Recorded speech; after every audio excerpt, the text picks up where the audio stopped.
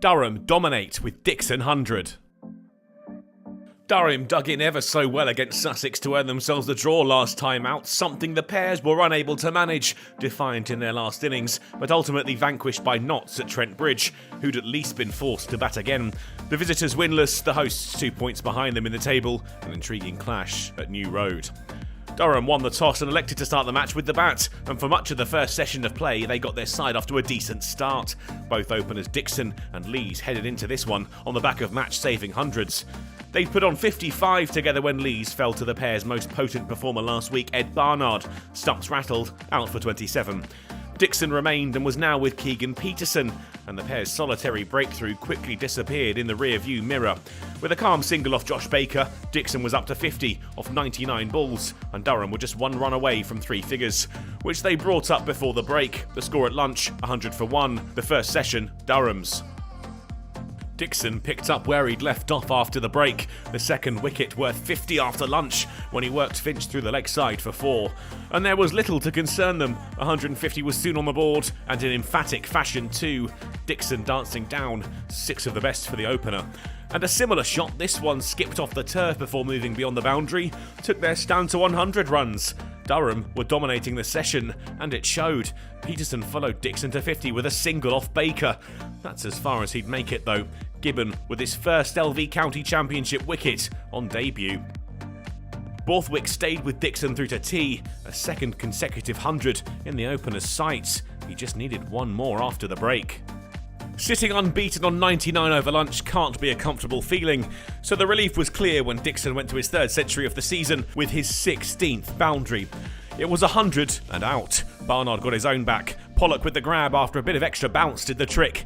Bedingham joined his captain in the middle and watched on as Borthwick took them beyond 250 with a boundary off Baker, and then to his half century scored off 68 balls and reached with a single off Finch. Bedingham sealed a 50 partnership, a single off Azhar Ali enough after less than 40 minutes together in the middle. And they were still together when Bedingham cut Leach to the offside boundary. 300 runs on the board now. Durham steaming their way towards the close of play. Bedingham took 67 balls to bring up his half century. More delight for Durham before the day was done.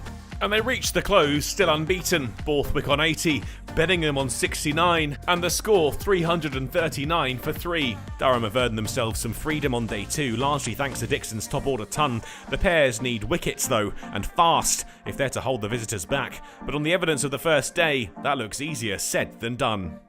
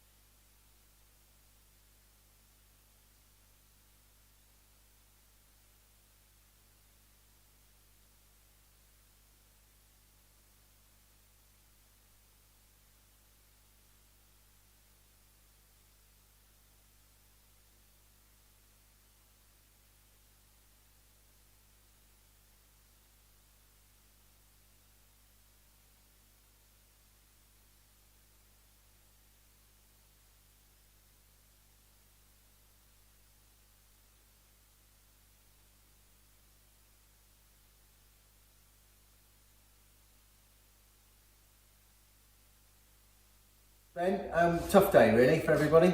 It was, yeah. Conditions weren't really bowler friendly, but I think the lads stuck at it well, and yeah, it's obviously a tough day on the legs, but we'll come back tomorrow and see how we do. Obviously a really special day for you. Just take us through how you were feeling this morning. When did you know you were going to play? I got told yesterday, and then I was just excitement really, and then the nerves started to kick in when I got to the ground this morning. But then as soon as I settled into an over or two, and then I was all right. Yeah, I was going to ask you about the nerves. Were they sort of jangling a bit this morning, understandably? They were a little bit, yeah. You know, big day for me, first class debut, so. But like I say, once I bowled a few overs, it was fine. And take us through that moment when you got your first wicket. Yeah, short wide outside off stump, but I'll take anything. Yeah, it was a nice moment, nice to get off and running in the first one.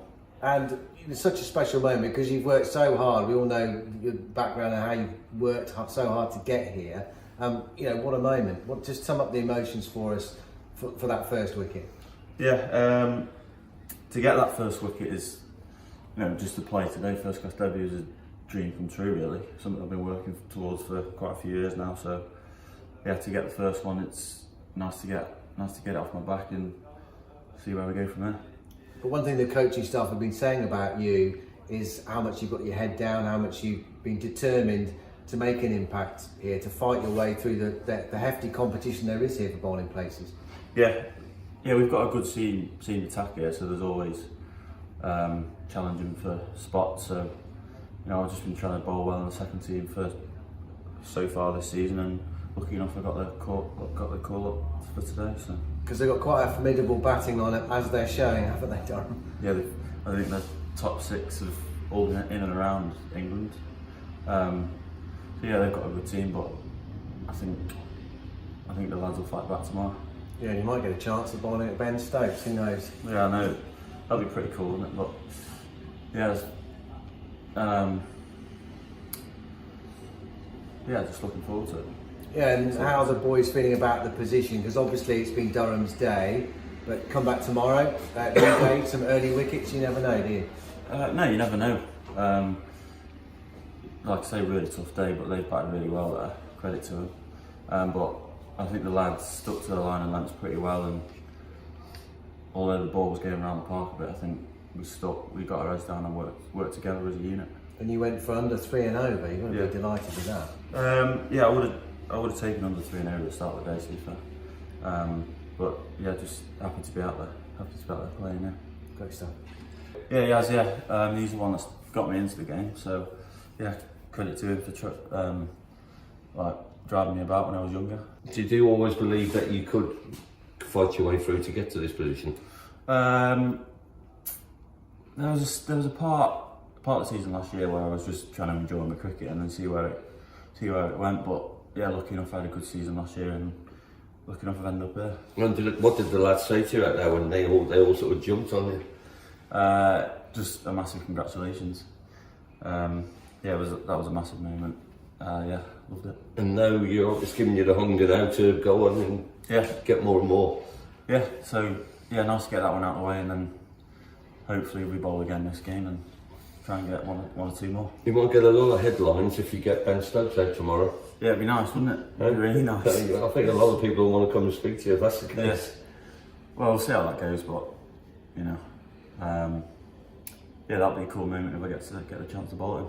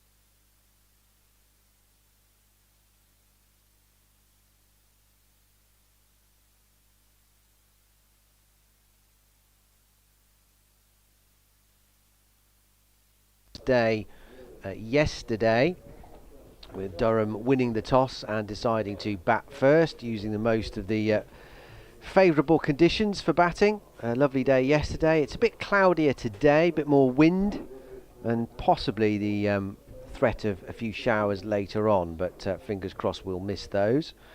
But they will start on 339 for 3, Durham, as the two not-out batsmen, Steve Borthwick, their captain, and David Beddingham, come to the wicket, with Borthwick just 20 runs away from his 100, and Beddingham looking in terrific touch yet again. He had such a brilliant season last summer, of course, 1,000 runs, leading the way for much of the season, and he's on 69. And for Worcestershire, it's a case of trying their best to winkle out a few more as quickly as they can, because it was hard graft yesterday. Just 3 wickets falling all day, 2 of them for Ed Barnard and 1 on his debut for Ed Gibbon, who's going to open, Ben Gibbon rather, he's going to open the bowling this morning actually. Here he comes from the Diglas end. Left arm over the wicket and bowls, and Beddingham is solidly forward. We saw that shot a lot yesterday. Out to cover, and there's no run. We'll be updating BBC Hereford and Worcester's FM listeners in a few moments' time in the news at 11. I think it's a bit early today as well. We are, aren't we? 2 minutes early again. Is Steve Borthwick a rugby player? Yes. Yeah. Yeah. Why? Because that one's Scott. Scott, yeah. Close.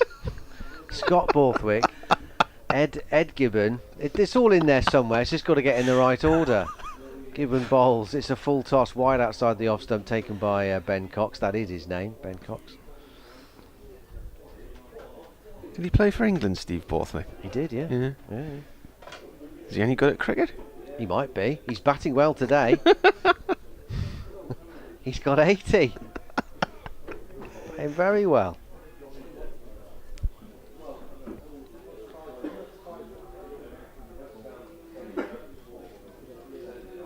Slightly overcast today, isn't it, compared to yesterday? Yeah, it looks a bit cooler as well. Gibbon in and bowls. This is a bit full and pushed into the offside, down into the ground and looping over the infield and skipping away to the boundary just in front of the horse chestnut tree. So Beddingham is away with his first boundary of the day, and so are Durham with their first runs, up to 343 for 3. Beddingham into the 70s now. He has 73. Did that look like a full toss to you? Looked like you played it down into the ground. I thought you played it down into the ground. I'm not sure it bounced from the bowler. Here he comes again. Gibbon, 1 for 54. Wide outside the off stump, big stride from Beddingham. Through to Cox, and there's no run.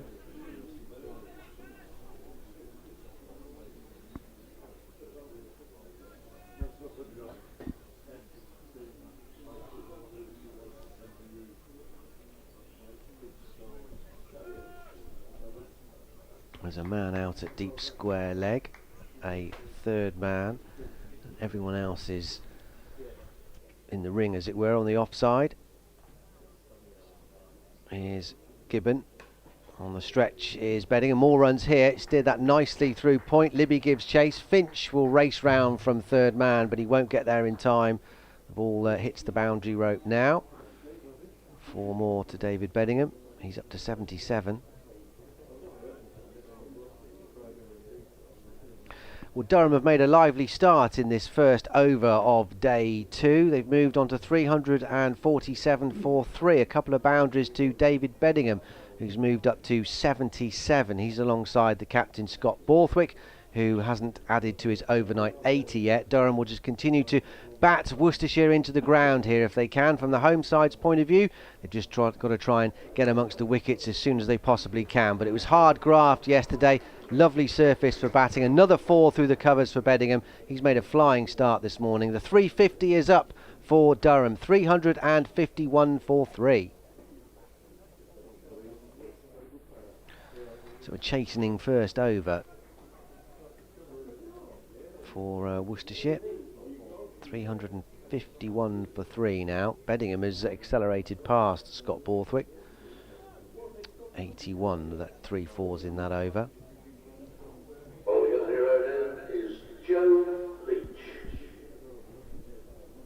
So the Martin Emerson is off to address the good folk of the northeast in the 11 o'clock bulletin. He'll be back shortly, but we're joined today, delighted to say, by the England A batter and Central Sparks captain Eve Jones. Good to see you, Eve.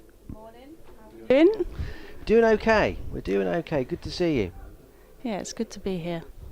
Here's Leach then, starting from the New Road end. His first over of the day. Right arm over the wicket, runs immediately again here for Durham. A nice tuck off his hit by Borthwick. He's timed that really well, and that's gone away for 4.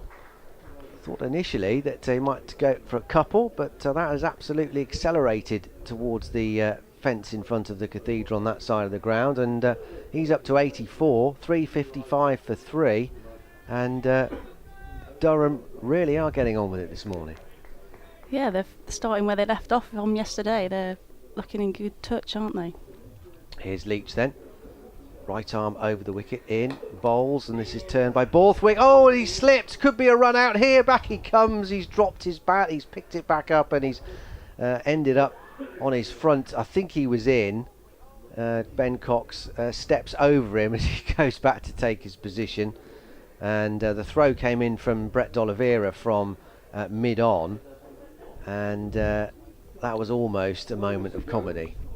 Yeah, it's all happening out here this morning. There's only been 8 balls and we've already had 3 or 4 fours and nearly a run out, so hopefully it's an exciting day of cricket. Yeah, because yesterday was a bit of a grind for Worcestershire, certainly. From a Durham perspective, they had a great day.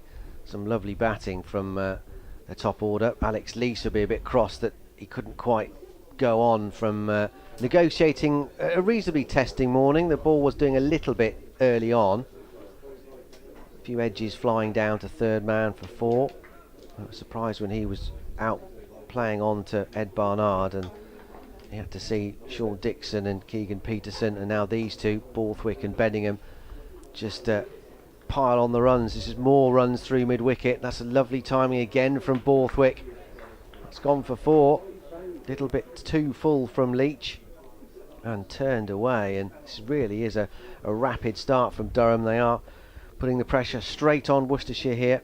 This new ball is only, 15 overs old, but it's not carried much of a threat that they took yesterday. Well, Durham's certainly enjoying batting here. You've enjoyed batting here a couple of times, haven't you? To say the least. Yeah, it's a great place to bat, especially in peak summer when it's the outfield's fast, and it's a good place to bat, and I love it. Here is Leach. He's just switching his angle of attack. Cut down to third man.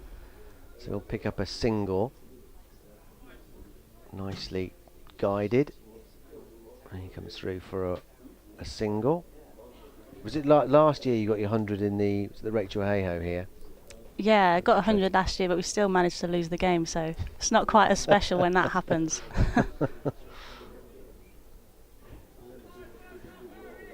At Central Sparks last season, I mean, it was so near and yet so far, wasn't it, really? Yeah, we're only into our 3rd year this year as a team, so we managed to make the eliminator last year, so that was a good progression from the year before. So yeah, this year we'll be looking to go again.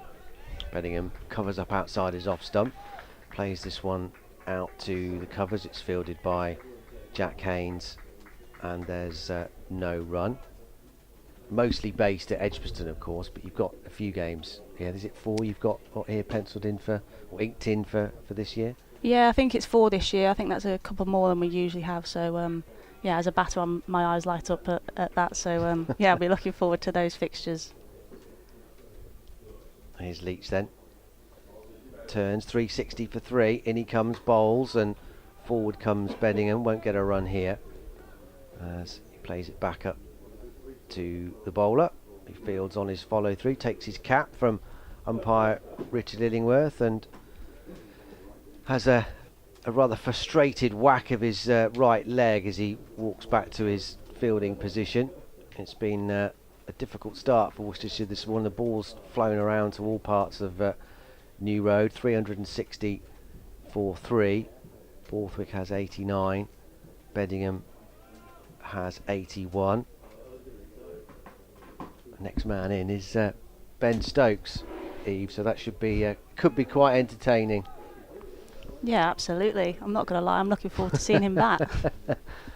You and the gaggle of, are there 7 here today? There were 7 national journalists just in front of us in the press box at New Road, hoping to get a look at Ben Stokes yesterday.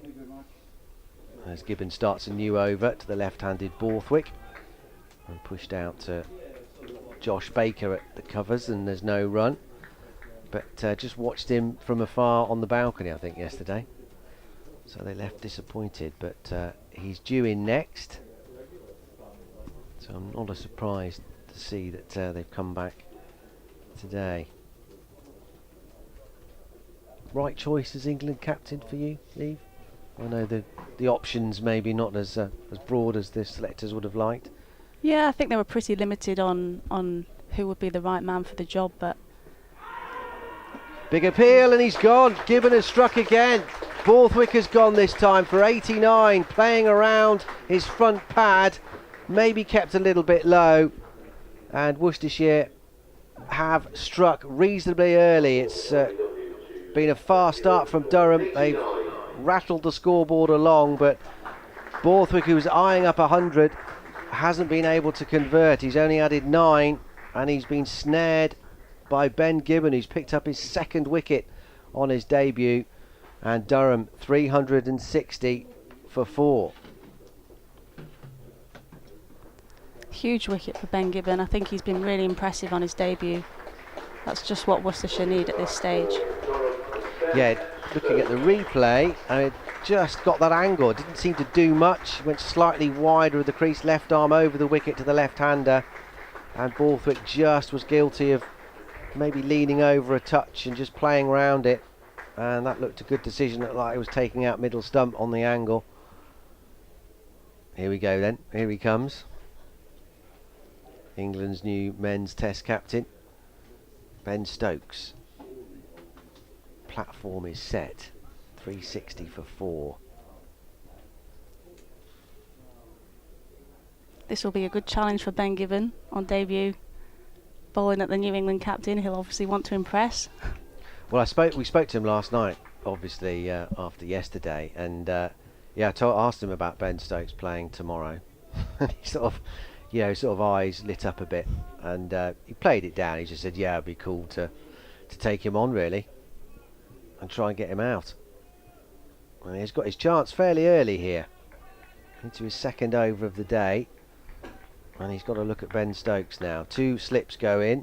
There's a backward point, cover, mid-off, mid-on, mid-wicket, and a long leg. Here comes Gibbon then, bowling to Ben Stokes. And Stokes is forward, deflecting it up to Azhar Ali at mid-on. And there's no run. Oh, his heart's going to be pumping now, isn't it? He'll probably love the challenge. Yeah, I mean he's had an unorthodox route into professional cricket. Determined to try and make it as a pro, and has been working on a building site until winning a 2-year contract here. He had a brief stint at Lancashire in their seconds last summer. Gibbon in. Stokes not off the mark, turns it nicely to mid-wicket, Ed Barnard fields. It didn't work out for him at Old Trafford, but he came down here and Worcestershire gave him a couple of games in the 2s and did enough in those games to convince them that a 2-year contract should be given to him, and he's really sort of risen to the challenge. As we say good morning to listeners to BBC 5 Live Sports Extra as well. Welcome to New Road, sunny New Road, and Ben Stokes is batting. Doesn't get a run here as he drives it up to mid-off. 360 for 4. Beddingham has 81. Stokes on the prowl, has a quick walk towards square leg. So yeah, admitted that it was a dream come true yesterday to finally make his debut and get his first wicket, and really looking forward to this particular contest today, and he's got it now. 360 for 4. Gibbon is in, and Stokes on the drive. It's a check drive, and it's beautifully played through the gap between cover and mid-off. It's a sizable one, and he's found it perfectly, and the ball's raced away to the fence for 4. A bang of the gloves with Beddingham, and Durham's score ticks round to 364. 19 overs, 4 maidens, 2 for 66 now for Ben Gibbon.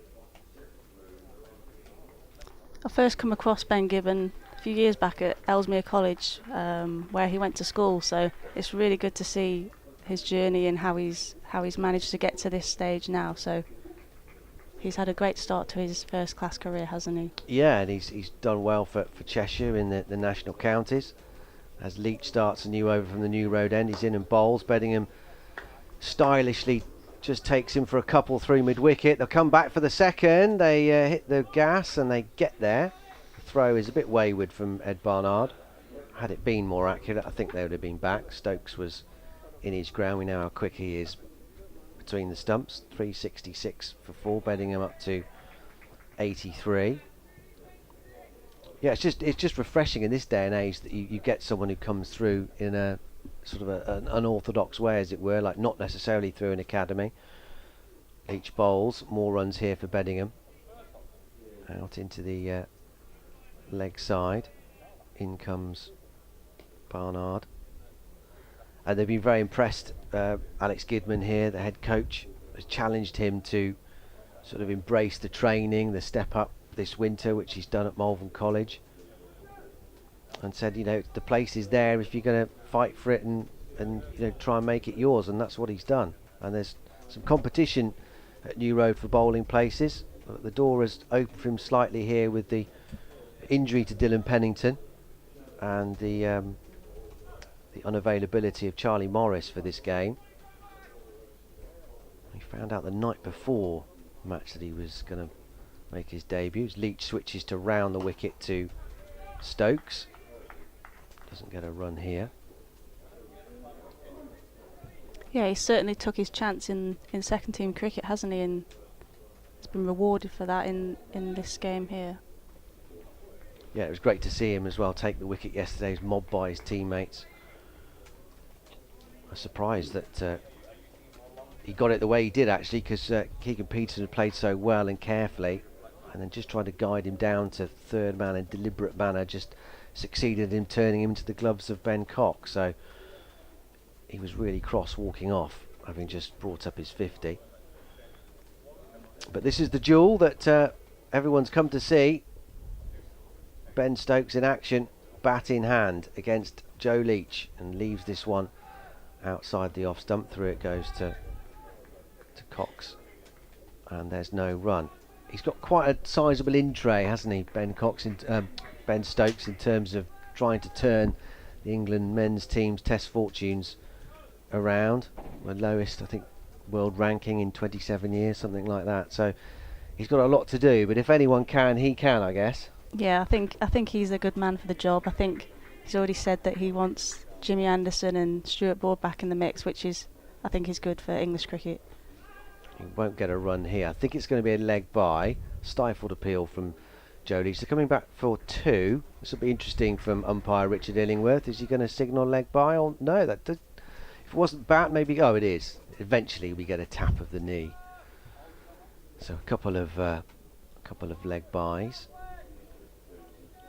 Yeah, Jimmy Anderson and Stuart Broad, who both returned to county colours in this round of matches. Yeah, seemingly now back firmly in contention to resume their England careers after missing out in the West Indies. England's red ball reset didn't quite go to plan in the Caribbean. Leach bowls wide outside the off stump. Stokes leaves alone. End of the over. 369 for 4. Stokes has 4 to his name. That punched 4 off Ben Gibbon in his last over. And Beddingham has 84. Gibbon's going to continue. And you've had a good winter, Eve, down under? Yeah, it's been a busy one actually. Not spent too much time at home. Been away in Australia for a few months playing in the Big Bash, and then back out there in January with England Academy. So it's been really good fun as well. Gibbon to continue from the Diglas end. In he comes, left arm over the wicket. Beddingham will get a run here. It's a controlled outside edge all the way along the ground down to Adam Finch at third man. 370 for 4. Beddingham goes up to 85. And obviously a tough winter for England in the Ashes. Yeah, I don't think it went quite how they planned, but they obviously went to the World Cup and were in a similar situation and managed to turn things around and make the final. So they'll be pleased with how they fought and managed to get to that final. So, I mean, is there a feeling as well about how they can close the gap and what they need to do to sort of try and get closer to Australia, are so far ahead of everybody else?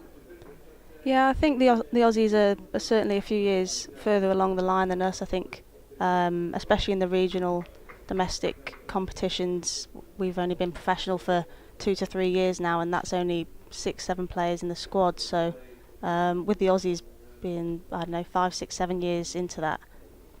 Gibbon bowls wide outside. Stokes is off stump, no stroke played. Yeah, with given they're a little bit further along the line and have been doing it a little bit longer than us, I think give us a few more years and I think we'll certainly close that gap with the Aussies and have a stronger domestic competition and have more people pushing for international selection as well. Because in a sense it's kind of not rocket science, isn't it? You've got a strong domestic structure with the right sort of financial support. You're going to get your rewards at the other end, aren't you?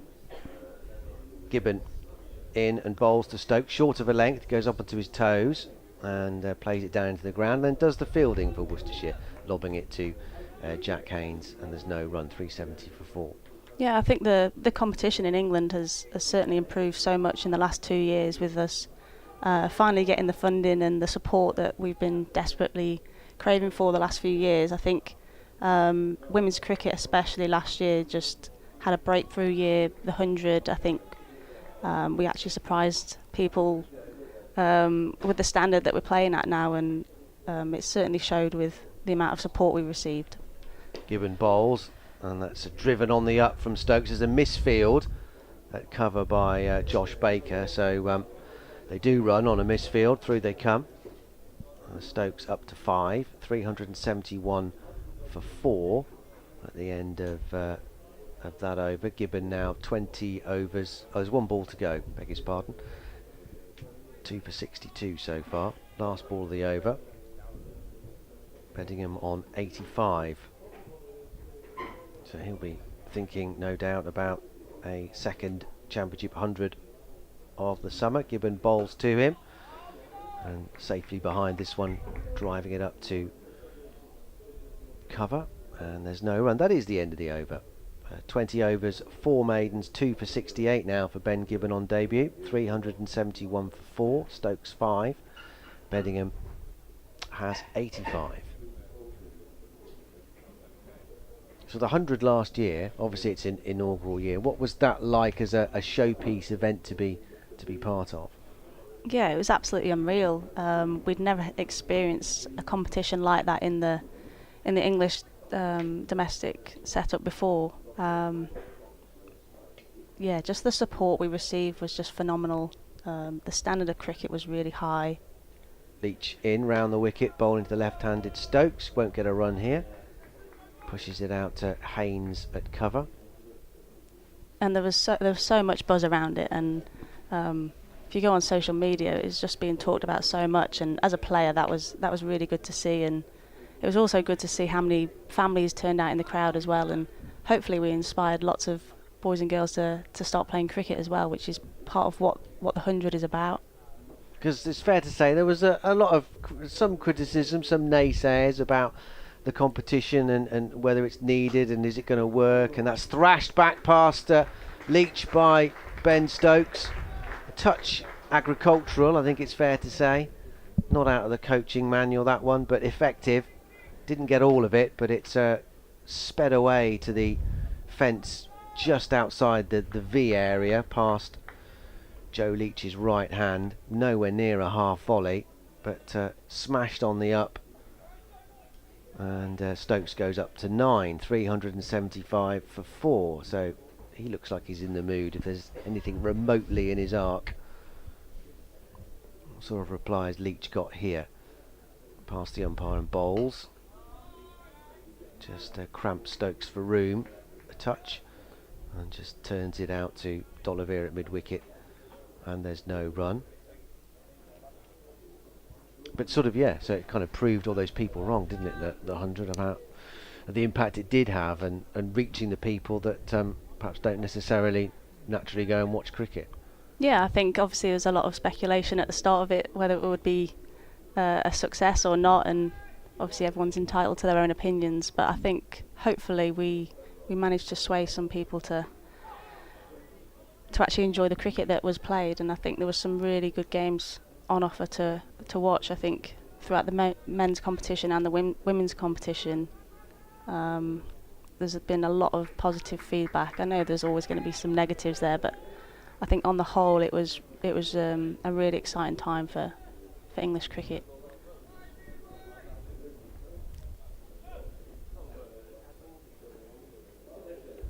Leach running away from us now, up to the wicket and bowls. Stokes won't get a run here, turning it to mid-wicket. Jack Haynes under the sun hat does the fielding, and there's no run. And this year Sparks, obviously a lot of players weren't available last summer for obvious reasons, but now things are different, and you should be stronger. For Sparks or the 100? Sorry, the 100. Yeah, yes. So for Birmingham Phoenix, we've got some more Aussies coming over this year. Leach bowls, and forward comes Stokes, and there's no run. End of the over, 375 for 4. Stokes has 9, Beddingham has 85. Leach now none for 71 from 21 overs. Yeah, we've got the world-class Elise Perry coming over to play for Birmingham Phoenix this year. We've got Sophie Molyneux and also Sophie Devine, the New Zealand captain. So we've got some really exciting players joining us this season. And I think throughout the whole competition, there's some fantastic players coming over. Gibbon's going to continue. Yeah, and I guess that's a great learning experience for you as well, isn't it, having the overseas players, the big hitting internationals coming over and playing for Phoenix. Here's Gibbon in, and that's a cracking ball. Just whistles past the outside edge of David Beddingham and through to Ben Cox. Almost a third wicket. 375 for 4. Yeah, the overseas bring a lot to the competition and to each team. I think it's always great to pick their brains and see how they go about things. So, yeah, it's a great opportunity for domestic players to see how the world-class players go about their business. Here's Gibbon. Past the umpire bowls. No run here to Beddingham. Just turn it out to Jake Libby at cover point, and there's no run. Just the one slip in at the moment, which is Ed Pollock. Gibbon seems to have found his length a little bit better here. He went a little bit full early on, didn't he? But now he's hitting that hard length and really asking some questions. Yeah, there was very little margin for error yesterday, which is what was impressive about only going for under 3 and over. But he seems to have been, tighter this morning. In he comes, and that's driven by Beddingham. Looks a good stroke, but hits Jack Haynes at cover. There was bound to be some nerves flying around for him yesterday, but should be a lot more settled today. And that wicket this morning of Scott Borthwick will certainly help that. And then he has to bowl the England captain. Yeah. A welcome to the life as a pro cricketer. As he comes in and bowls to Bedingham, who goes onto the back foot. It's an elegant looking cut. Ed Barnard scuttles around. He should cut that off. He does. Back comes the batsman for 2. Quick across the ground, Ed Barnard needed to be, otherwise that was 4. Again, we saw that sort of back late cut from Bedingham quite a lot yesterday. Scampered back for a couple. He's up to 87 now, 377 for 4. Wind is up here a bit more today as well. I can see the trousers of the players fluttering and the shirts billowing as well. Here comes Gibbon, forward comes Bedingham, out to Haynes, and there's no run.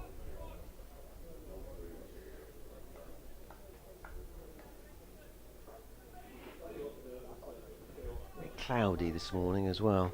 Not the bright sunshine we had yesterday. Maybe that will help the bowlers a touch. Yeah. The resident pigeons. Yeah. I've got a bit of a phobia with birds, so Have you? I'm glad I'm behind the glass. Yeah. But I can't see their nest. They usually nest up just above us. Gibbon bowls, and forward comes Bedingham. We get a single here, stroking it out to deep cover. And that's the end of the over. Where's this phobia come from, dare I ask? I have no idea. It's just happened over the years, I think. Right. It's always quite funny when you get to new ground, you have to assess how many birds are on the outfield and where I'm going to field. Really? Is it that bad? Yeah, I hate them. At least when you're batting you can aim for them, I guess. As long as they stay away from me, I don't mind. Is it their flappiness? Yeah, I think it's the wings. Which obviously everyone finds quite amusing. Well, they've gone now, so they've heard you. Yeah, I can relax now. Yeah. They might be back later. I'm sure they will.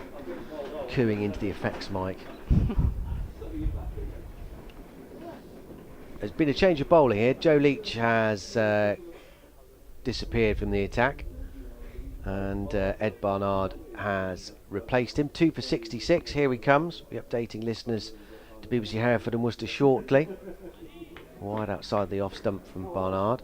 Bedingham has nothing to do with that. There's no run.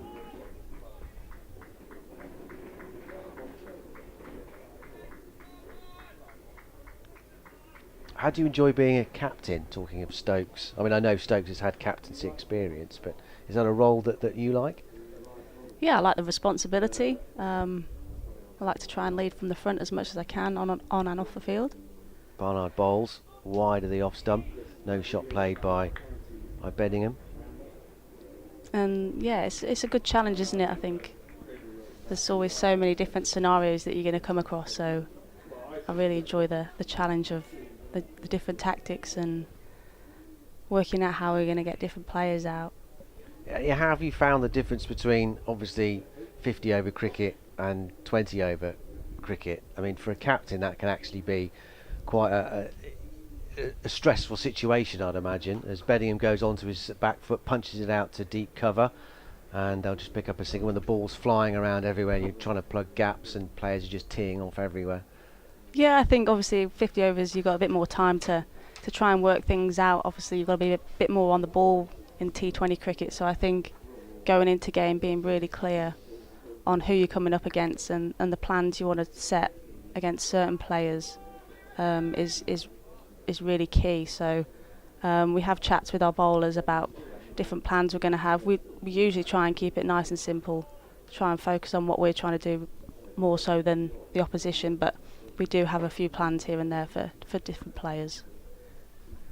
We're updating FM listeners shortly. 379 for 4.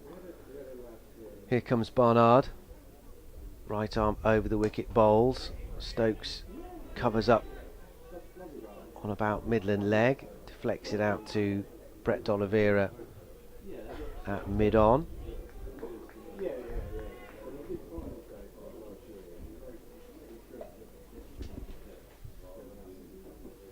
Well, Durham are 379 for 4, so Worcestershire have taken a wicket this morning. Ben Gibbon, the successful bowler, he's got rid of the Durham captain Scott Borthwick, who began today on 80, eyeing up 100, but he only added 9 to that overnight score before he played round a straightish delivery from the left armour to be out LBW for 89. Beddingham is still there though, he's looking in good touch still, he has 89, and Ben Stokes has come to the wicket, which delighted the gaggle of national journalists who are encamped here today. He's got 9 off 20 balls, he's hit a couple of stylish boundaries, so he's going well, and Durham are going well too. 379 for 4.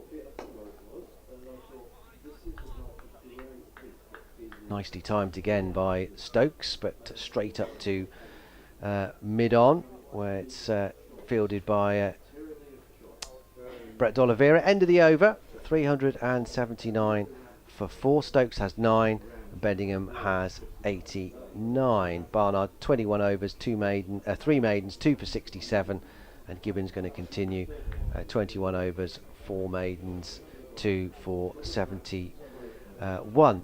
More from Eve Jones, and then you'll be joined by BBC Newcastle's Martin Emerson, or is he going to disappear?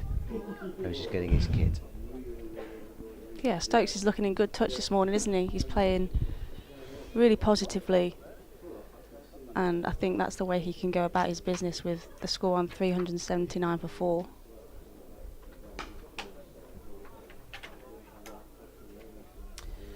Thanks, Dan. Got music playing in the background. I'll just. Who is it?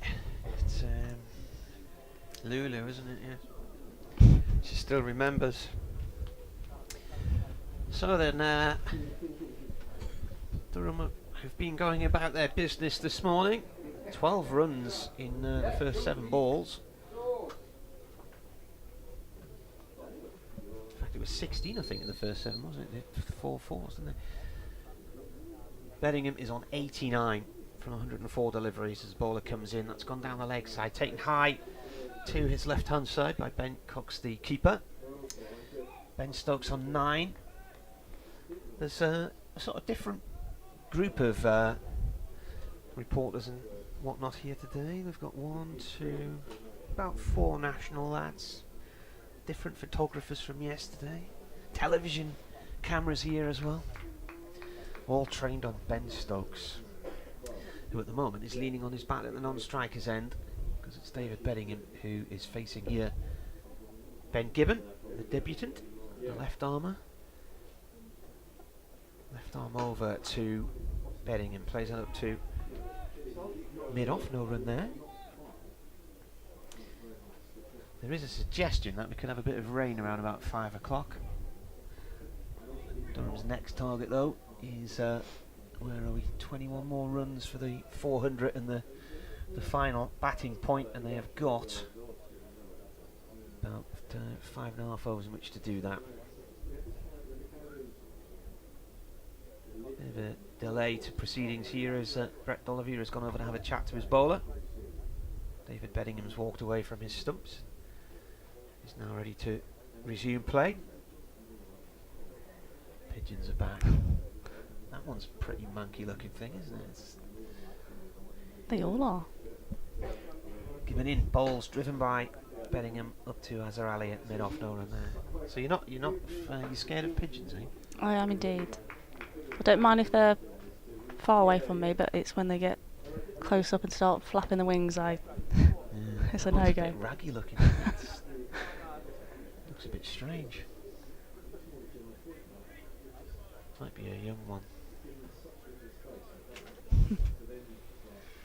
Keegan Peterson wandering around the outfield for a walk with, I think, Alex Lees. Gibbon here coming in the ball again from the Douglas end. driven nicely by Bedingham. There's a man on the cover boundary, 1 run there. It is fielded by Ed Barnard.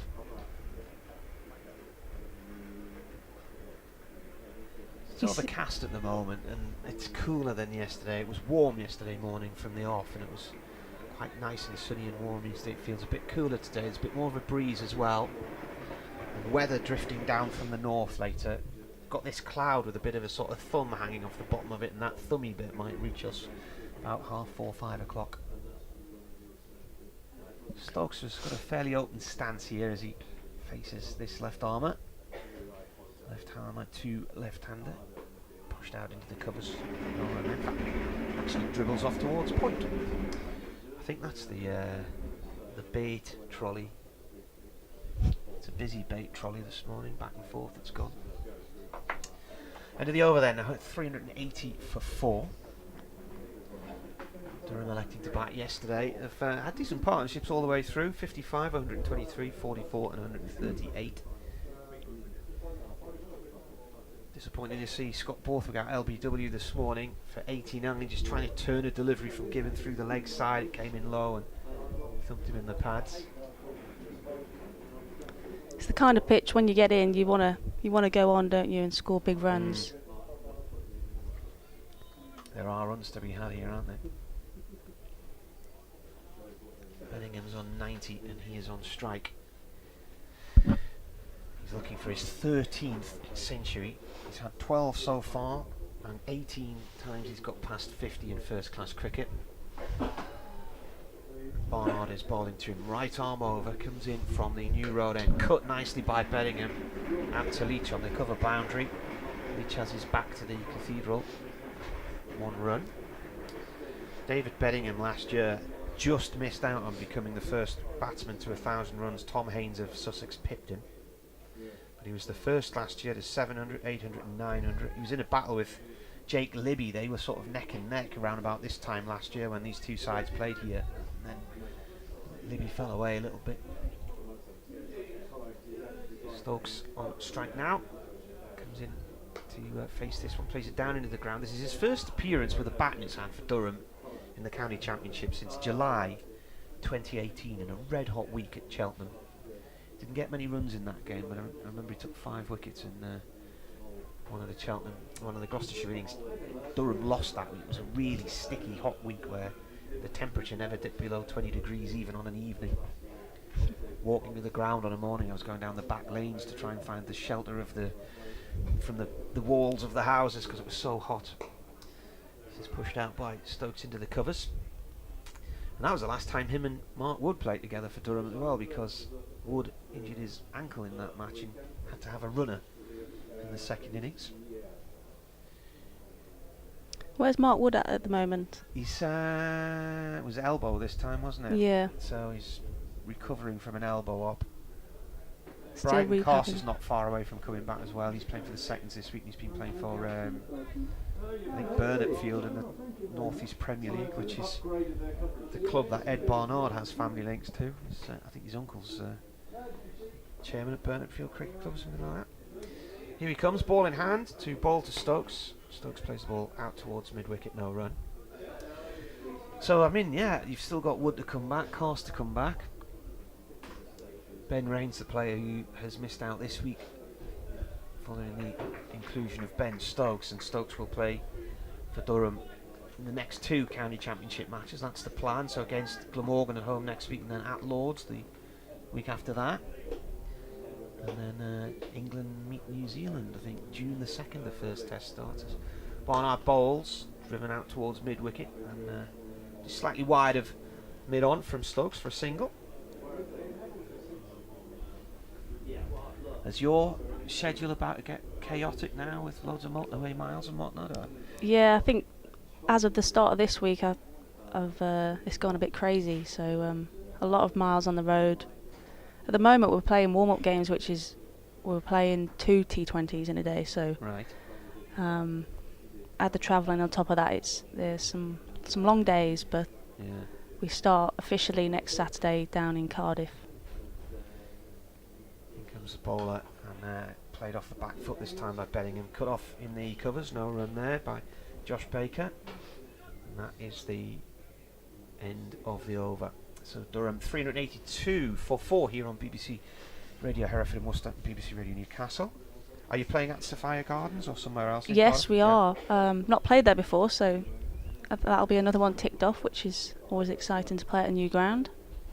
It's quite a setup there because it's surrounded by the Welsh Institute for Sport, so there's loads going on. There's tennis courts and hockey fields and rugby pitches, football pitches, so there's quite a lot there. I wonder if you'll be staying, because there's actually a complex where you can stay inside the Institute of Sport. There's quite a few people, when Durham were down there a few weeks ago, were actually staying in rooms there. Yeah, I'm not sure where we're staying, but we've got a bus this year, so right. That'd be nice just to put the feet up a little bit more. Yeah. Adam Finch into the attack from the Diglas end, so he'll be running in towards us. And Stokes is on strike on 10 from 26 balls. Finch none for 72 from his 18 overs so far, 3 of them maidens.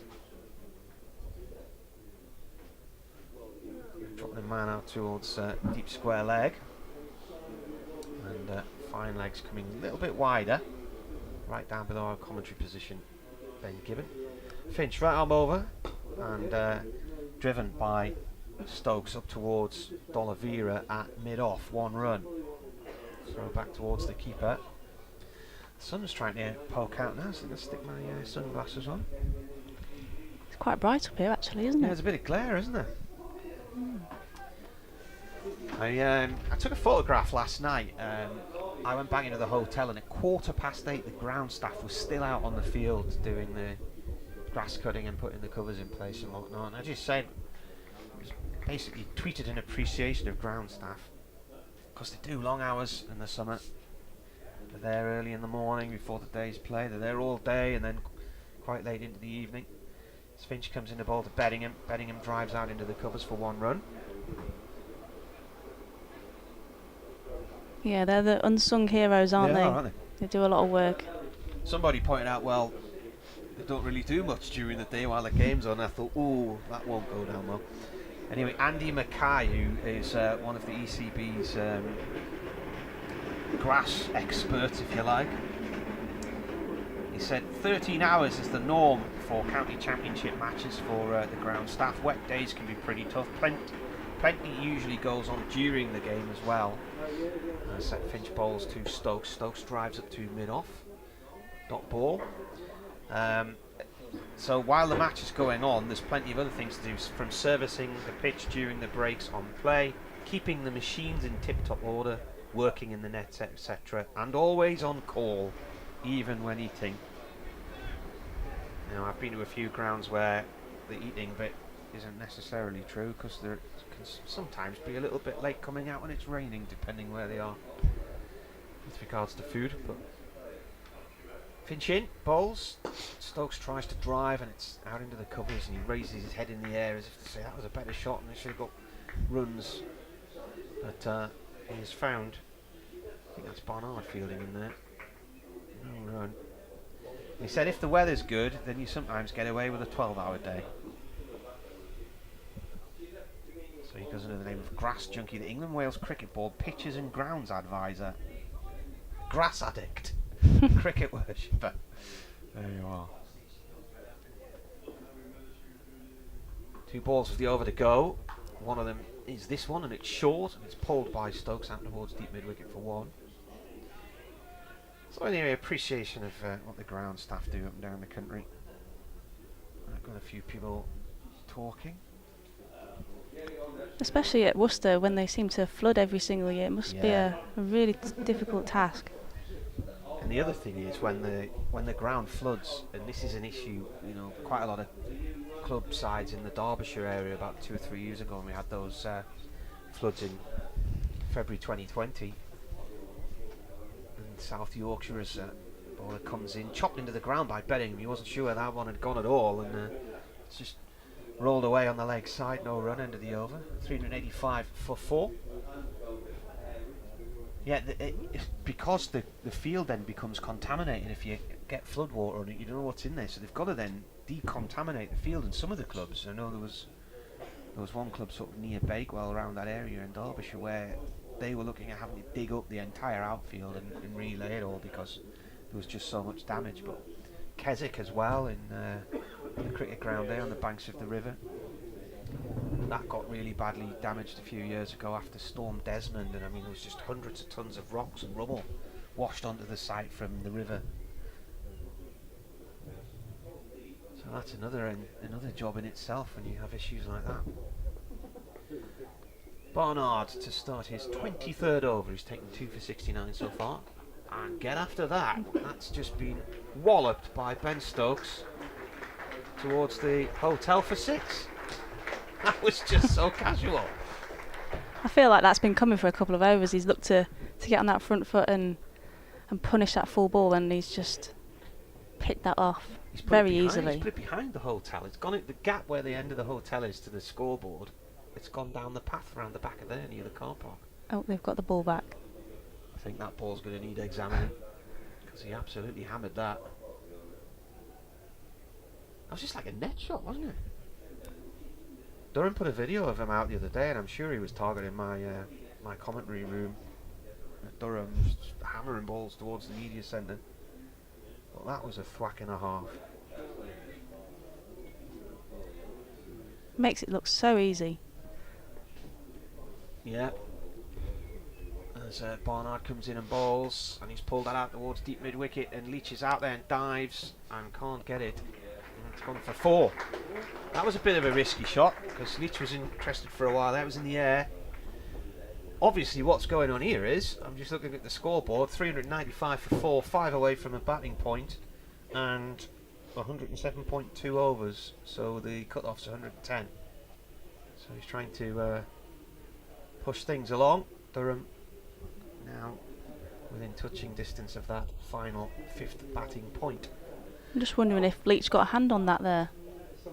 He's in the air for a long time. Would have been a great catch if he'd have taken that. He's the furthest corner of the ground away from us as well. Oh no, then again to Stokes. Stokes down the track 2 or 3 steps and then ends up dabbing the ball into the floor, playing it off towards point. This is an interesting little moment of play, isn't it? Mervyn Hardy's emailed. Good morning, Mervyn. He says, another edge of the seat job. Will they get the full batting points? I'm not complaining though, he said. Well, 10 in 2 balls in this over. So he's taking his guard now, Ben Stokes.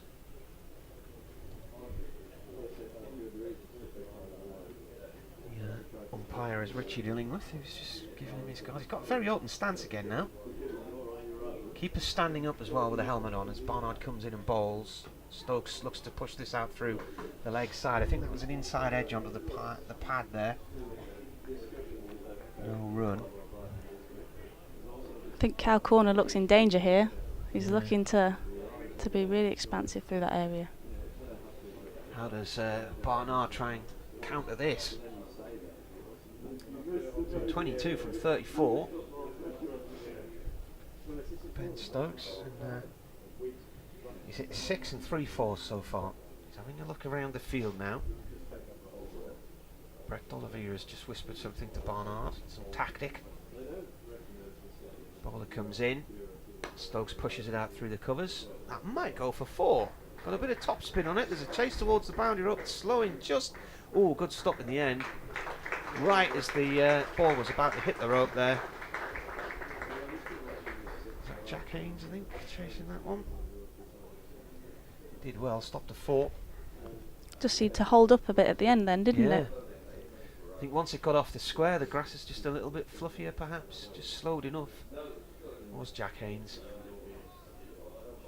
So Stokes moves on to 25. Beddingham now on strike on 92. Durham 2 away from the final batting point. From a Worcestershire point of view, they needed another couple of wickets to get their second bowling point. Time running out. Barnard in bowls. Beddingham forward to this one, pushes it up to mid-off, no run. And that is the end of the over. So,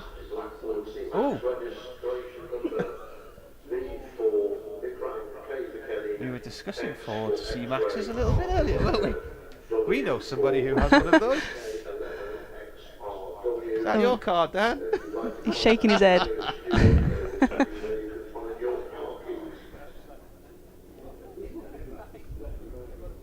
Dave Bradley yesterday was on about a car in the car park where somebody had left the window down and there was some valuables on the front seat. And then he added a few moments later, well, that's where they were when I first spotted them.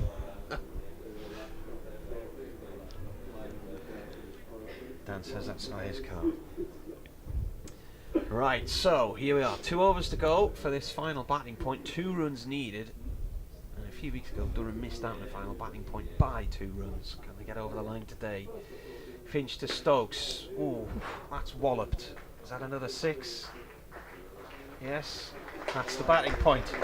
That was right out of the middle of the bat, and he's launched that into the D'Oliveira stand, straight back over the bowler's head. He's not messing around, is he? I think the England captain's got somewhere to be.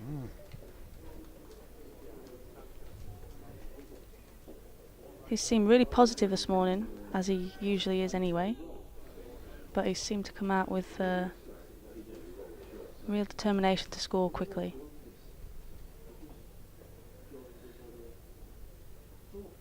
It's cut to point no run there.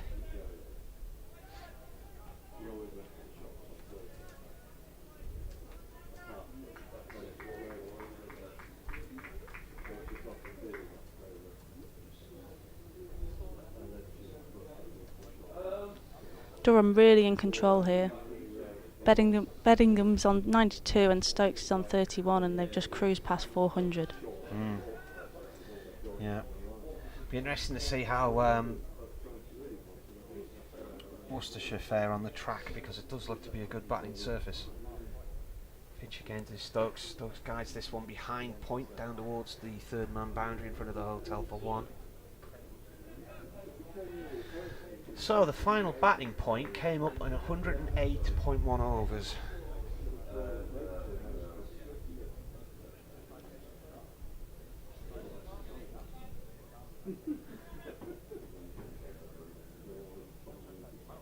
With a 6. Stokes on 32, Beddingham on 92.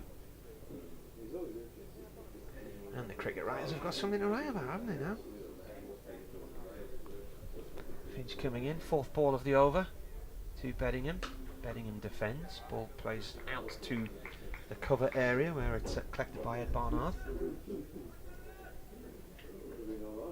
Worcestershire seemed to keep Beddingham quiet the last few overs. He's just ticking along, isn't he? Stokes is the man going after it. Yeah. I think it was about the batting point. Yeah. Mind you, once he's got into upper gear, does he continue in that vein, or does he ease back off the throttle a bit? Beddingham on strike as Finch bowls, turns that out through mid-wicket for a single towards the Cathedral side of the ground. Derek's been on. It's a great win for Gateshead. Fell under 15s. His daughter took a wicket, and his other daughter took a catch and hit the winning 4. The ladies are taking on Norton tonight. Great to hear girls and females playing cricket up and down the country. Yeah, it's a thriving scene, the kids scene in the northeast now. There's that many kids teams in our area. Finch in. Stokes waits for that one and just flicks it off towards the cover area for 1.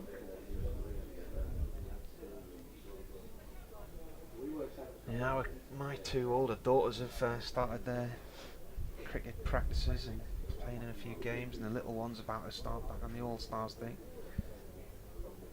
And there's just so many children now involved in, and yet you hear in certain parts of the country teams are closing and there's not enough younger players coming through the system, but it's not really reflected in the northeast that I've seen. If anything, it's the opposite. We've been doing some bowling in the back garden.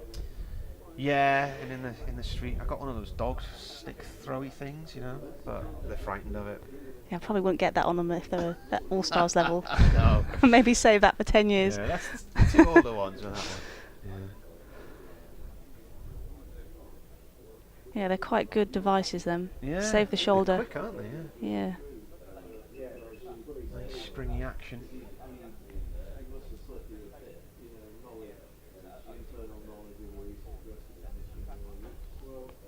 best thing was 407 for 4, the score here. Don Topley, the former Essex player who's commentating for Radio Essex these days. We were down on holiday in Suffolk last year as Stokes absolutely hammers that one off Barnard for 6 more, I think. That's gone into the hotel. It's just effortless. I mean, the middle on that bat, just so peachy, isn't it? And he just pulls that off a length and just hammers it over towards the hotel boundary for another meaty 6. Now Barnard's having a chat with D'Oliveira.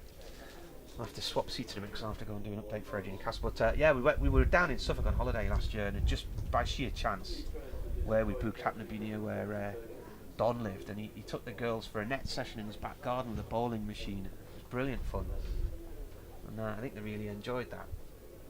It's a good setup, having a net in your back garden. Yeah. Certainly bigger than my back garden. Can't even get a net in ours, it would just be a nuh. I have to get one of them golf nets. Oh yeah, I know the ones you mean, yeah. We've got a good view, we look out onto the river and the yacht club and stuff, but the garden, size-wise, is not particularly very big. It's quite small, really. They're having to change the ball because that one's just been annihilated, so it's not very old, is it? What is it, 29 overs old? I think that actually hit the hotel, didn't it? Yeah.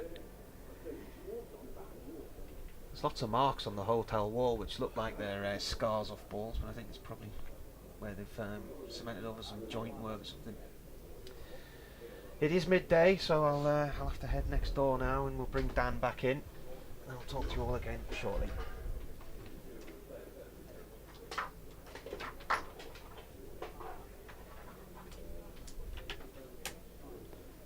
A lot of discussions happening out in the middle at the moment between bowler and players around him.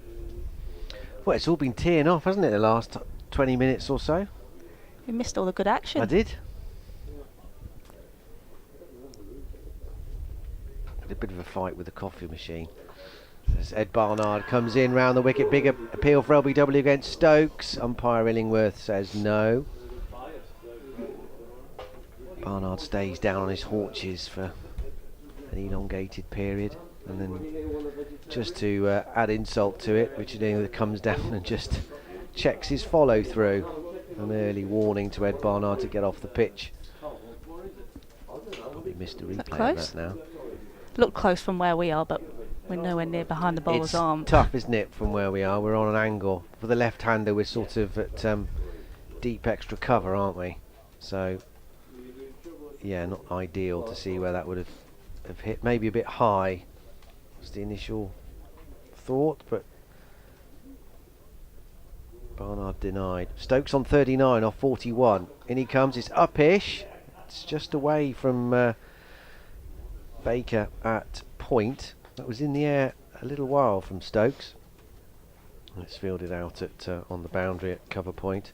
So it comes through for a single. We'll update BBC Hereford and Worcester's FM listers at the moment. Durham picking up their 4th batting bonus point and looking to add a lot more.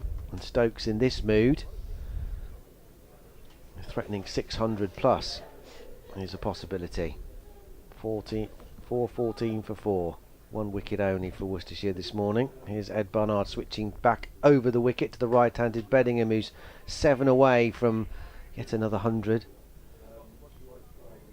Doesn't get a run here, up to mid-off. Yeah, I think Stokes has got that freedom now, hasn't he, to just keep going now that they've got that batting point. He doesn't seem to be taking his foot off the gas at all. It's an ideal time to bat, isn't it, really? Yeah, your partner down the other end, Beddingham's on 93, so you've got a bit more of a licence, haven't you? Lovely stroke from Bedingham, that'll be 4. Well, Durham continue to make hay while the sun is shining, and it's beating down here on New Road, and Durham are going very well. 414 for 4, 418 for 4. David Bedingham has just driven Ed Barnard back past him for 4. He's moved to within another boundary of 100. 97 he has. But Ben Stokes is thrilling the crowd and the congregation of national journalists here.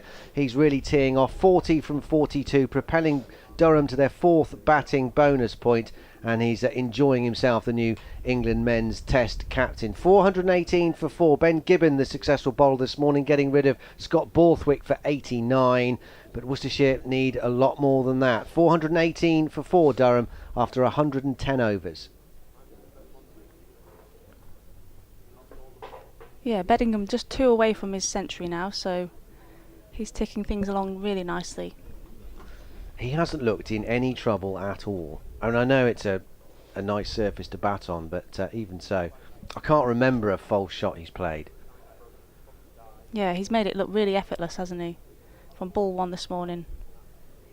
He's just ticked things over really nicely for Durham. You must have felt like that a few times, Eve, in total control. What's it like? Yeah, a couple of times. It's not always that easy. Sometimes there's a lot of scratchy runs in there, but yeah, I think this kind of surface as well, once you get in, you really want to go on and make a big score. So I think that's what he'll be trying to do. I think they've had a couple of players get in and get out, which I'm sure they'll be disappointed with. Obviously Dixon got 104 and got out. Peterson got 50 and then got out, so Finch starting a new over. Benningham's going to push for 2 here, but he's not going to get it. Only settling for a single. It goes out to deep square leg. And they have to only settle for 1. So he's on 99. We saw Sean Dixon was in the 90s for quite a while yesterday. Went to tee on 99, not out. Managed to convert that into 100, but only added 5 more before he was caught at slip off Ed Barnard. Here's Stokes then, 40 off 42. The fireworks continuing here. What's he going to serve up for Adam Finch? Smacked him into the Barnard and D'Oliveira stand in the last over. And has just steered him nicely out to deep point of his first delivery. And through he comes for a single. Josh Baker is fielding near the electronic scoreboard on that side, the 7 side of the ground. So what do you do here then, Eve, as captain? How are you trying to contain Ben Stokes with the driver out the bag? yeah, it's a pretty difficult situation to be in for Worcester, isn't it? I think the way he's going, he's absolutely nailing everything. Finch bowls, Bedingham drives it back past him, and there it is. A typically stylish way to bring up his 100. Bedingham does it with a 4. His second 100 of the season, following on from his brilliant summer last year. The helmet comes off, the bat is raised towards the dressing room. It's been a chanceless knock. It's looked inevitable almost from ball 1. Bedingham in the runs again, 103. Durham 425 for 4. Lovely shot. Straight back past the bowler, back up to the fence. 14 fours and a 6. 14 fours and a 6, thank you, Martin. Here comes Finch in and bowls to him. He won't get a run here, covering up, pushing it out to the onside. I suppose unlike Dixon yesterday, he's now going to try and kick on, isn't he? Someone in this Durham innings doesn't need to go big, but will want to go really big to try and get 600 on the board and really turn the screw on Worcestershire when they come to bat. Yeah, he'll be high on confidence now that he's got to that 100, and I think, as you said, he'll be looking to go on and make a big score. I think it's good having a partner down the other end that's teeing off like Ben Stokes and making it look really easy. So drive on the up that time from Bedingham, controlled out to Jack Haynes on the cover point fence. Through they come for a single. I don't suppose there's on this sort of surface, what can you do as a captain? It is tricky, isn't it? Stokes can hit it anywhere, obviously, so wherever you're going to put the field, he's going to find the gap, isn't it? He's just sort of hoping for an error somewhere and a bit of overconfidence. Yeah, possibly. I think you've got to try and create some pressure somehow, so I keep encouraging my bowlers to bowl the best ball that they can, as much as they can, which at this stage is very difficult when Ben Stokes is in the mood he's in. I think if you can try and create some pressure. There's a short ball from Finch, and Stokes even then tries to make runs out of it with he rocked back but then tried to sort of flick it over Ben Cox. Didn't make any contact in the end, but again just showing his intent to try and score off every ball. It's his first innings, of course, since the tour of the West Indies, so he'll want to get back out there and feel the ball in the middle of the bat, which he's done a few times. What's he got? 41 off 44 with 3 4s and 3 6s. I think at the start he was on about 9 off 20 or 30 balls, so he's really put his foot down the last 10 balls or so and got himself up to 41 off 44. Comparative, it's quite a sedate start, wasn't it? And now there's a bit of a conflab here. Who'd be a captain? Barnard and D'Oliveira is chatting to Ed Barnard. What do you think, Skip? No idea. Should he go there? Try it. I quite like what they've done here. They've brought square leg into near the square leg umpire. Just try and get that squeeze on a little bit. Barnard bowls. Beddingham steers him out down to Joe Leach on the fence at cover. Because at the one hand you've got Stokes, who can hit it anywhere, anytime. And on the other end you've got a batsman really well set on a flat deck, 105 not out. I mean, it's a perfect storm of headaches for poor old Barnard and D'Oliveira. How he tries to somehow create a bit of pressure, make these batsmen feel uncomfortable, which is very difficult. I mean, he tried to mix it up yesterday. He used 7 bowlers in total. He and Azhar Ali contributed 5 overs of leg spin. Barnard round the wicket, and Stokes flat bats him through the covers for 4. Little bit wide, too short from Barnard. That was just slapped. It was in the air for a while, but Barnard and D'Oliveira is fielding at cover, and I don't think he moved as that flashed past him to his right over the coconut matting, protecting that one bit of square, and then away. Yeah, he's absolutely hammered that, hasn't he? This is a captain's nightmare. Stokes waits for Barnard, slightly slower, and he's heaved that towards Joe Leach. He's not going to get across though, out towards the mid-wicket boundary. It's 4 more. Stokes up to 49 now from 46. It's T20. Do you reckon time for a bit of spin? Do you reckon that's going to go even further? Rather you than me. Go on then. Yeah, I don't know. Where does he go from here? I mean, another long conversation here with Ed Barnard. 49 from 46 now. Ben Stokes, that's his 5th 4. To go with 3 6s. Just sort of nonchalantly waiting. The stumps at the far end. Barnard is finally ready. Here he comes. You can forgive him for not wanting to run in at all here with Stokes in this mood. It's tucked him up a little bit and it's come off the inside edge, and Stokes is wringing his left hand. The applause ripples around New Road for the half century for Ben Stokes.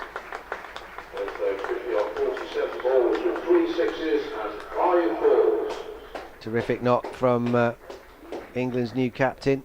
50 from 47 balls, 5 4s and 3 6s. He has taken that glove off and inspecting that left hand,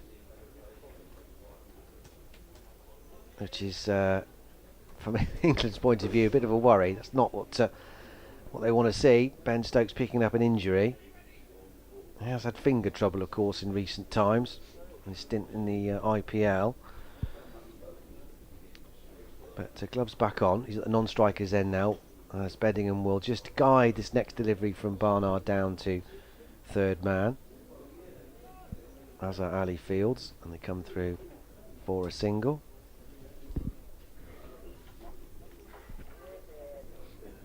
I did slightly panic when I heard that announcement about that car.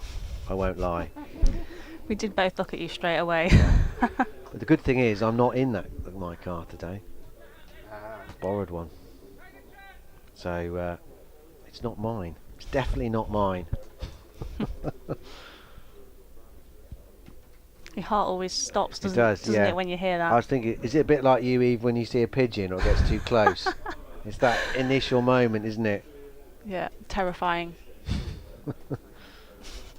If you don't even know your reg as well, because a lot of people don't, do they? Barnard in. Slightly slower from round the wicket, and Stokes goes onto the back foot, levers it out through the covers. Not a huge amount of pace on it, but he's steered it just wide enough of Ben Gibbon to come through for a single. He's up to 51. I didn't hear what the problem was. Do you know what they've done to their left it in the wrong place? No. I'm not sure. I switched off as soon as I knew it wasn't me. I think we were just won't too busy lie. laughing at you. Yeah, that figures. Last ball the over for Ed Barnard. In he comes, bedding him onto his toes. He'll get runs here. Will he? Yes, he will. No, there should have been a run. There was a bit of a hesitation there. He timed that well, and it was far enough to the right of Jake Libby to come through for a single. And they sort of had a think about it. Started to go, and then by then it was too late. But for my money, I reckon there was a single there. Anyway, they didn't take it. 440 for 4 at the end of that over. Bedingham 106, Stokes 51. Is Joe Root batting today as well? I don't know, let's have a look.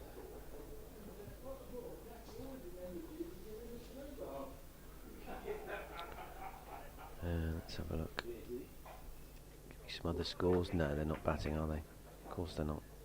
Essex 2, 82 for 3.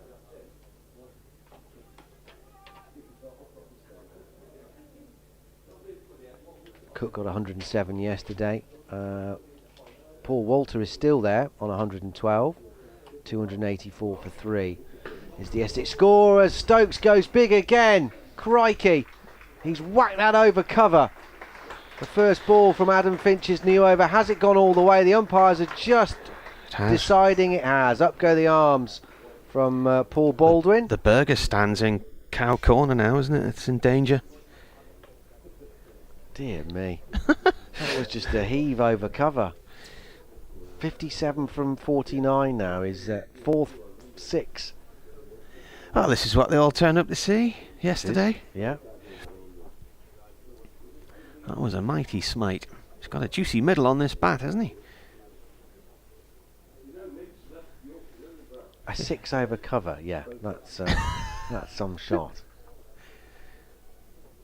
As Finch bowls to him now, rocks onto the back foot and creams this one all the way along the ground out to deep cover. Josh Baker is there. What about his stance, Dan? He's really open here, isn't he? I mean, he's nearly face onto the ball there as that one's delivered. I mean, it's almost baseball style, isn't it, really? Not quite the backlift of the hitter, but yeah, it means business. Body language certainly is taking the fight here to Worcestershire for 47 for 4. Just the 1 wicket fallen today. It was 1 bowling point, wasn't it? Not 2. Yep. Getting carried away, Martin. Yeah, I added 1 on too many. Beddingham's on strike, 106. Watching the fun from the other end. Quietly going about his business and almost playing on there. Hit his back pad for one that was short of a length, angling in slightly. Those of you listening on 5 Live Sport will be more than happy to be hearing how the England skipper's going about his business, and Durham supporters will be more than happy to see that David Beddingham's got another 100 as well, his 13th in first class cricket, his 2nd of the season. He qualifies for England in 2 years' time, but I wonder if South Africa might come sniffing in the meantime. Well, he looks a class act whenever I've seen him.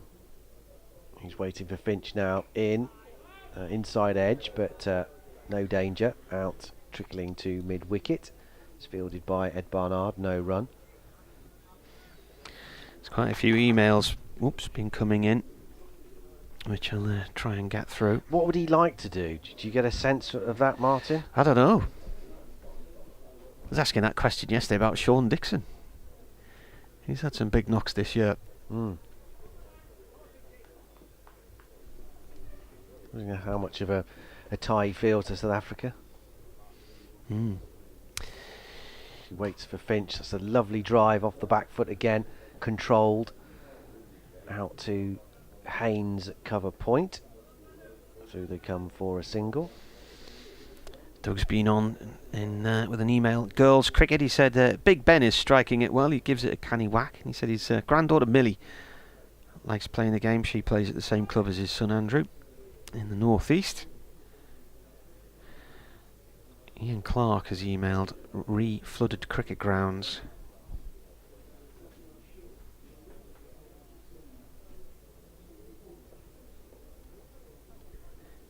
Finch past the umpire and bowls. Stokes will get no run here. He was on the walk with that shot, but couldn't miss the fielder at backward point. End of the over, 4:48 for 4. Stokes has 58 from 51. Bedingham 107 from 128. Ian Clark, I think when you were off air earlier, we were talking about the damage the flooding causes, not just here, but at a lot of club grounds, particularly Derbyshire a couple of years ago. Whole outfields needing to be dug up, and because the ground gets polluted. Ian Clark has sent this photograph here, which is not very good on radio, but it is Duffield Cricket Club. Crikey. In February this year in Derbyshire, and I think the canoe slalom is just about to start there. You can't see any of the ground at all. It's totally underwater. That's very much like the King's School grounds next door gets. Yeah. Floods are bad here. It backs up, doesn't it? It backs up and it comes round the back of here. It's not necessarily the River Severn, the Severn doesn't coming flood, in. No, it's the team further down the estuary where the meat comes up through the drains. Yeah. So yeah, it's not, even though it's literally through those trees, it's not the Severn that does it.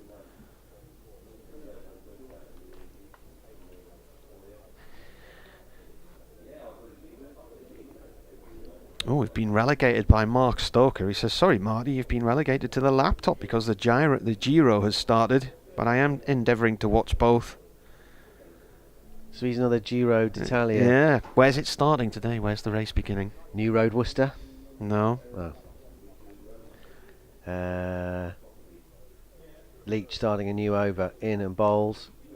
Off the back foot, Bedingham. He'll get one run. It goes up to 108. You're going to give me a clue? You know, the clues that never help me? Yeah, well, they're pointless, the clues, aren't they? Because there's just some things in life you can't help, can you? Well, it's the Giro d'Italia, so it's starting Obviously in a big starting city. in Leeds. Well, it's not. Like the Tour de France did one year. Yeah, I was there, 2014. Yeah. There was a flock of swans coming across here. Steady, Eve. Steady. Steady. Is she cheating? Oh, It's swans as well. They're looking at you. They're looking at you, Eve. I won't even mention geese. In fact, I might next time Eve's on. Here's Leach. Oh, get after that. That's 4.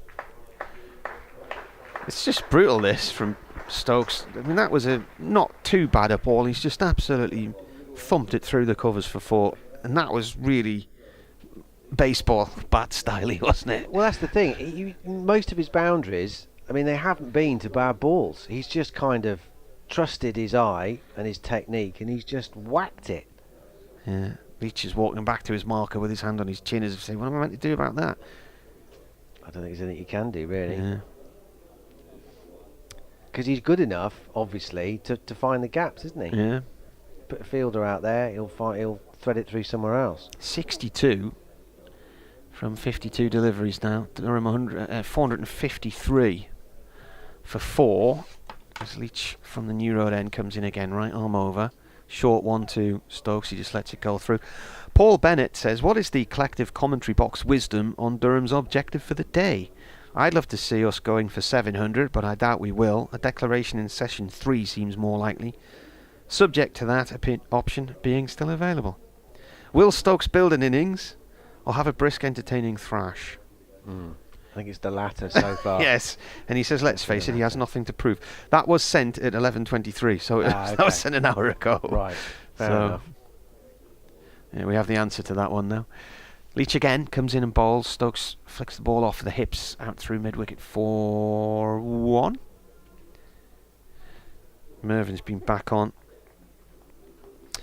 Mervin says the other day Ben said he intends to be a one-club man. He said, brackets, not for the first time, he loves Durham, and Durham gave him his big chance. And he says, I wonder where the club would be had others shown the same commitment as Ben, says Mervin.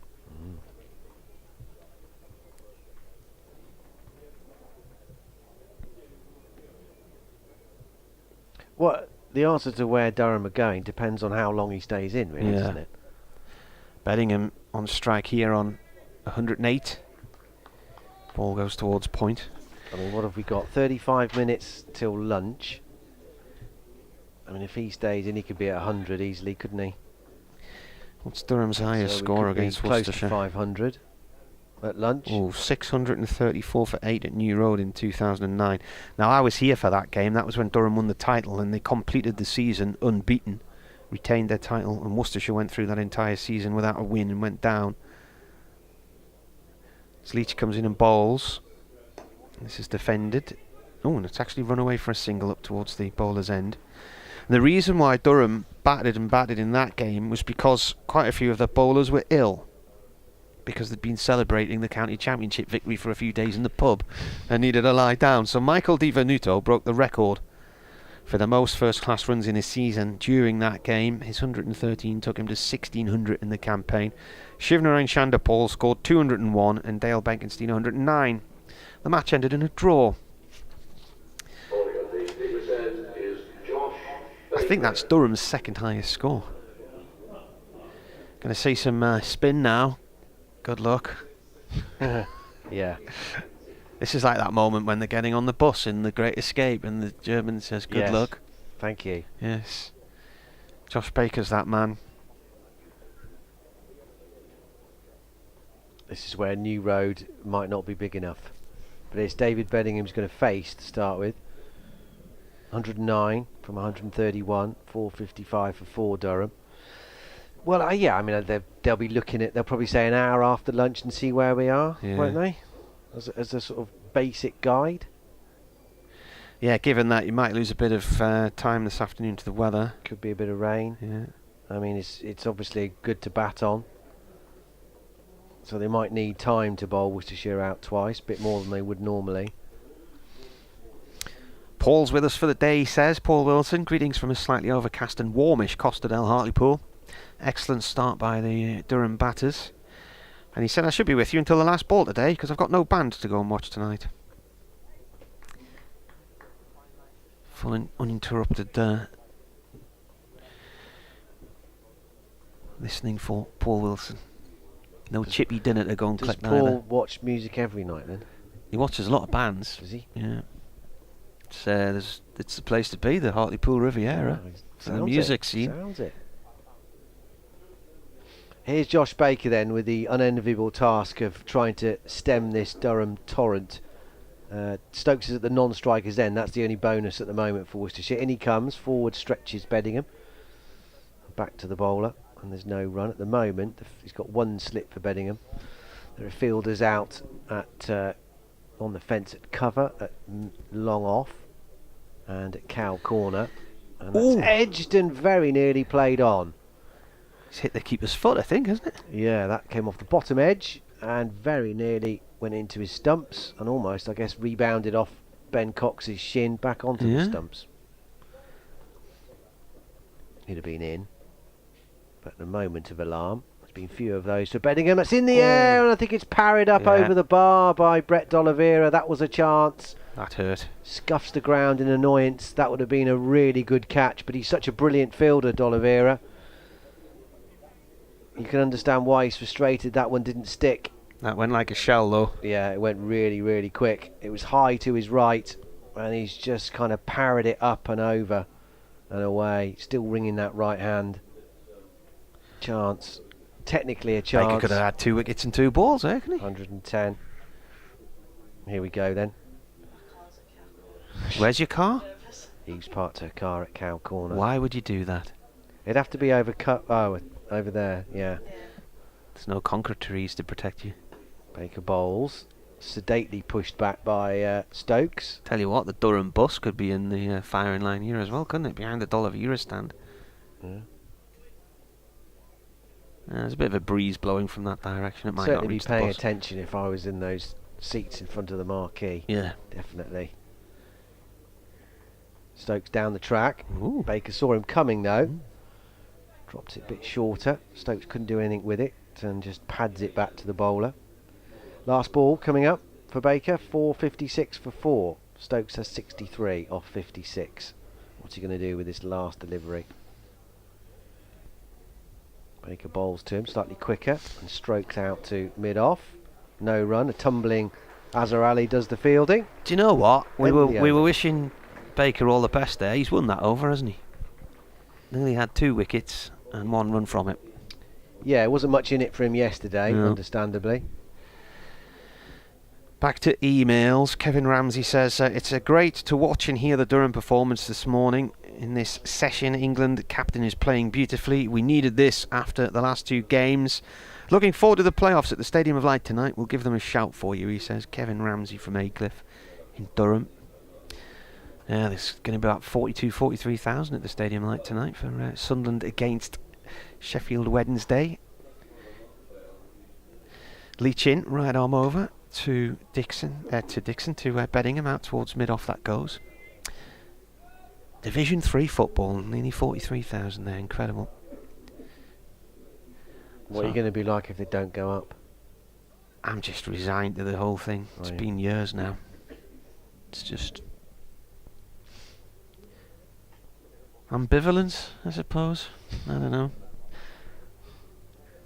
Leach in, defended by Update for BBC Hereford and Worcester on the way. Beddingham.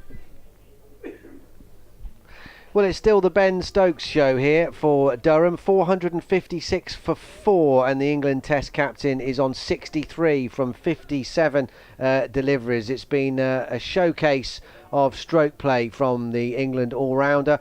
57 balls he's been in for, 6 4s and 4 6s. The ball's disappeared to all parts of New Road this morning with him at the crease. At the other end, David Beddingham has just carried on his business as usual, efficiently getting to a deserved 100, his second of the county championship season. He's batted beautifully, did really well yesterday to give himself the chance to go on today. Just a 1 wicket to fall for Worcestershire so far today, and Ben Gibbons got it 2 now on his debut, getting rid of the Durham captain Scott Borthwick, playing round a straightest delivery, and he was out LBW for 89. But all eyes on Ben Stokes. How many is he going to get? He's enjoying himself at the moment. 63 from 57 with Durham, 457 for 4. Stokes goes again, That's big. a 10. That's gone miles into the seats in front of the hotel of Joe Leach. Who's the fielder on the boundary there who went through the motions of jumping there even though there was no point? I don't know. I don't know. Who is it there? Yeah, Yeah. it might be Barnard. I Is think it? it's Ed Barnard, Yeah. yeah. I don't know. Yeah, you kind of instinctively do that to sort of tell everyone you've at least made an effort. Yeah. It's a short one, and that's gone off towards long leg, or deep square leg. 1 run. Air ambulance flying past. Ian's wondering if I've sorted out my viewing plans for tonight. No, but there'll be. I would imagine half this Durham team will be piling into town to watch the game as well. And Chris sent this about half an hour ago, actually, but he said this could be destructive if these two get together, which they have done. And he said Stokes is looking in great form. Leach to Beddingham, defended. So they're now 4-6-4.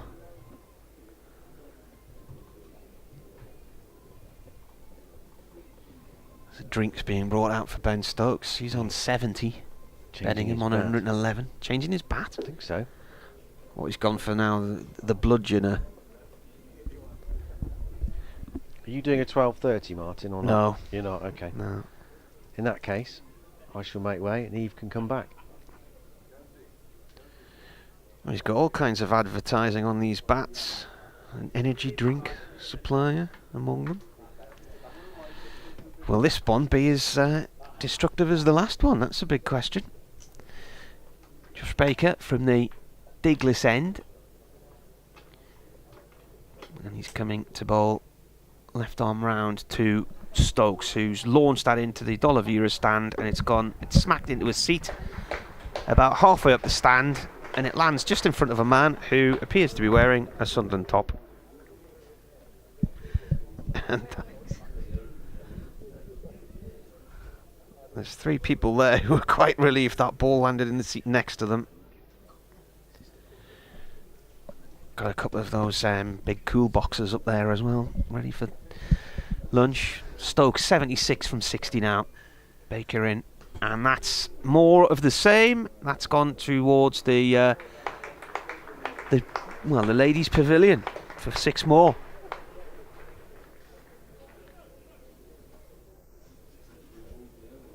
As they say in the village, he's giving it some clapy. I'll turn you up as well. So I've got Little Mix blasting. Have you? One of them's from South Shields, apparently. Oh, there we go. Here's a bowler again, and there's another one. Where's that gone? That's 6 more. Straight back over his head. 3 sixes in a row here. We're not going to see 6 sixes here, are we? Surely not. Well, that one was more of a lower trajectory, and there's a fielder away at long on who leapt into the air and it just got behind him and over the rope. 88 now has he got from 62? Destructive stuff. 6 4s and 8 6s. Bowler's coming over the wicket. Where's that gone? That's sky high. That might be the Durham bus. That's gone way up, and I think that's cleared the D'Oliveira stand. If it hasn't, it's a man maybe 2 rows from the back looking for it there.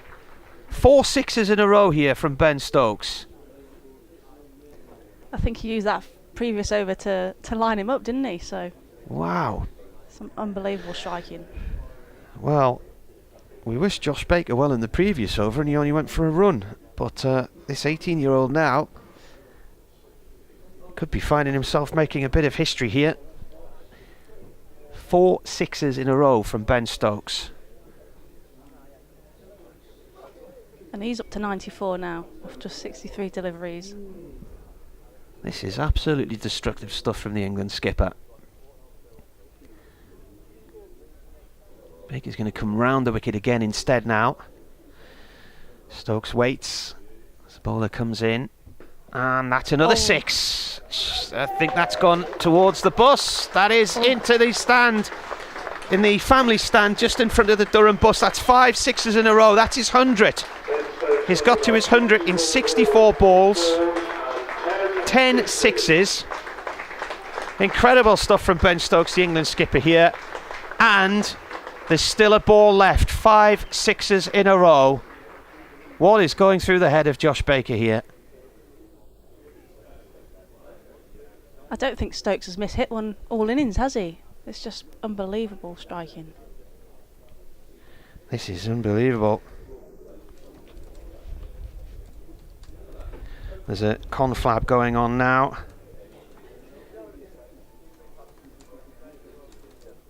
It's definitely getting closer to hitting that team bus as well. Yeah.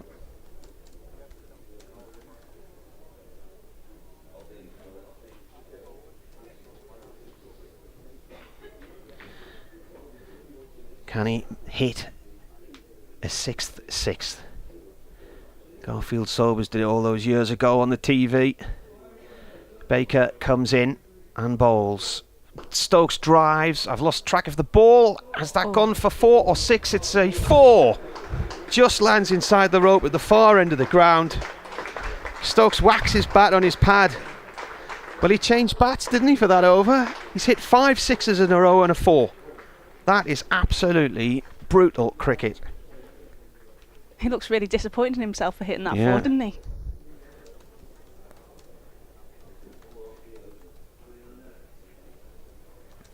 Durham just 2 away from their 500 now.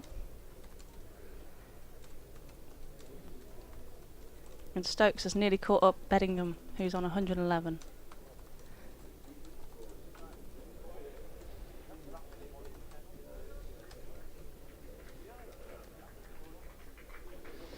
Well, it's been quite a quiet morning, hasn't it, really?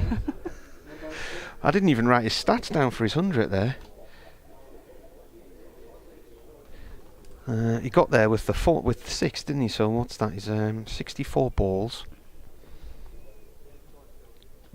Leach coming in from the New Road end of ball to Beddingham. Just need a bit of quietness now to take in what we've just witnessed. That's a dot ball.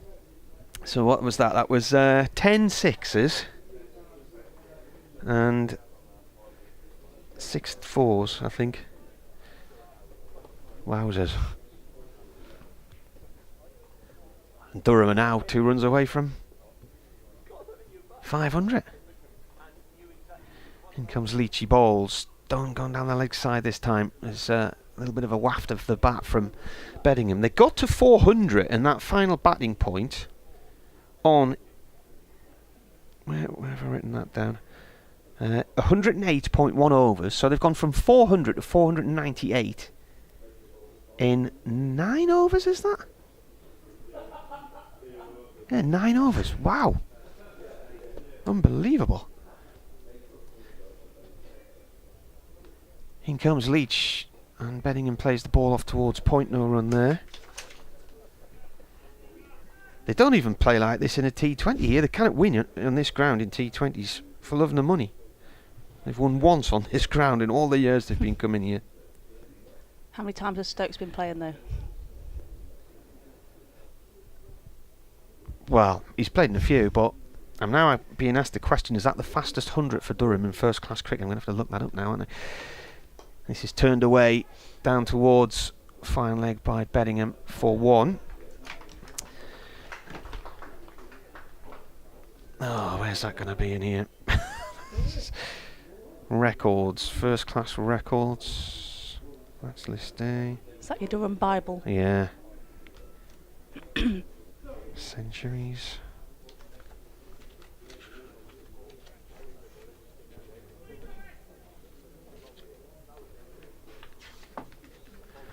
What page is that going to be on?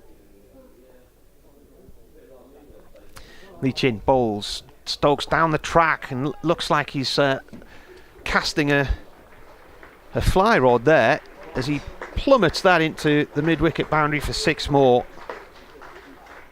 And poor Leach didn't know. He just doesn't know what to do. Nobody knows what to do. Bit of flair to that shot as well, wasn't there? Came down the track, arms and legs were everywhere, and still managed to hit it for 6.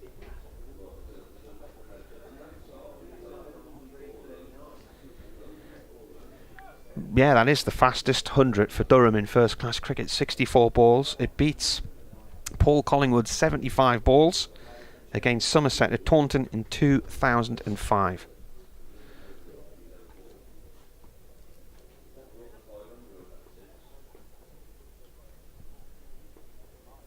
Leach in, bowls.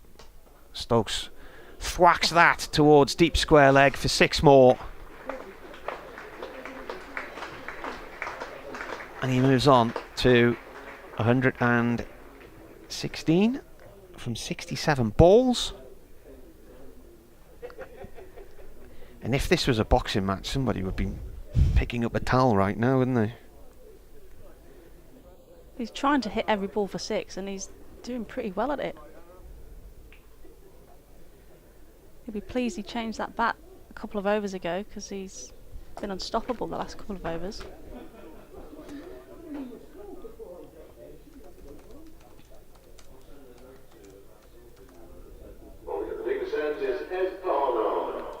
Good luck, Ed.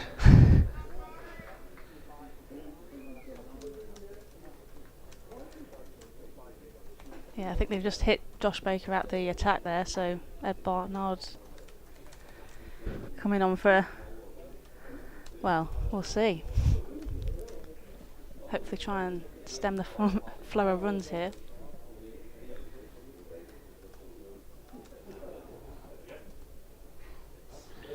Barnard right arm over to Beddingham. Beddingham has been sort of restricted to a spectator role in recent overs, hasn't he? He's on 112 and Stokes has gone past him onto 116 in this partnership, which is now 151.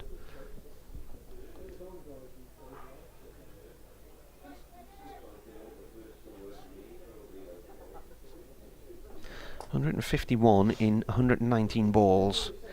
Barnard in again, cut by Beddingham off towards the cover boundary for 1.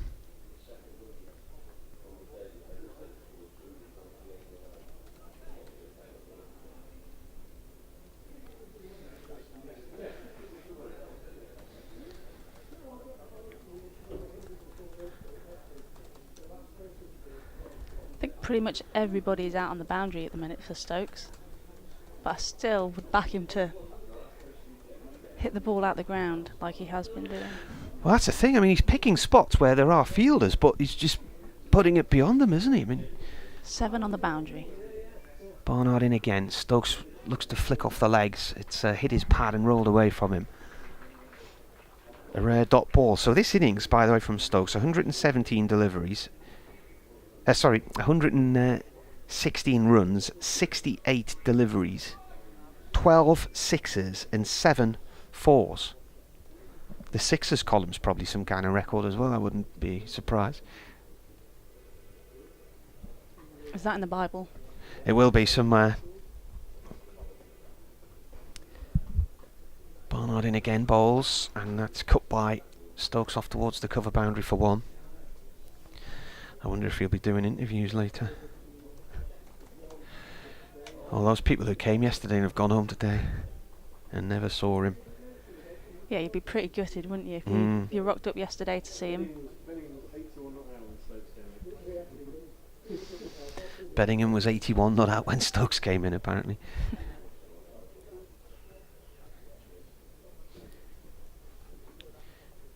Barnard to Beddingham. This is defended. Runs back up to the far end.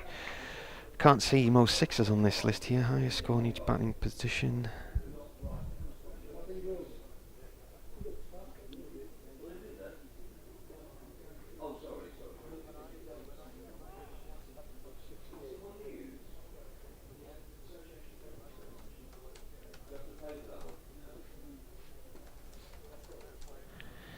Barnard again to Beddingham. Ball played up to mid-on for 1.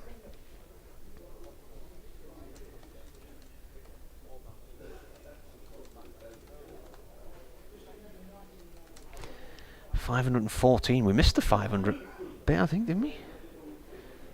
There's probably another 6 flying over the fence at the time, yeah.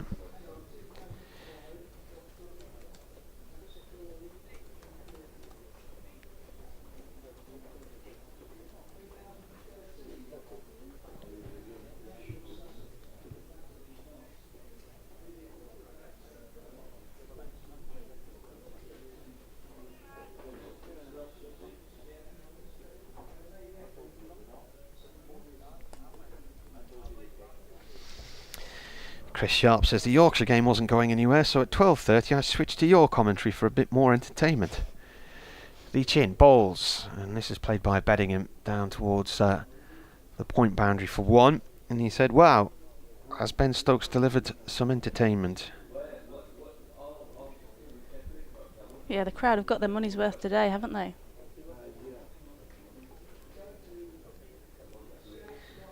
Certainly have.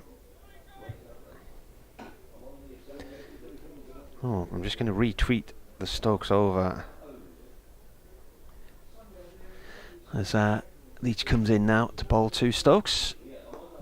Oh, it's an interesting shot. He's leaning a long way outside the off stump there, and he's steered the ball with the inside edge of the bat towards mid-off.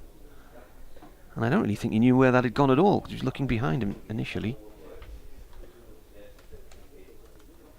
I think Brett D'Oliveira was running backwards, trying to hope he took that single, but he didn't, so Stokes still on strike. Leach in. Oh, that's coming our way. It's up in the air, and it lands safely. So the opposite of cow corner, really, isn't it? It's wide, long off. 2 runs.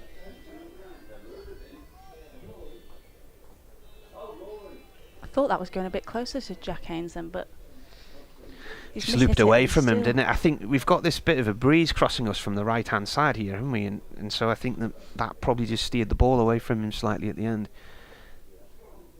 That's gone down the leg side. from Leach's bowling.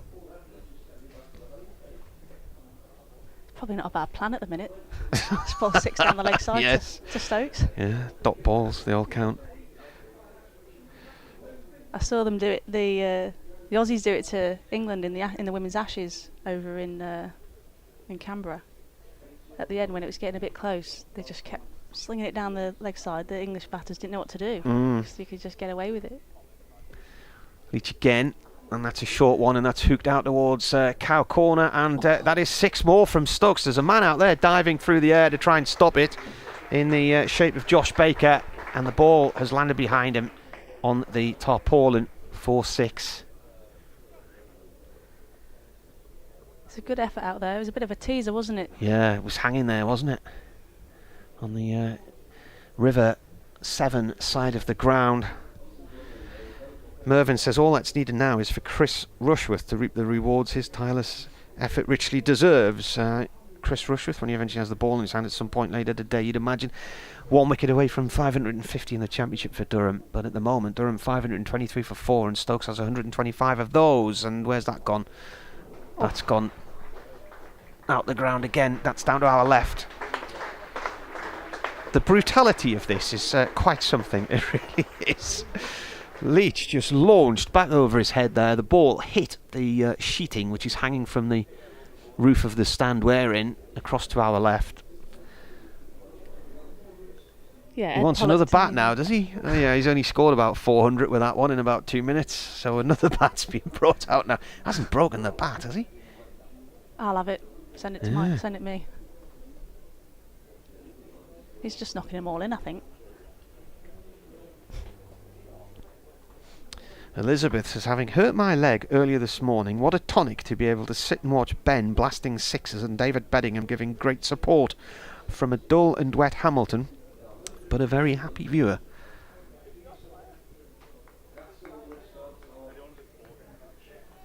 Ian Myers has emailed. He says, absolutely sensational stuff from Durham this morning. Ben Stokes especially, it goes without saying.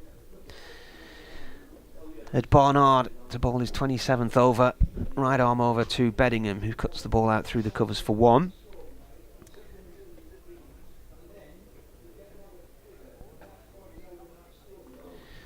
When was the last time Durham had 3 centurions in an innings, he asks. I think they did it, well, they did it here in 2009. I think the Oval, 2016, something like that. I think that might be one of the game when Jack Burnham got his first century. Barnard to Stokes. Stokes pulls at this one out towards deep mid wicket for 1, and Brett D'Oliveira, the Worcestershire skipper's out there. They've got nearly everybody on the boundary ropes here, haven't they? Basically the bowler, the wicket keeper, and a fielder at short extra cover there, and everybody else was out on the ropes.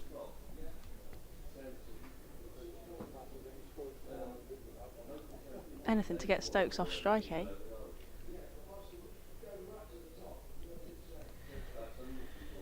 Beddingham on 116 as Barnard bowls. This is defended, and we're not far away from lunch either here.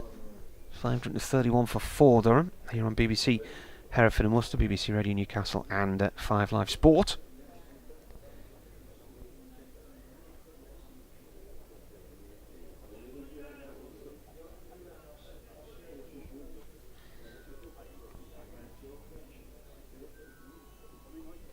That's a nice noise.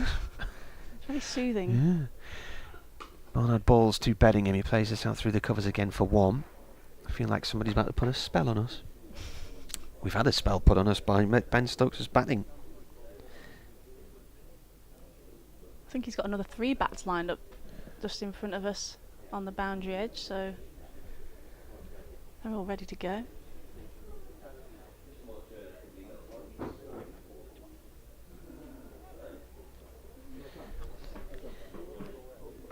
Stokes is ready as Barnard comes in. Right arm over from the Diglas end and flicks it out towards mid-wicket for 1. Big shot of no there.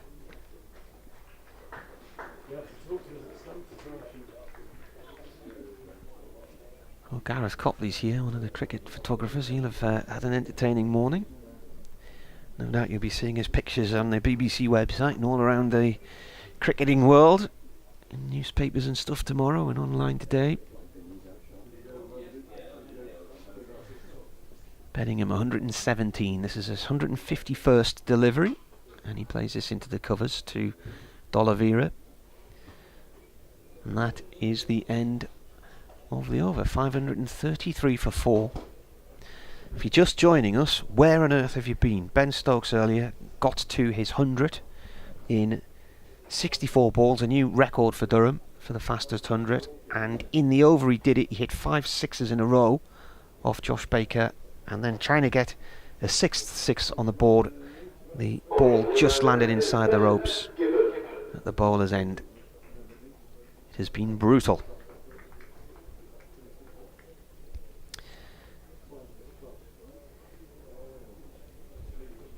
Ben Gibbon back into the attack. Well, he replaces Leach. These bowling figures as well are not going to look pretty, are they?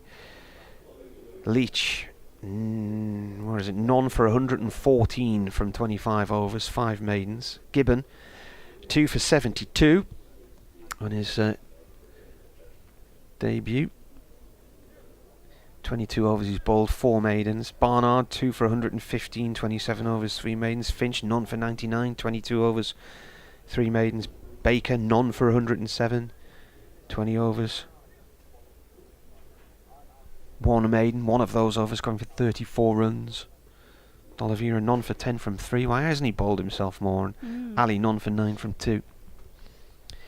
Gibbon in then, left arm over, and that's up in the air from Stokes, and that's 6 more. That's gone over the square leg boundary. Now there is a fielder all the way out there, and all he can do is watch that ball go over his head, Josh Baker, and it clears the little row of seats behind him. There's only about 2 or 3 rows there, and lands on the path towards the car park. What number 6 is that then? Yeah, before the start of this over, 16-6. Ben Gibbon was the most economical bowler. Not sure how long that's going to last with Stokes in the mood that he's in. 15-6. He's already counted it on. 15 sixes and 7 fours for his 139. And he's still on strike as Gibbon comes in again. No, that should be out now. D'Oliveira is it. Azhar Ali. Oh, can't get there, Azhar Ali. There was a thick edge. It screwed up in the air and went down towards deep backward point. And Ali came racing around, slid in, and the ball just bounced beyond him. That's a life for Stokes on 139. That's got to be so frustrating for Worcester, hasn't it? I wonder if Durham will declare it at lunch. Ooh. Somebody disagreed with that idea.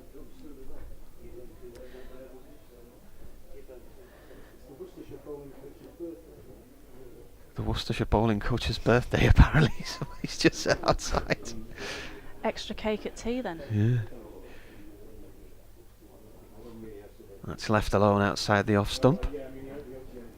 Don't think we've seen a leaf for a good while now, have we? Paul Collingwood's just retweeted something I've tweeted, and I said that 100 from Ben Stokes is the fastest in first-class cricket for Durham. It came in 64 balls, 10 sixes and 6 fours. Colley previously held the record with 75 ball 100 against Somerset in 2005, and Paul Collingwood has retweeted and replied, "Ginger power." There you go. England's interim coach and England's new skipper in one tweet there. Gibbon comes in and bowls, and a waft there from Bedingham outside the off stump, taken a long way across the right hand side by the keeper. No run.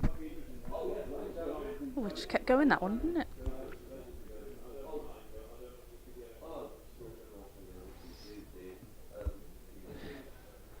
The most sixes hit in a first-class innings in England is 16. Andrew Simons, 1995. Ben Stokes has currently hit 16 today, has he? 15.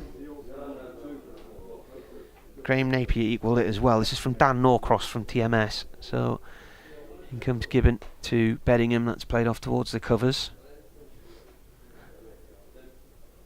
So it's obviously the most sixes in innings by a Durham batsman, and he is one away from equalling the record in England.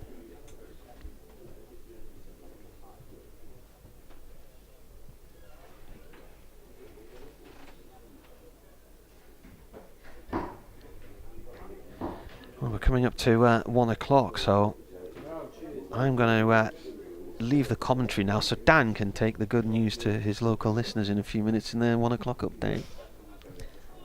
So I shall unplug.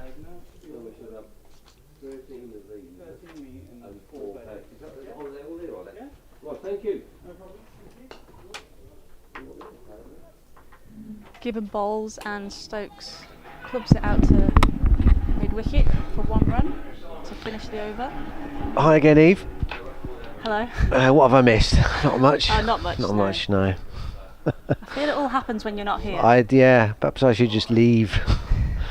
Oh dear. From a Worcestershire's point of view, it is oh dear, but from Durham and for cricket lovers everywhere, it's been an extraordinary performance. There's no other way of describing it really from Ben Stokes. 141 off 79 balls, 15 sixes and 7 fours. 100 before lunch. Incredible. I've been sort of working out next door in the press box the last person to score 100 before lunch in the county championship. The latest best estimate was Matt Renshaw for Somerset against Yorkshire in 2018, so not that long ago. As he waits for Barnard down the track, smacks it through the covers, a couple of bounces, and Ed Pollock's not going to cover that off. It's gone for 4. 145 now off 80 deliveries. David Beddingham, who's 118, he was 81 when Stokes came out to bat. 81, and now he's 118, and Stokes is 145 off 80. Unbelievable. Even by Ben Stokes' standards, this is quite extraordinary. Down the wicket he comes again, will push for 2, but he's only going to settle for 1 in the end, out to deep cover. 547 for 4. Oh, what do you do? I mean, what do you do, Eve? I mean, you can't, can you? I mean, you literally can't. There's not much you can do in this situation, is there? I mean, Worcestershire haven't bowled badly at him either. I mean, he's just... It's not as if they've bowled it everywhere and he's just helped himself. I mean, most of the sixes he's hit, he's manufactured off decent balls. I mean, the power has just been out of this world. Barnard bowls, Beddingham at the other end. Just, I don't know. Must think he's in a parallel universe here in some respects. Doesn't get a run there to backward point. He's got to get on with his own business, I guess, put the blinkers on and just keep going. 118 off 155 balls.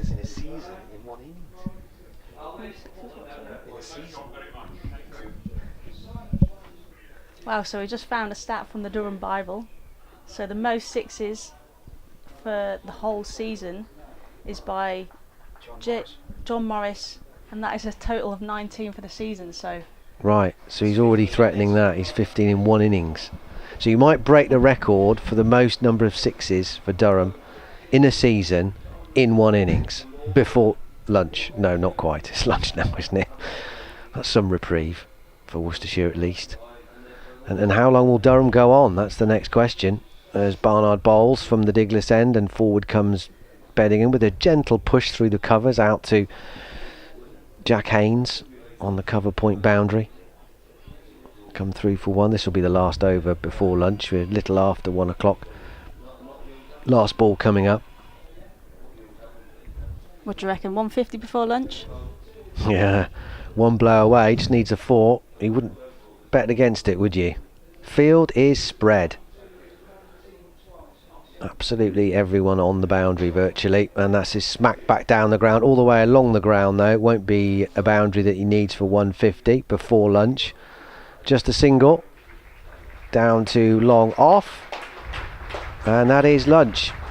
And Ed Barnard gives Ben Stokes a pat on the back. That was an exhibition and a pleasure to watch, really. He gets a high five and an embrace from his partner David Beddingham.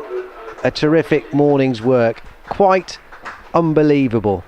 Ben Stokes, we know what sort of cricketer he is, And goodness me, he's lived up to that reputation. 147 not out before lunch. Came to the wicket with David Bedingham on 81 after the loss of Scott Borthwick for 89. And listen to the New Road crowd, everyone on their feet. They know they've seen something very, very special this morning from England's new Test captain.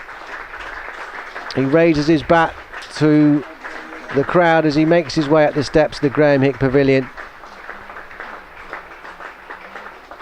Well, what a morning we've seen, what a feast of hitting we've seen. A real pleasure to be here, quite frankly. Durham 549 for 4, but it's all been about Ben Stokes, England's new Test match captain. Quite unbelievably, has scored 147 not out before lunch off 82 deliveries with 15 sixes and 8 fours. Extraordinary. David Bedingham has 119. He was on 81 when Stokes came out to bat, and Stokes has just gone wild. Incredible hitting, unbelievable power, an absolute privilege to see.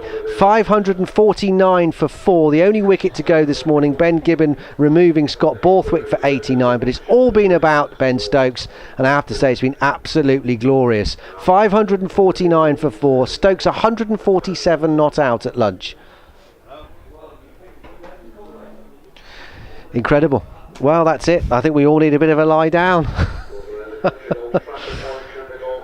How do Worcestershire come back from that? All the momentum, Eve, is, well, completely avalanched against them, isn't it? Yeah, I think lunch has come at a good time for Worcester, to be honest. I think they'll be quite pleased to get off the field and just regroup and then try and form some form of plan for getting Stokes out, or at least stemming the flow of runs. He's just been unbelievable to watch this morning, hasn't he? And you just got to hope the stoppage in play might. So with your skipper's hat on, if it was you in there with your team, what would you be saying now after that? I mean, is it a case of saying, well, look, it's an incredible player, playing unbelievably, that's just the way it goes sometimes? Yeah, I don't necessarily think that Worcester have bowled too badly. I think it's just been absolute class hitting from Stokes. It's not been slogs, it's been proper strong shots. I think there was one chance not long ago off Ben Gibbon for that catch at deep point, but unfortunately it didn't quite make it to the hands of who was the fielder? I can't think. Azhar Ali, I think it was at deep point. So they're going to be pretty deflated after that. But I think they've just come across some really good batting. So I think now's a good time to regroup and then go again after lunch. Yeah, you just have to stand and admire when you see stroke play like that. Ben Stokes 147 not out off 82 deliveries. Overshadowed David Bedingham, poor old Bedingham, who's played brilliantly yesterday, superb. Today he's just gone about his business in a quiet, efficient manner, bringing up his second county championship 100 of the season. He looks a class act. 119 he's got. 549 for 4. The question is how long Durham will go on. Will they target post 600? They'll be aware obviously that time is getting on. They won't want to leave it too late to try and bowl Worcestershire out twice potentially, but all the pressure is on the home side when they come back out to try and stem this torrent that's coming from the blade of Ben Stokes. 549 for 4 Durham at lunch. Please do join us again for the resumption of play in around about 35 minutes time.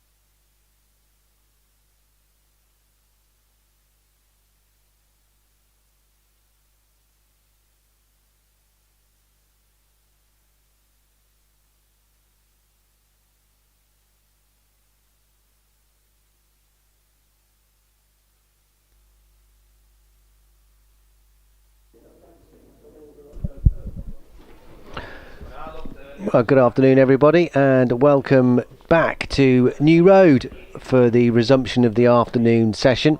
And if it is a smidgen as good as the action we've seen in the first session, then we're in for an absolute treat, because it's been an incredible performance from Ben Stokes. 147 before lunch.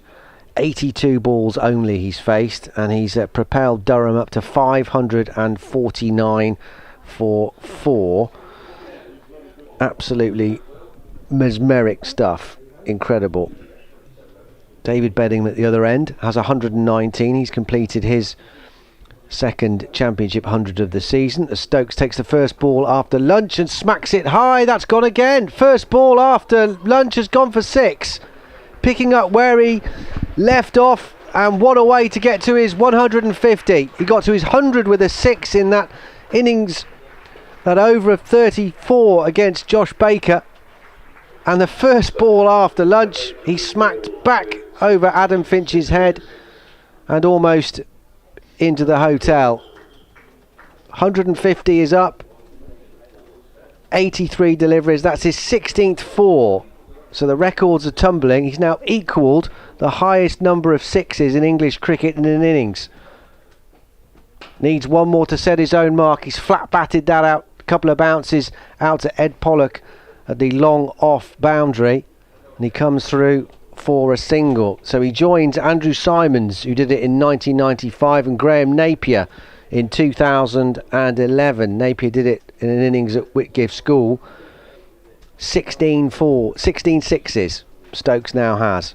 Unbelievable. The Central Sparks captain and England A batter and Birmingham Phoenix batter Eve Jones is with us again this afternoon. Well, what can you say that hasn't been said already? Goodness me. Unbelievable. I mean, we all want this to continue, don't we, really? Yeah, I was just about to say, I wonder what's in store for us this afternoon, but I think Stokes has made it pretty clear. As Gibbon continues from the New Road end and played back up the pitch by Beddingham, and there's no run. Well, it's got beyond the point of what Brett D'Oliveira tries to do here to stem the tide, because there's not a lot he can do. Just has to try and hope that Stokes will make a mistake, but there's absolutely no sign of that at the moment. Gibbon in, left arm over the wicket, bowls, turned off his hit by Beddingham. There's no run. Azhar Ali does the fielding. Yeah, I don't think he's mishit one yet, has he, Stokes? So yeah, it's pretty tough for the captain and the bowlers at the moment for Worcestershire.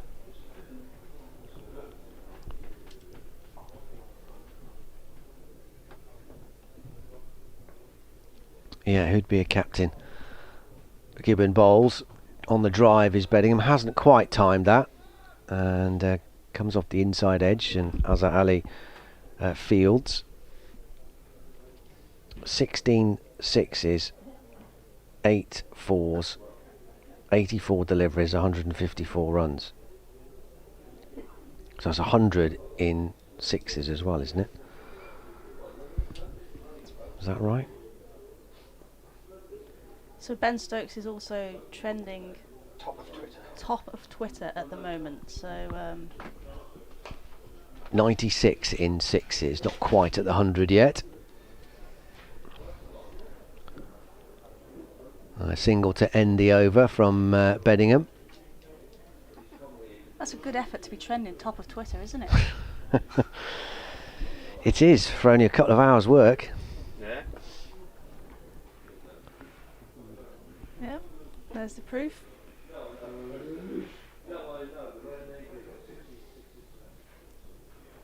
Ah, here we go. Was this your wish? Well, the captain's taking responsibility here. So poor old Josh Baker almost conceding 36 off and over.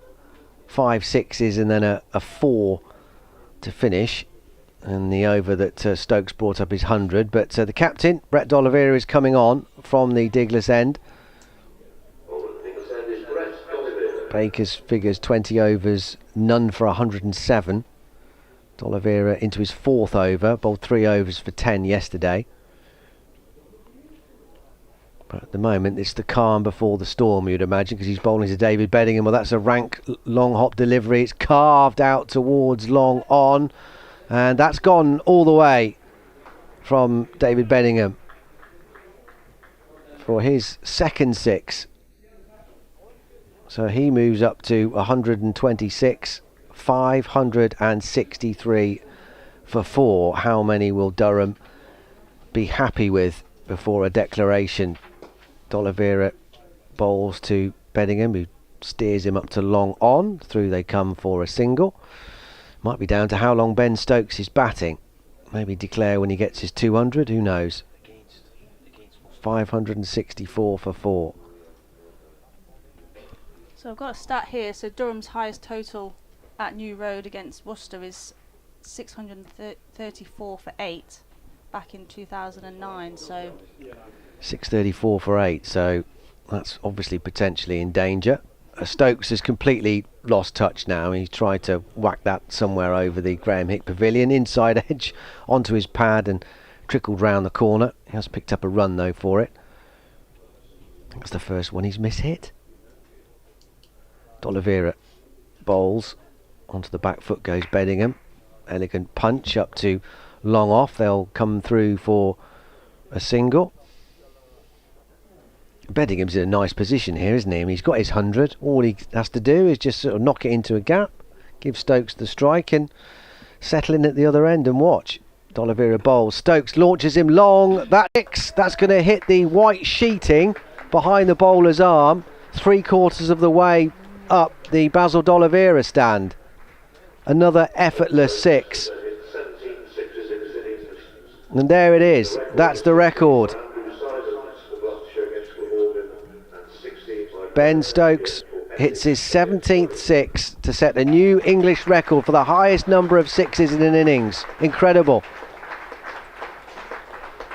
And the way he's played pretty much from the word go, it's almost not a surprise he's done it.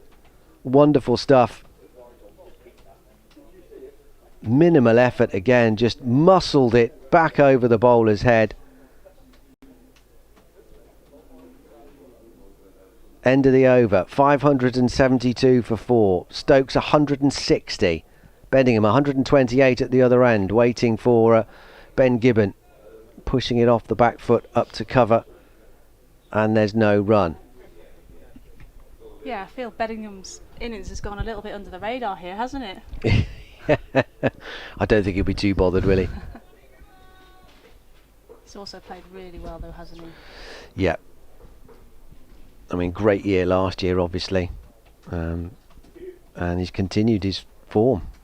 There are questions over where his international future might lie, with South Africa or with England potentially. Just defends this next ball back up to Gibbon, and there's no run.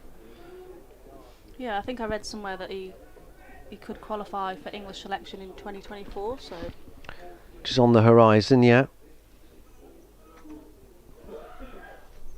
We don't know obviously where his inclination lies, but his options are open, put it that way. Gibbon bowls to him, stretched forward on the drive and stopped on his follow through, low down to his left from Gibbon. 2 for 89 for Ben Gibbon, halfway through his 25th over. Spoke yesterday about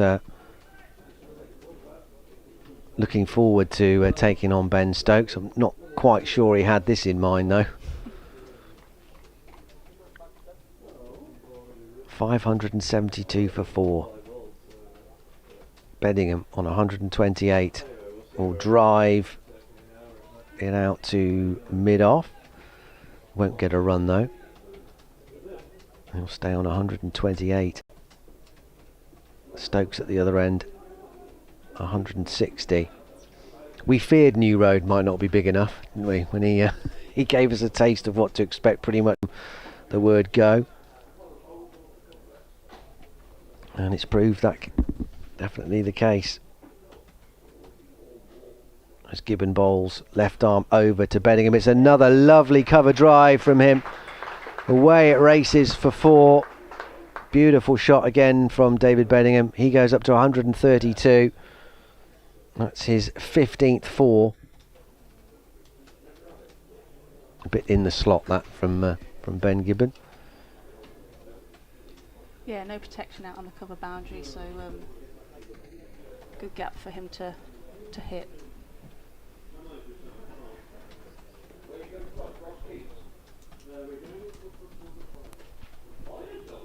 Here comes Gibbon, and that's tucked off his toes by Bedingham out to deep square leg where Azhar Ali is there.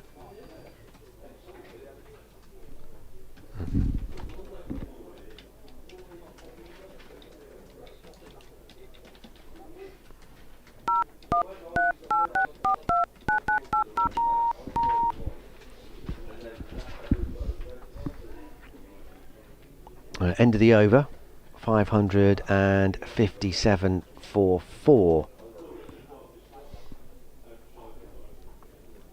So D'Oliveira to continue from the digless end. In he comes, gives this one a bit of air, and Bedingham is forward, stroking it out to long off. Out go the field. It's quite funny actually, everyone just Yeah. turns and runs up to the boundary. Yeah, they do. There is literally nobody in close, just Brett D'Oliveira and Ben Cox. Everyone else is scattered. Stokes heaves this one back over his head. This could carry no. One bounce out to long off. Would have been worried for a split second there as that was heading towards Jake Libby in the deep. It's like the hokey cokey, everyone's coming back in now. You put your infield in, your infield out. There we go. D'Oliveira bowls, driven by Bedingham to mid-wicket.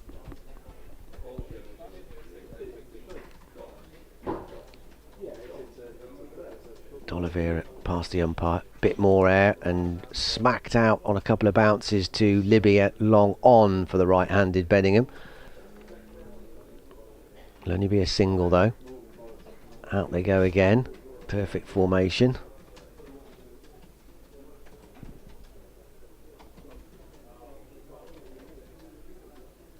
D'Oliveira bowls and swung away by Stokes. Has he got enough of this? He could be out.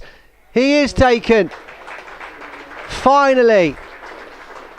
Ben Stokes, not quite enough energy on that attempted 6, and Jack Haynes leads the huge amount of relief among the Worcestershire fielders, but just take a minute to applaud what we've seen. Incredible.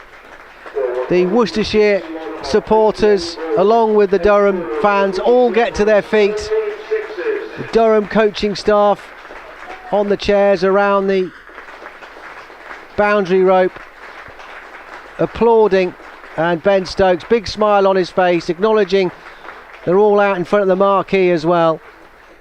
Incredible stuff. What an innings we've seen. Out for 161. Caught in the deep by Jack Haynes off the bowling of Brett D'Oliveira. Finally, Worcestershire see the back of Ben Stokes, but what an incredible burst of entertainment that was. Out for 161 off 88 deliveries, 8 fours, and an English record of 17 sixes in a single innings. Unbelievable. Yeah, it's not often you're going to see an innings like that, is it? He played superbly from the off.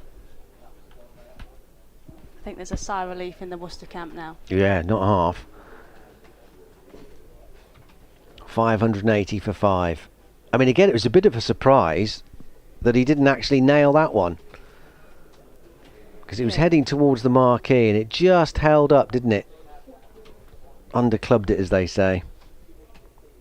But Haynes took a tricky catch. He was on his knees to his right when he actually managed to hang on. Azhar Ali was also converging on the potential catch as D'Oliveira bowls to the new man Ned Eckersley.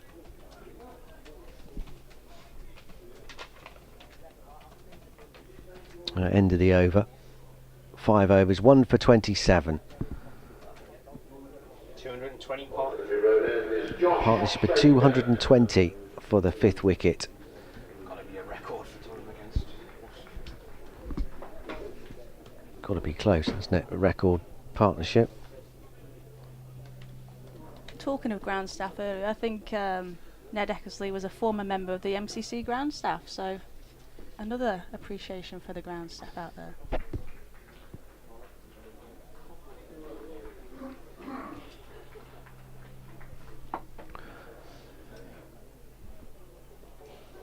New over, Josh Baker will be very relieved that Stokes isn't in, and he might have taken a wicket with his first ball of his new spell. He has. Joe Leach has scrambled to it and taken a good low catch, and it's Beddingham who's gone this time. So Worcestershire have taken 2 wickets in quick succession. 580 for 6, 135 for David Beddingham. That's another fantastic innings. Yeah, inevitably overshadowed by Ben Stokes' fireworks, but he should get all the credit that's going to come his way again. Another fabulous innings from Beddingham. His second county championship 100 of the season, 135, the third centurion of this Durham innings. 15 fours and 2 sixes coming off 175 balls. I think it was the captain, D'Oliveira, that took the catch. Yes, it was in the end. D'Oliveira got there. And Baker taking his first wicket of the match. 1 for 107 now. Here comes Liam Travaskis. 580 for 6. So Worcestershire have 2 brand new batsmen at the crease. And it will feel, Eve, like a different game, won't it, from their point of view? Yeah, I think that's a perfect start after lunch, getting the 2 in-form batsmen out. Obviously there's a long way to go, but I think they'll be really pleased with the last 5 minutes and how they've gone. Yeah, because when Stokes was in, I mean, it literally could have been any score. But it still is obviously a huge score that they're facing, 580 for 6. But at least some of the momentum has been stopped with the departure of Stokes and Beddingham in quick succession. I think credit to Josh Baker there. His previous over didn't go so well for him, so he's obviously started off again with a wicket, which is really good for him. Here he comes, left arm over the wicket. Forward comes Travaskis, smothering any hint of spin, although there's been much so far in this match. Baker's ready to go again. He's stopped by Eckersley, wants to do a bit of gardening. Defended into the onside by Travaskis this time. Yeah, there was sort of in the press box when Stokes was going balmy with potentially equalling Gary Sobers and Ravi Shastri in first class cricket with 6 sixes as Baker bowls. There was some no run here as it's hit out to mid wicket. There was some concern about what this might do if it did go, that last ball for 6, in terms of the impact it might have on Josh Baker going forward. That's a terrific ball that's just spat off a length a little bit as Travaskis has come forward, just jumping over his forward defensive stroke, taking Ben Cox a little bit by surprise. Doesn't take it cleanly behind the stumps. In again he comes and finds Ed Barnard at that short mid-wicket position. End of the over. Successful one for Josh Baker. 1 for 107 now he has. 580 for 6, and that is the declaration for Durham. So Scott Borthwick, seen enough now that Stokes and Beddingham have gone. So he said, right, we'll have a bowl and we'll try and really turn the screw now on Worcestershire, who will come out under huge scoreboard pressure. Yes, it's a good wicket to bat on, but 580 runs behind. And although they did wrestle some of the momentum back with that quick dismissals of Stokes and Beddingham, Eve, they'll be right under the pump from the word go, won't they? Yeah, absolutely. But I think they've just got to go out there, be positive, and back themselves to get in and go on and get big scores. I think obviously Ed Pollock's a very affluent batter who likes to go after the ball, and it'll be exciting to see how he goes out here. Will do. We'll be updating listeners to BBC Hereford and Worcester's FM frequency in the news at 2 o'clock. So we'll pick it up again when Worcestershire's first innings resumes in about 10 minutes' time.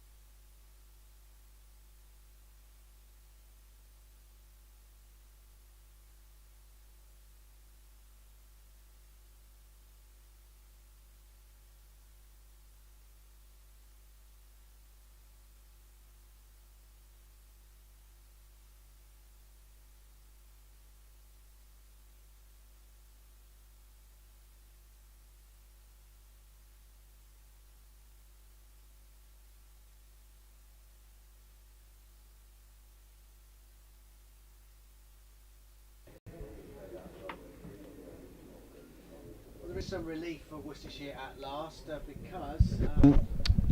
for Worcestershire at last because Durham have declared 580 for 6, but it's all been about Ben Stokes this morning. 100 before lunch, eventually out for 161, caught by Jack Haynes in the deep off Barnard and D'Oliveira, but not before it set a new English record of 17 sixes in one innings in first-class cricket. Incredible hitting and power from the England all-rounder and new men's test captain, of course. David Bedingham went on to complete his 100 as well, 135. Those two were dismissed in the space of a couple of balls, and that triggered a declaration from Durham, 580 for 6. Worcester will be under pressure when they come out in about 5 minutes' time.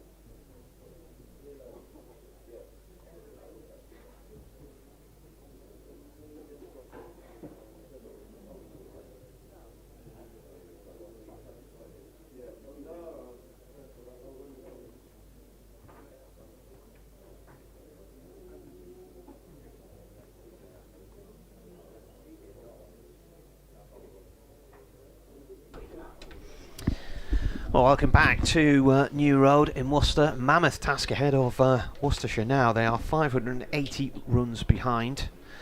And what an explosive afternoon we have seen. I've just been checking some records during the brief break for the change of innings, and I was wondering if that partnership from Ben Stokes for the 5th wicket and David Beddingham was a Durham record against Worcestershire. It wasn't. They made 220. And Gordon Muchel and Ian Blackwell here in 2011 made 247 for the 5th wicket. But how do Worcestershire go about their business now? Good question. Have you got the answer? No. No.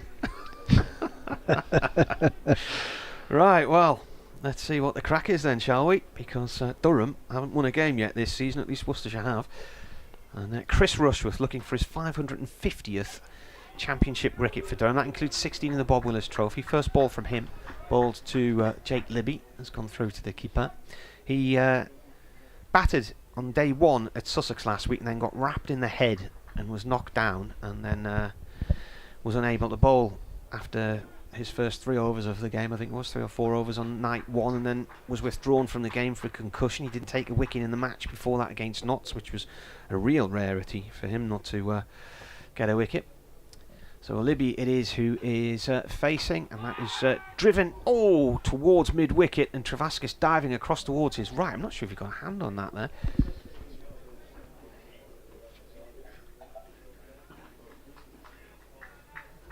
Don't think it was a catch. No. Durham have just declared then 580 for 6. Heavy rain is due around about 5ish.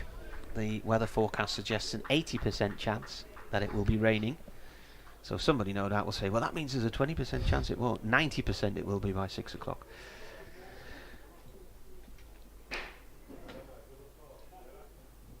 In fact, there's Pollock on strike here now, the wrong batsman, didn't they? As Rushworth comes in and bowls. Oh, and a play and a miss this time from Pollock. The scoreboard had highlighted the wrong batsman there, so Libby's at the non-striker's end. What was Ed Pollock's degree in? Economics. Well done. You never answered the question from this morning. No, what was that? Where's the Giro started? Ah. We were just about to talk about that when Stokes Ben decided Stokes to change the conversation. Yeah. Rushworth round the wicket here from the Diglas end that's left. It's Budapest, by the way. Is it? Yeah. Oh, there you go. What are you showing me here? The BBC app. That's from when? 5 o'clock? 3 o'clock. 30% chance. I don't look at that app. I look at the Met Office app, because it's generally, in all the years I've been covering the cricket, the one that is roughly the most reliable in terms of cricket ground locations and rain. Yeah. Rushworth in. Oh, that's a rising ball outside the line of off stump through to the keeper. There's another app actually which I haven't put on this year at all. What we're looking at now? What's that? Yeah, and then 90% by 6. Yeah. It's changed because it said 80% at 5, so it's now gone down from 80 to 30. So we've lost 50% rain. It's almost evens then, isn't it? 4 on the board for Worcestershire. In comes Rushworth again, and that's pulled hard and away down past the long leg for 4 by Pollock. And I think we must have we missed a no ball here? Have I missed a no ball in this over? Yes, I have. The 4th delivery was a no ball. I thought the over was taking a long time. 8 without loss now then. Pollock has 6 of them. 2 from the no ball.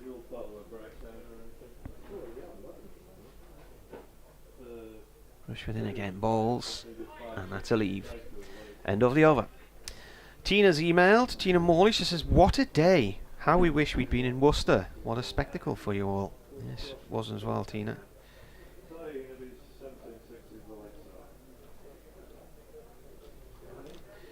Paul Bennett says, a great and well-timed declaration. Yeah, but there's no point carrying on, was there, with those the 2 set batsmen out. plenty on the board. For Worcestershire, it sounds easy, difficult to do, but they've got to try and just play their own game really, and try and not focus too much on the 580 and all the fireworks from Ben Stokes and the momentum that's generated for Durham. But easier said than done. As Libby faces up to Matthew Potts, and there's a big appeal, he's gone. Libby is out, first ball, and Matthew Potts has struck, tickling it through. And Eckersley behind the stumps does the rest, and Worcestershire off to the worst possible start, losing one of their openers inside the second over. 8 for 1, Libby gone, caught behind for a duck. Potts has been in explosive form this year. He just seems to have a yard of extra pace now. And I think that's his 19th dismissal of the season. It is, yeah. Got 23 wickets in 7 games last year. And now 61 wickets in his career. This is only match number 23 first class cricket. Best figures came this year, 6 for 58 against Leicestershire. He got 8 in a game here last year when Durham won. 4 for 32 and 4 for 66. Well, Jake Libby's rough trot this season continues. He did get that 75 in the second innings at Leicester, but compared to the standards he set over the last 2 years, that's a disappointment there with that duck. Else, his other scores have been 27, 11, 15 and 3. And now Azhar Ali is coming to the wicket, and he could do with a score here for Worcestershire. 2, 1, 26 and 5. His effort so far, but we all know what a class act he is. But he will want to cash in on this surface, having seen what's gone on yesterday and unbelievably so this morning with Ben Stokes. Didn't see this tweet from Andrew Sampson, the cricket statistician, earlier today, but Ben Stokes, with 5 sixes in a row in an over, has done this once before for Durham, at a game I wasn't at in Southampton in 2011. Here's Potts then, striking with his first ball. His second ball is fumbled by Eckersley. They'll run a bye here, possibly 2. No, they'll settle for 1. Couldn't take that cleanly. I wonder whether that moved quite a lot after it pitched. Seemed to. So he's put a list of 5 consecutive sixes in a county championship game. A. Wellard, Somerset against Derbyshire in Wells in 1936, and then him against Kent in Wells in 1938. Glen Chapel, Lancashire against Glamorgan in Manchester in 1993, but it's got in brackets contrived. Potts in and bowls, and flash by Pollock, taken by Eckersley. Well, if it's there, to be hit, Ed Pollock will give it a go. We know what a destructive white ball player he can be, and he's been given the chance to try his hand in red ball cricket, given a regular run in the side, and he's responded so far, going along at a very healthy strike rate. It's 96 so far this season, with that 100 in his first match at Leicester, followed that up with 77 here against Sussex, and he's flicked this next ball from Matthew Potts down to long leg, taking his score up to 7, 9 for 1.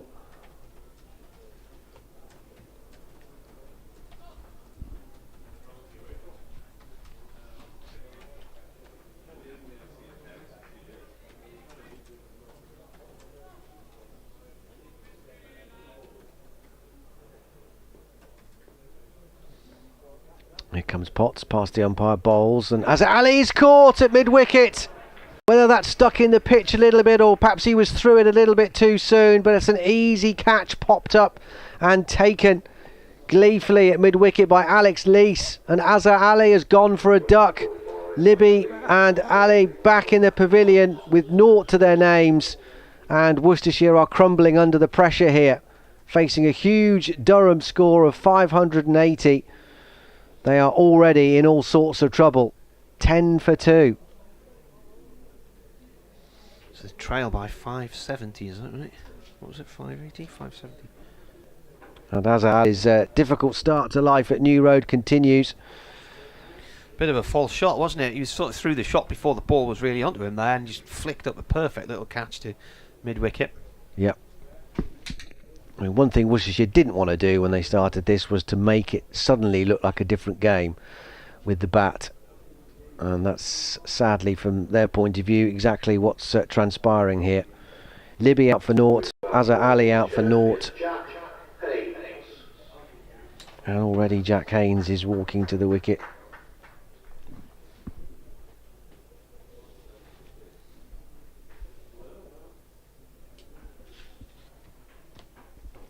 Another one who's yet to really spark this season. They had a decent game up at Trent Bridge, to be fair to him. 37 and 49 in that defeat. But a player of immense promise and talent. Really broke through last season in the first team. Getting very close to scoring his maiden championship 100. Did so in the One Day Cup. And he's in now in a very testing position. 10 for 2. Having seen Jake Libby and Azhar Ali walk past him without scoring. And Matty Potts has taken 2 wickets in his first over. He's still got 1 ball to go. It's the day of the birds. Dun dun dun. 3 slips and a gully. All go down now. Potts sprints away past the umpire and bowls, and forward comes Haynes. He's off the mark straight away. A nice little steer between gully and point. Won't quite reach the boundary, but they come back for a couple. Paul Wilson's emailed Ben Stokes. Wow, and just as I type, Matty Potts has taken a wicket. A possible England bowler, he asks.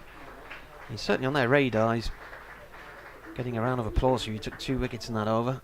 And he's taken 2 for 3 in his first over.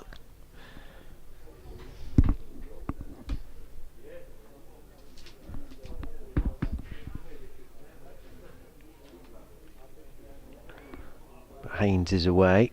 End of the over. Potts 2 overs, 2 wickets, 3 runs, 1 over. Fantastic start for him. Rushworth round the wicket from the Douglas end, bowling to Pollock. Ooh, Pollock's got an edge there. I think that's been put down. There's a yelp from the slip cordon. Or did that just move too much? That looked like it moved, actually. Yeah, I think it's just moved a bit too much, hasn't it? Took the keeper by surprise, but a little bit of late swing there. So I think it was the nearness to the edge rather than an edge that got them all excited. It's such a funny game, isn't it, cricket? How it can look like it's fairly easy for batting, and then you think, okay, they've clocked up loads of runs, but it'd be the same for us. And then when you come to bat, it isn't. Pollock again leaves that one. That as it swings past it comes past the stumps and then swings low down the leg side, doesn't it? And doesn't get up either, really, did it? Eckersley's taking that in front of his right foot, way down the leg side there.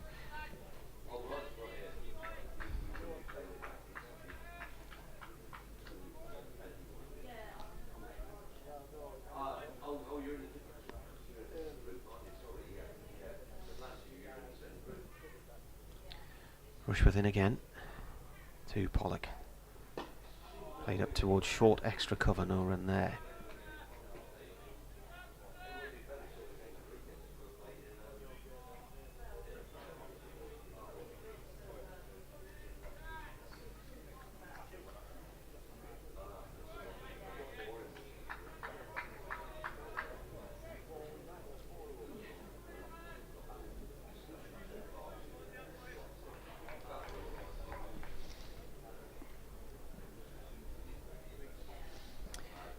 Rushworth bowls. Oh, Pollock looks to turn this through the leg side. He's got a leading edge out into the offside. No run.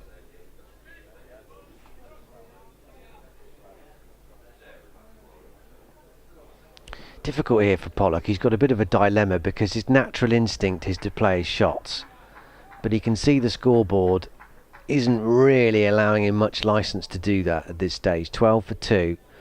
So he's got to be careful here. He's got to mix his attacking instinct with a bit of caution. Bowler's in once more. Oh, playing and missing again. It's popped out of Eckersley's hands. What's going on with the keeper? He can't hold on to them at the moment, can he? They're just wobbling too much on him here.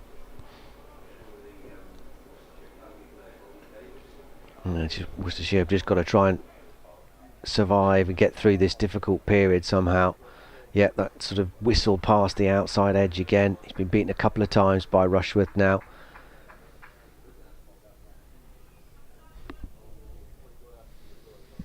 "12 for 2. Rushworth in. And bat on ball this time. Out in towards the covers it goes. End of the over here on BBC Radio Hereford and Worcester. BBC Radio Newcastle. Possibly 5 Live, I can't remember. Are they still with us or not? There's been that much going on today. Might feel a bit like after the after the Lord Mayor's show. Yeah, maybe. Understandably. But what a session we had this morning. Unbelievable. Incredible. Magnificent. And Ben Stokes will rightly grab all the headlines now and tomorrow. Here's Matty Potts then to continue from the New Road end. In he comes. It's a drive from Haynes. It's a steer more than a drive, really. Picked his spot very nicely between point and gully, as he did when he got off the mark. And he goes up to 6 with that first boundary, 16 for 2. I've just looked at the bottom of my computer here, and it's got a little umbrella, and it says rain's coming. Yeah, I do you presume trust your I presume it computer? knows where we are. It must do, mustn't it? Well, it's cloudy, isn't it? Cloudier than it's... Well, it's always been a bit overcast today, hasn't it? Not as bright and sunny as yesterday. As Potts moves past the umpire and bowls, and that's Haynes, I think, may have just got his bat out of the road at the last moment, rather than saying he was beaten there. Went to play and then withdrew it at the last second. Very close though. Oh, look at this. The rain's drifting down over... it's coming down towards Shrewsbury from Oswestry. In Welshpool and Clanfair. Kirinian, Montgomery, Newtown, Knighton. Potts bowls. And a big appeal for LBW. He's gone. Up goes the finger. I'm sure I heard bat first there. Richard Illingworth sends Jack Haynes on his way. Wow, what a start from And Matthew Potts has picked up 3 wickets. He's got the lot. A ball that may just have cut back a little bit and possibly stayed a touch low on Jack Haynes. But the dreaded finger is raised and Haynes has got to go. There was an awful lot of bat in that, and I thought it was bat first there. I wasn't expecting the finger of doom to go up, but I was surprised when it did, but there you are. It cut back a lot, seamed in and struck him on around about the knee roll, maybe height as well, but umpire was pretty sure it was going to hit, and Haynes has gone for 6. It's 16 for 3.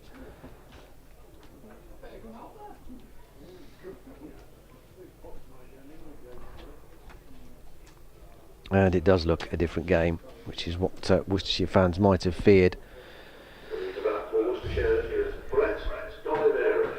It's been irresistible, this momentum from Durham.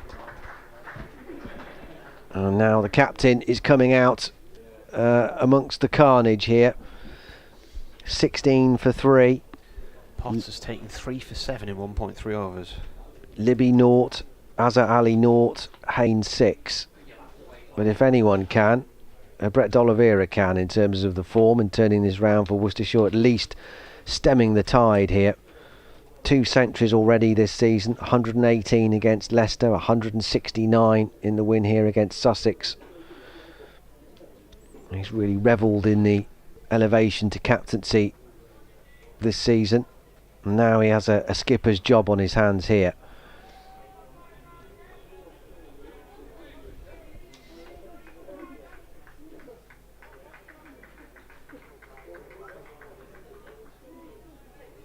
Also got Ben Stokes out. eventually. 16 for 3. Worcestershire in a hole. Here comes Matthew Potts, 3 for 7. Not even through his second over, and he's almost brought another wicket. Played into his pads from D'Oliveira, attempting a drive.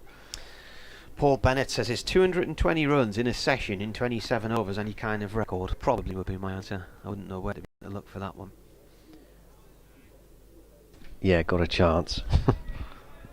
Chased down something like 183 in 18 overs at Trent Bridge a few years ago.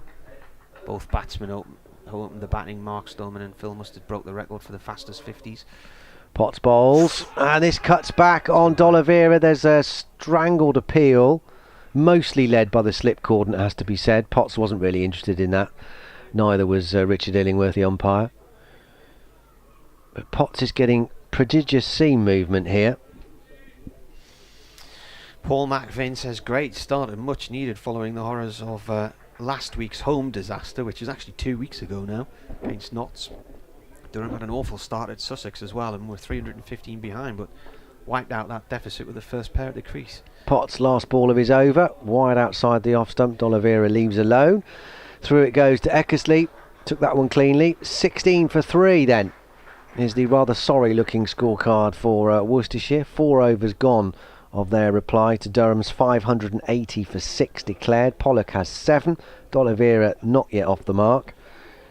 The damage done by Potts with all 3 wickets. 3 for 7 off 2 overs. Libby for 0, Azhar Ali for 0, and Haynes for 6. Update on the way for BBC Hereford and Worcester's FM listeners.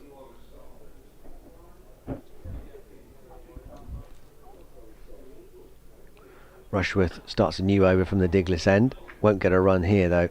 Pollock turns it to Alex Lees. 7 from 16 balls. Pollock, but he's got to try and be a bit conservative here. Ride out the storm. See the shine off this new ball. And try and somehow limit the damage, which is already considerable for Worcestershire. Rushworth turns, here he comes, arms and legs pumping, right arm round the wicket to the left-handed Pollock, who comes forward very correctly and squeezes it out to mid-off.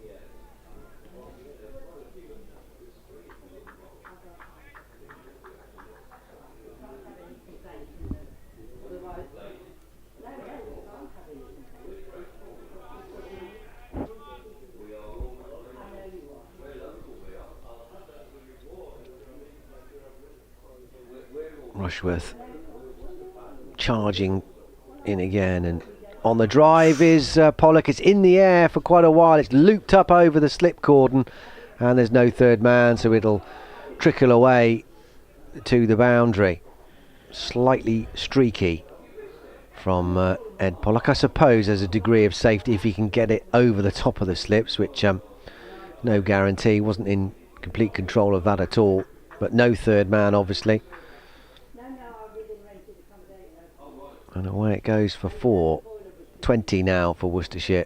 20 for 3. Pollock into double figures. He's got 11 as Rushworth bowls to him now, and that's edged again and hasn't quite carried through to the slips. Just wide of third slip.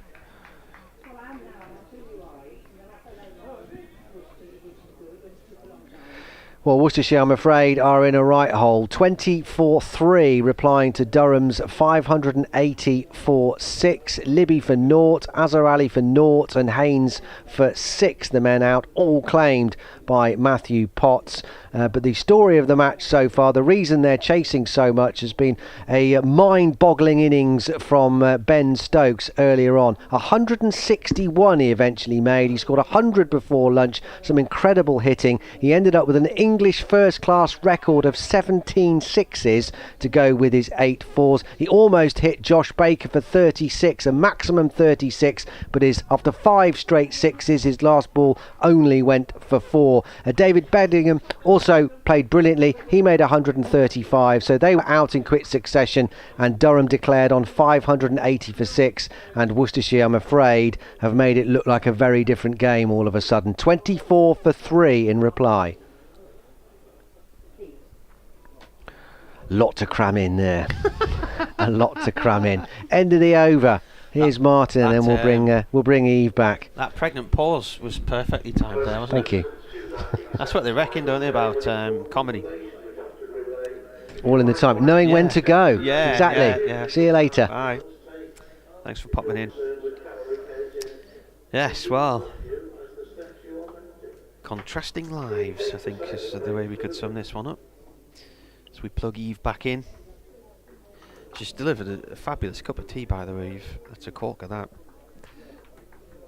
If you had a sort of litmus test for builder's tea quality, that would be 10 out of 10, that, I think. Maybe we should try it out on Ben Gibbon. Yeah, maybe. The man of the building site. Here's Matty Potts. He's had 3 shredded wheat for his breakfast. He's on there taking 3 for 7 in 2 overs. First ball's a dot ball in this new over. Well, you've chosen a day and a half to come and do your first stint of commentary, haven't you? What do you mean? It's not every day like this. Well, yeah, most of them are quite like this. What It's been entertaining. Potts again comes in from the New Road end. That's left alone by D'Oliveira. Stopped by the keeper, who tumbles across in front of the slip cordon. It's looking difficult behind the stumps for Ned Exley at the moment. The ball's obviously wobbling around a bit. But yeah, I said in my lunchtime report, I think I needed to lie down in a darkened room after watching what Ben Stokes did. To 15 sixes at lunch, wasn't it? 6 first ball after lunch to equal the English record, then break it a few moments later. Out trying to hit his 18th six. First man to score 100 runs in sixes alone in English cricket. That's gone down the leg side and is taken by the keeper low to his right hand side. So incredible. Peter Kirk says it looked like Ben Stokes was playing a computer game which he'd set on the easiest level of difficulty, if you see what I mean. It did. He just made it look so easy. I'm trying to catch up with tweets that have come in a while ago. There's a long list of them here. Is he still trending, Ben Stokes? Yeah, he looked like he was about to break Twitter at one point. There's Potts bowls, and a play and a miss there from D'Oliveira. That one stayed low as it went through to the keeper. Might have even pitched before it reached him. He wasn't he? Might have calmed down again now. Probably be some reality TV show trending again. Let's have a look. Where are we? Oh, Durham police are trending now. Oh, and now the local elections back at the top. It changes a lot.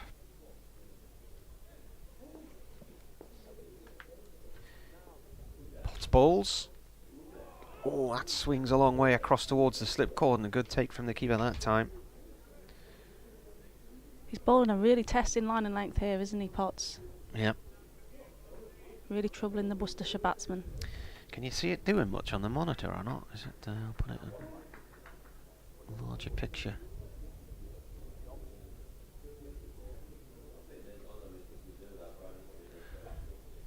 Still only 23, Matty Potts as well. Last ball of his third over, and pushed up towards mid-off, no run there. Couldn't really tell on that delivery because they flicked over to the behind the stump camera just as the shot was being played there. If you want to get in touch with us, never really had the chance to say this today, we are cricket@yahoo.co.uk, at Marty Cricket on Twitter. You on Twitter? I am on Twitter. Are you? What are you on Twitter? At Eve_Jones11. Underscore. The underscore's important. At Eve_Jones11. What does the 11 signify? It's my shirt number. Your shirt number. Yeah. It's been there for years, that number. Yeah.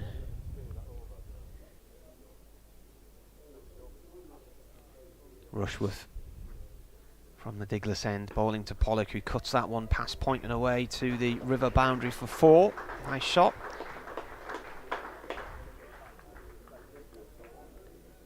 Do you remember when Durham played Worcestershire in Chesley Street on the day of the World Cup final in 2019? It was the only match that year that started on a Saturday. Such was the impressive planning that went into things then. He was the Durham player who had an 11 on his back. Rushworth turns, 28 for 3. Pollock waits and leaves. There was, he's retired now.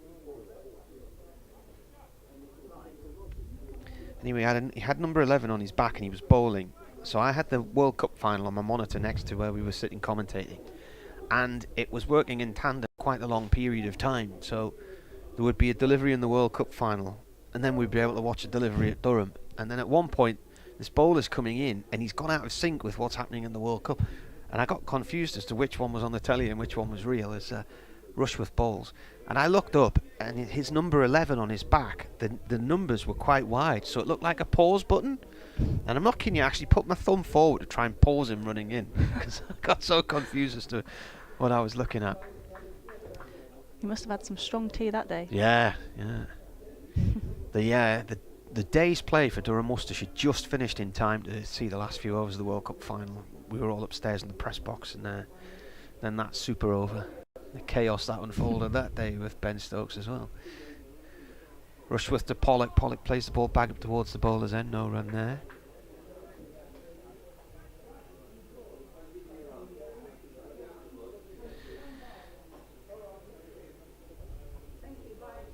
Matthew Mullins has emailed, "Good afternoon from a sunny Dorset. Fantastic from the lads today. Outstanding from Stokes. It's helping me get over a hangover after celebrating Bournemouth's promotion.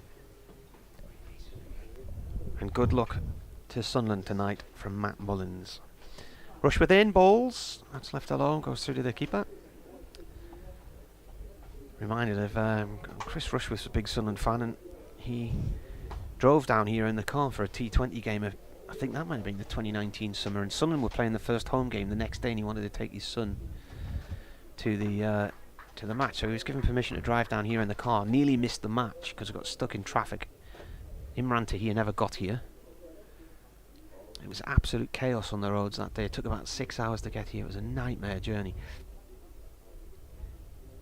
Rushworth comes in and bowls, and Pollock whips that away back up the field for 4. That's a really elegant looking shot. Held the pose as he played it straight back past the bowler. I love how Pollock's playing his natural game still, even though Worcester are 32 for 3. Oh, he's maybe he's seen the what the aggressive approach can bring you today. Nathan Remington was the bowler who had the 11 on his back. That was it. He's retired now. Paul Bennett's going as far to say, subject to rain, this game could be over by tea tomorrow. And then he says, and with Stokes and Collingwood in charge, perhaps Durham players won't have to move south of the Tees to play for England, because the selectors get a nosebleed as they come north of the Tees, according to Paul. It's got to be a balancing act, isn't it, as to how many players you can afford to have on international duty. Potts starts a new over, bowling to D'Oliveira. There will be Alex Lees. I mean, they don't really... It's difficult to class... I know it's going to sound silly, haven't seen what he did today, but it's difficult to class Stokes as a Durham player, because this is only his second game in 4 years in the county championship. Mark Woods similarly doesn't play that much for Durham these days. But then it's, the likes of Bryden Carse, who's come through the ranks when he's back from injuries on the fringes of the England team. Potts bowling here, defended by D'Oliveira, back to the bowler, and Matty Potts can't be far off the radar either. Raymond says, was it Nathan Remington? Yes, it was Raymond, well remembered.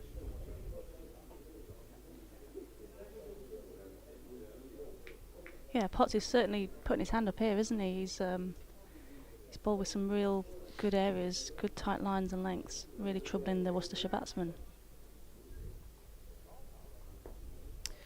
Potts turns. And comes into bowl. Pushed away out into the covers by D'Oliveira, no run there. Ant Waterson said Matty Potts is on absolute fire this season. There's a cracking photograph here, Shaheen Afridi. Look at the stumps flying out the ground there. Who are Middlesex playing? Is it Sussex? It's a Sussex badge, isn't it? On the Yeah, looks like it. Sussex by the sea. Yeah, so Potts has already had 2 sixers this year, I Yeah. believe. Defended. Yeah, what's he got? 6 for 107 v Notts and 6 for 58 v Leicester. Yeah, that's right, yeah. That Nottinghamshire game, I mean, there was just nothing happening with the ball in that match at all. He did well. He managed to get a bit of pace out of a fairly lifeless track, it has to be said, or it looked lifeless at that point in time until Durham then batted on it again and was skittled out in no time. Here he is. An edge along the floor to Keegan Peterson. It's where he 1-2, third slip, but he stops it, but it wasn't a catching chance.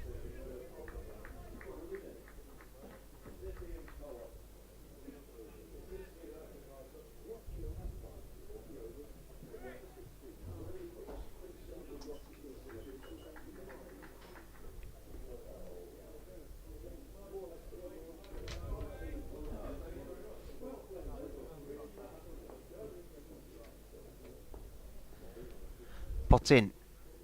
Oh, an expansive looking drive there from D'Oliveira. If you were getting points for shots, you would have got 10 out of 10 for that one, but he was nowhere near the ball.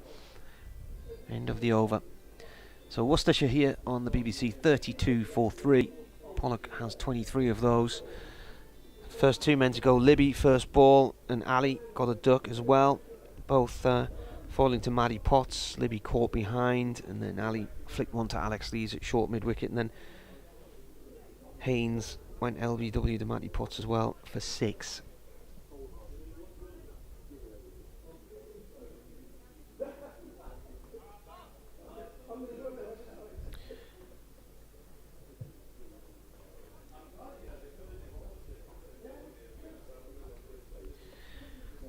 Rushworth waiting to start his next over. There's 4 in the slip cordon. Pollock's waiting for everybody to move around and settle down in the field. Rushworth now coming in to bowl. Pollock forward to this one. Ball runs up to Potts at mid-on, no run there.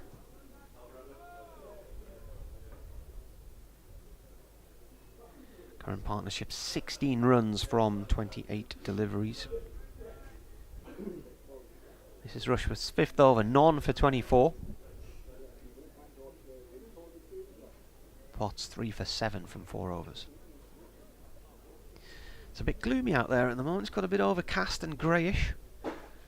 Rushworth round the wicket and played by Pollock out through the covers for 2.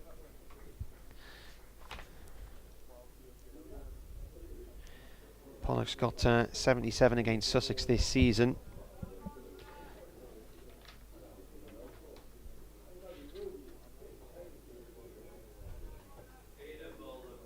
It's 9th first class game. He's also got a 52 for Durham Uni against Gloucestershire in 2017. His highest scores 112 against Leicestershire this year as well. And at the minute he's on 25 from 29 deliveries as Rushworth comes in and bowls and turned late down the leg side. Matt Salisbury comes round and cuts it off. 2 runs. Coming across here in front of our commentary position at third man. So he's not had a bad start to the season then, No, he's Pollock. I think Dan was saying he just plays his own game, doesn't he, and goes along at his own pace. Yeah, it's quite nice to see that he's not been affected by the wicket tally, and he's continuing on to play his shots and try and get Worcester out of this little bit of a rut. Rushworth again comes in and bowls. Again, this is off towards backward square leg this time. when you're doing your bit, when you're batting, do you just get in a zone and are you able to just totally focus, sort of tunnel vision like, and not worry about what's going on at the other end? Yeah, I try to. I think obviously it's not always that easy if there is stuff going on down the other end, but I think you've just got to trust yourself that you've just got to carry on playing how you want to play. I think sometimes if you rein it in so much that that can actually get you out. So I think sometimes attack is sometimes the best form of defence. So I like what I'm seeing here from Pollock. Well, if they just settle things down for a bit, Worcestershire here, try and get a foothold back in the game as Rushworth bowls to D'Oliveira. That one's left alone outside the off stump.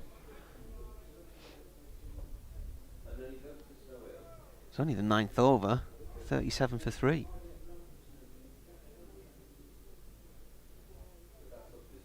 What's the run rate? That's quite not bad, is it, actually? Where's the run rate on here? 4.1. You definitely take that at this stage. I think it's just the wickets that you... Yeah, the wickets column's the issue. The dampener. Last ball from Rushworth from the Diglas end of this over to D'Oliveira. D'Oliveira defends. Bat and pad. The ball runs up towards Potts at mid-on, end of the over. So 37 for 3.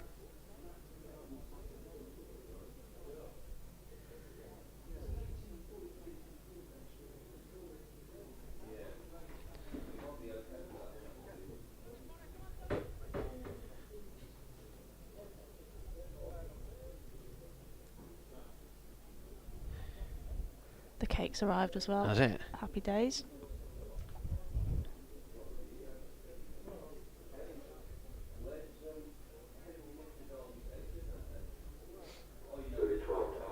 This is a Midlands phrase. Knocked bandy. Have you heard that one before? I've not heard that one before. Where's that? Dan's reporting what's happening here. Pot in. To start a new over. He's drilled back down the ground for 4 there by Pollock. Battered and bruised and knocked bandy by brilliant Ben Stokes. Worcestershire have come to the monstrous momentum swing in this game. What's knocked bandy? I can't say I've heard that before. Any locals can help us out with that one? Maybe it's a Worcester thing. So you're far enough away to the north to disassociate yourself. Just about, I think. Potts in. And an attempted cut by Pollock. He plays and misses at that one. Got quite a wide spread of slip fielders here. You've got 5 in a line, really, coming in a line towards us at the angle they're at. 3 in the slip cordon, then a gully. Point's not quite a point, he's sort of slightly backward point. You see the whites fluttering in the breeze as well here. Steady breeze on the river bank as Potts comes in and bowls. Defended this time by Pollock. Picked up by Salisbury at mid-off, no run there.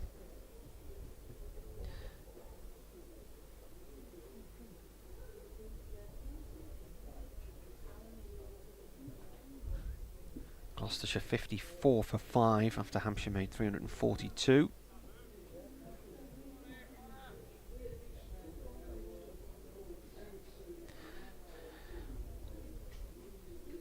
Well, Potts gives up as he gets towards the crease because Pollock's not ready.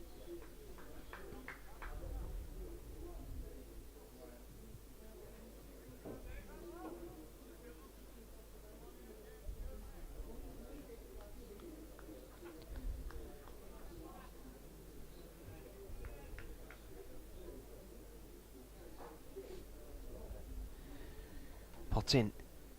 Oh, an edge from Pollock, he's gone. That's 4 wickets now for Potts. 4.4 overs, and he's taken 4 for 11, and Pollock just couldn't help himself there. Rising ball outside the off stump, and he tried to have a little go at it, and he's clipped it to the keeper. Could hear the noise from here. Pollock's out for 32. Ned Eckersley takes his second catch of the innings, but more importantly, Matty Potts is going potty. He's taken 4 for 11. Yeah, probably not one of Pollock's best shots there. Potts taking the ball across him and had a big flash at that one. Coming into bat for Worcestershire is Ed Barnard. Who got 100 last week, didn't he? At Notts, Trent Bridge last week. Was it 130 or something? Was it 163? 163. Not was out, I think. Where have I got it?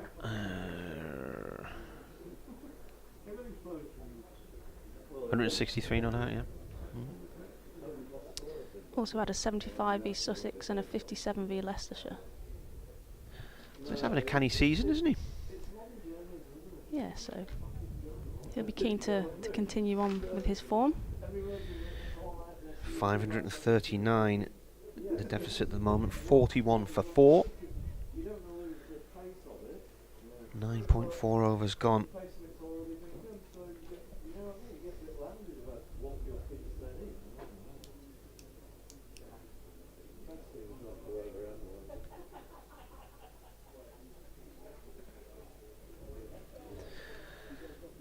So Pollock out for 32 there. He's got 32 of the 41 runs on the board. At least 2 of those runs are no balls.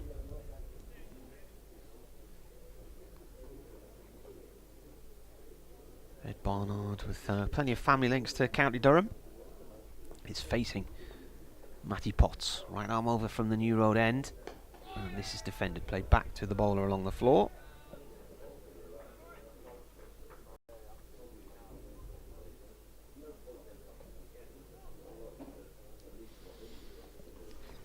Yeah, I don't think Potts has missed his mark yet, has he? He's been outstanding Yeah. in this in this second. It's Johnny innings. on the spot, isn't he?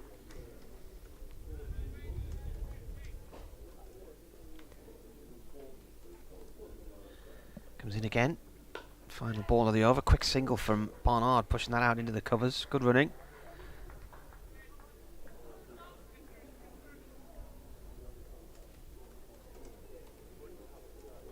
Yeah, Ed Barnard off the mark, second ball of his innings.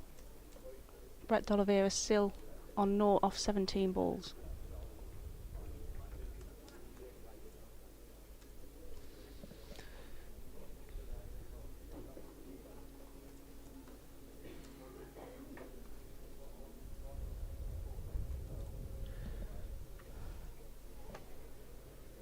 We got a change.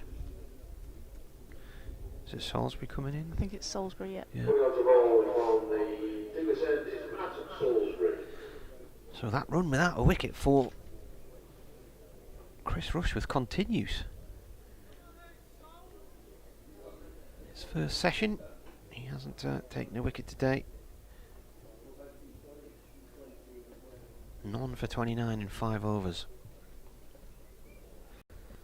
Matt Salisbury is the new man.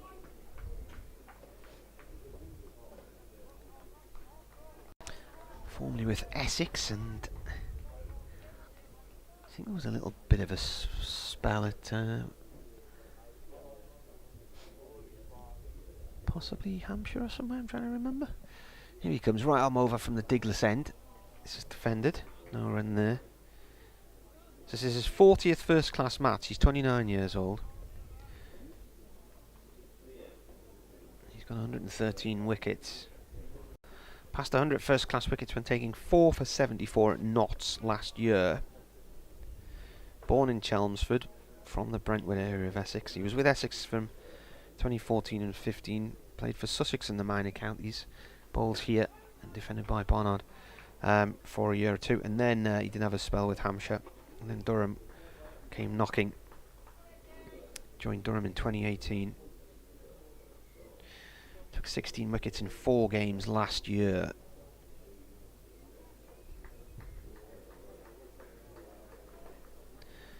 Until he played last week, his previous championship game, it had been at home to Nottinghamshire at the end of the group stage last year. This is played by Barnard out through mid-wicket, past the umpire for 1 run.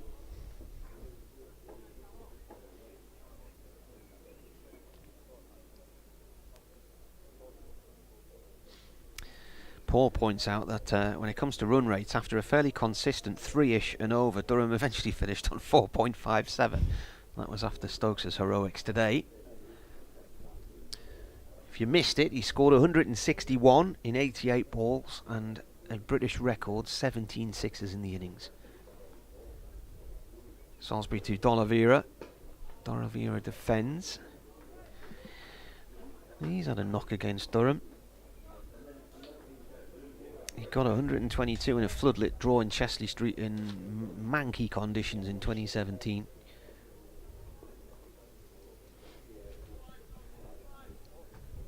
That was the first year of that experiment. I think Durham played Warwickshire the following year under the floodlights.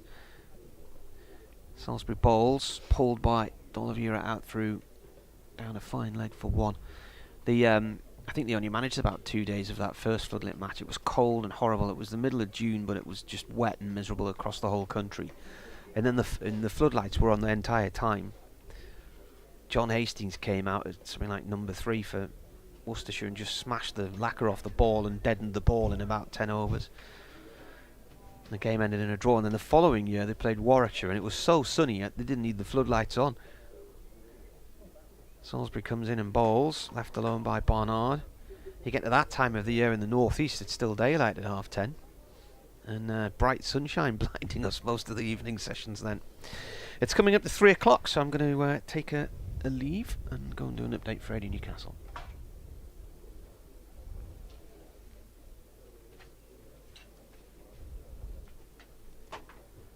Yeah, so at the end of the over, Worcestershire are 44 for 4. Steadying the ship now, Barnard and D'Oliveira. Oh, I've Drop the cake. throwing the flapjack everywhere. Did you go flapjack or bake or slice? I've gone flapjack, but I haven't had time. Yet. I know, we haven't had time to do anything. Thanks to Ben Stokes this morning. New over from Matthew Potts, who's been the star of this Worcestershire first innings for Durham. 4 for 12 from his 5 overs, but everyone's gone under the radar thanks to a certain England all-rounder. We'll update listeners to BBC Hereford and Worcester at 3 shortly. If you have by some miracle not heard what Ben Stokes has done today, 161 off 88 balls, 100 before lunch. As Potts bowls, runs here for D'Oliveira down to long leg. A throw comes in from Chris Rushworth, so just a single, timed well by D'Oliveira. And with an English record of 17 sixes for Ben Stokes, no one has struck that many in a single innings in English first class cricket. 161 off 88. Even reading it out doesn't seem real. David Beddingham, 135, but no one's talking about that. Potts in, bouncer, way out of the way, gets Ed Barnard through to the keeper, and there's no run. I'll just do the update, and then I'll ask you, Eve, about Ed Barnard, who you know well, don't you? Your Shropshire connections and playing youth cricket together. 45 for 4. Barnard's in great form for the Pears, and he's got to try and somehow repair the damage. And Worcestershire don't want to be suddenly finding themselves potentially following on tonight. Barnard gets out of the way of this one as it flies chest high down the leg side. Just losing his radar there, Matty Potts, but what an impact he's made at the start of this game, getting rid of Jake Libby, Azhar Ali and Jack Haynes for 0, 0 and 6 respectively.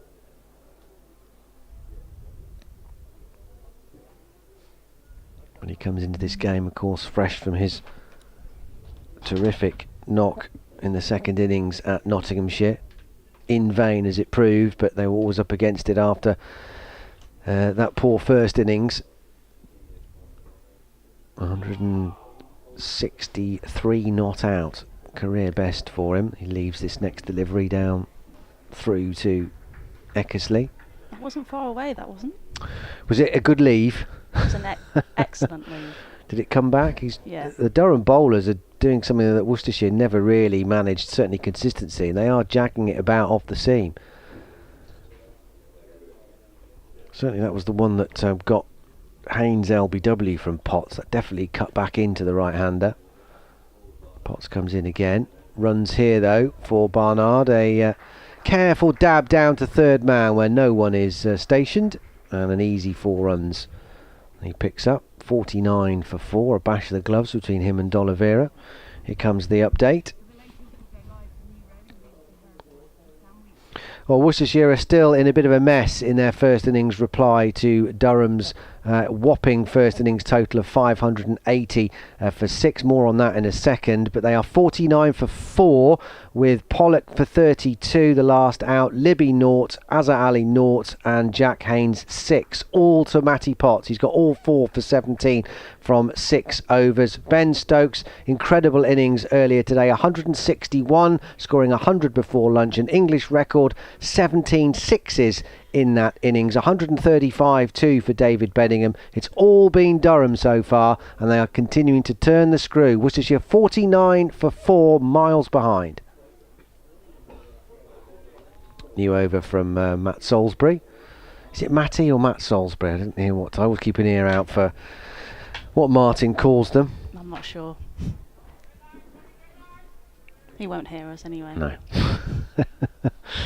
So Ed Barnard, you've known Ed quite a while, haven't you? Yeah, so fellow Shropshireite. We trained together on the Shropshire EPP years ago now, so I reckon Ed must have been about 12 or 13, if that actually. But I think from then you could tell that he was going to be a really good player, and you'd put money on him being a first-class cricketer. So yeah, it's been good to see him come through the ranks and do well at Worcestershire. And his evolution as a cricketer is happening over the last 2 years, really, because he's gone from obviously a genuine all-rounder, perhaps a bowler more who bats, but now as Salisbury comes into D'Oliveira, plays this out to the covers and there's no run. From what he did last year with his breakthrough hundreds, this year what we saw up at Trent Bridge, he's now gone up the order as well. He's definitely turning it into a batsman who bowls a bit now. Yeah, I think that's probably the way he's going to go. He obviously got 163 not out against Notts, 75 East Sussex and 57 against Leicestershire, so I'm sure he'll be wanting to back that up again here. Obviously he did well with the ball as well and was probably one of the pick of the bowlers for Worcester. I know it was tough work for them out there, but yeah, I think he's a great batsman that's probably going to look to be a batting all-rounder. And he comes from a cricketing family, of course, doesn't he?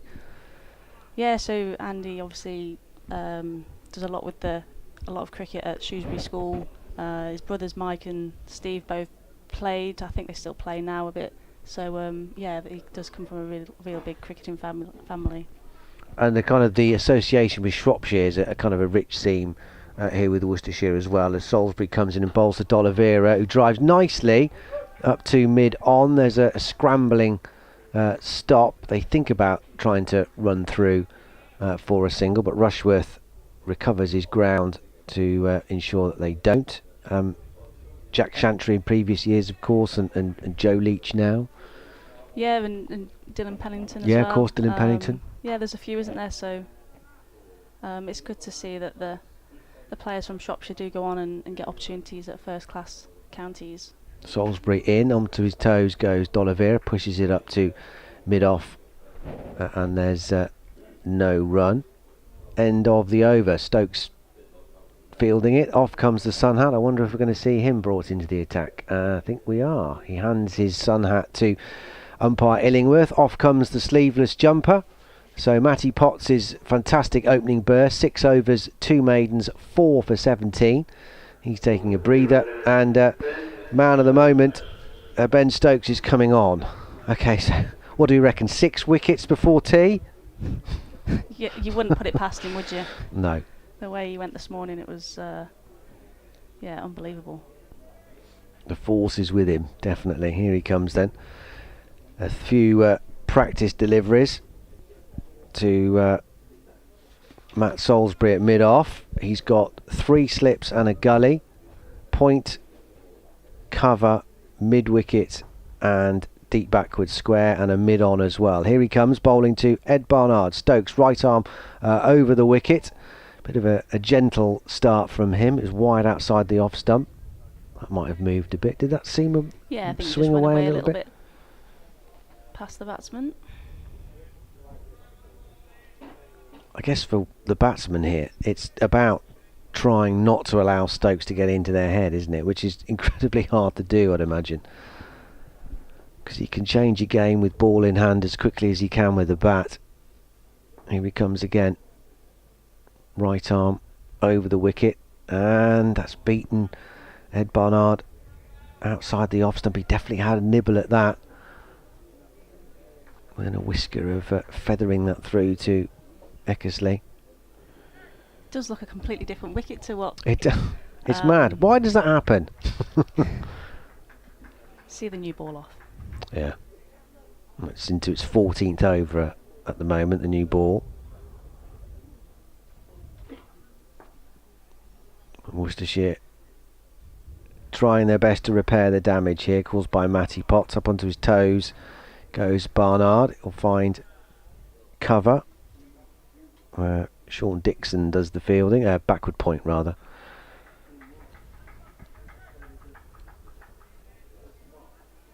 There was that sense of inevitability with the whole shift with Stokes, and then thinking, right, it's all been one-way traffic this morning, and essentially you should come out and think, well, it's the same strip, shouldn't you? But so often you see the psychological pressure tolls. Stokes bowls, it's full, it's driven out to cover by Barnard, and there's no run. I suppose in some ways it wasn't really a surprise, was it, to see the wickets tumble as they did. Yeah, I think you've still got to try and play your game as difficult as it can be. I think Pollock obviously did that to a certain extent before he got out. I think he probably just got a little bit carried away. Yeah. Because he'd done the hard work, hadn't he? 32 off 35. Stokes bowls, and Barnard steers him down to gully on the bounce, and there's no run. Yeah, 6 fours in that innings from Ed Pollock, and yeah, you're right. It just that when he was out, it was just sort of a little nibble too far, wasn't it? Whether he needed to play that, if we're being super harsh. Yeah, and I think he scored a 4 earlier in that over, so it's probably a case of did he need to play at that ball.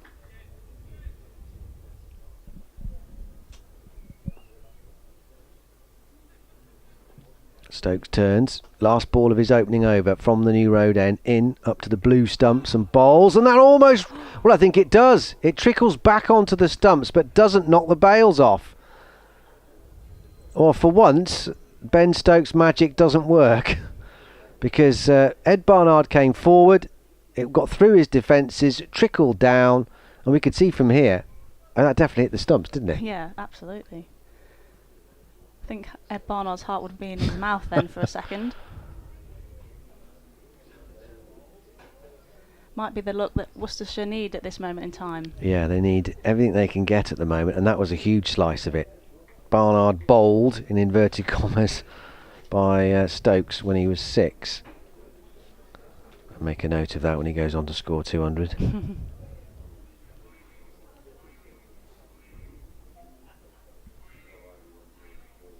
Salisbury starts a new over, and that spits at D'Oliveira. Just about manages to uncomfortably shovel it just behind square on the leg side. They come through for a single, and the 50 is up.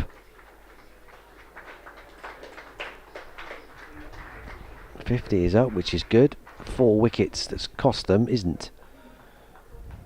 And it's a long road back here for the home side, and they've just got to keep grafting and fighting, and they have the 2 informed batters at the moment to do just that.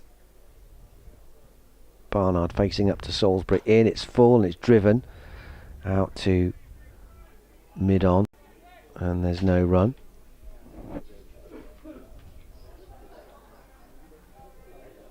So after today, Eve, you're doing some more matches throughout the season as we go. You're up at Leicester, aren't you were saying? I think it's here actually, the Leicester game, in a couple of weeks' time. Yeah, that's the only day I've got penciled in at the moment. Just depends how my playing schedule goes. Salisbury bowls, and this is nicely turned, full of length up to mid-on, and there's no run.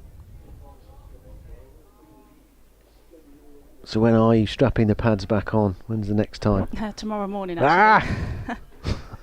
Where are you tomorrow? So we're up at Loughborough University tomorrow. So we've got 2 warm-up games against Lightning for Central Spark. So I think it's our last few warm-up games before we start our campaign next week. Salisbury's wide of the off stump, taken by Eckersley.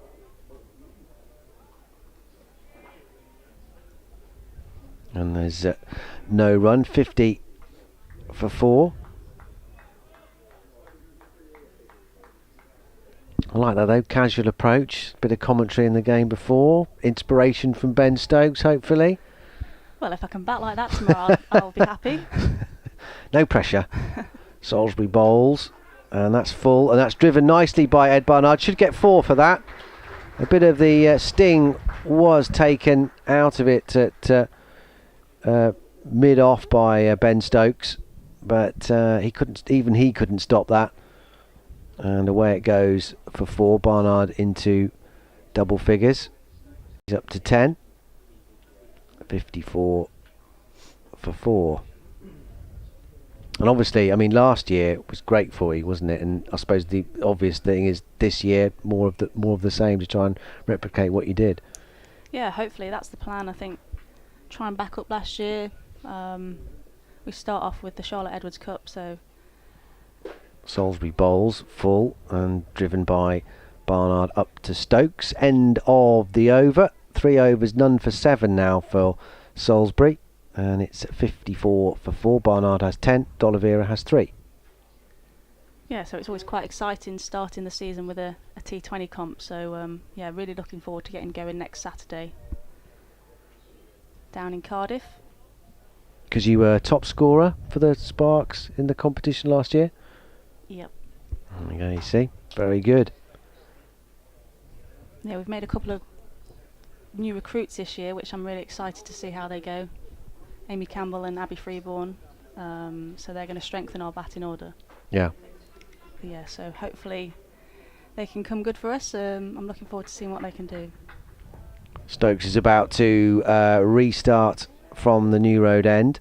54 for 4. D'Oliveira on strike with 3 to his name. Stokes in and bowls, and that's wide outside the off stump, and D'Oliveira ignores it. And obviously with your England A commitments as well, with the main aim of getting into the main England side, obviously. Yeah, that's the aim. Of course, I've got to keep scoring as many runs as I can and try and win as many games for Central Sparks as I can as well, and then obviously Birmingham Phoenix once that arrives later on in the summer. So yeah, fingers crossed. Yeah, given your form last year, how much optimism do you have? Do you feel close to England recognition there? It's a tough question. It is, yeah.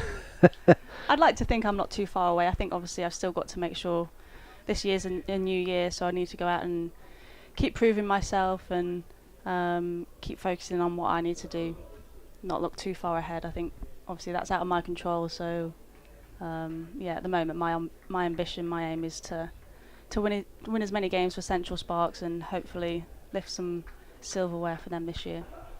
Because you had a taste of it obviously over the winter with the England A, close proximity to the England side that was playing in the Ashes, the multi-series format there. This next delivery from Stokes is again ignored by D'Oliveira outside the off stump.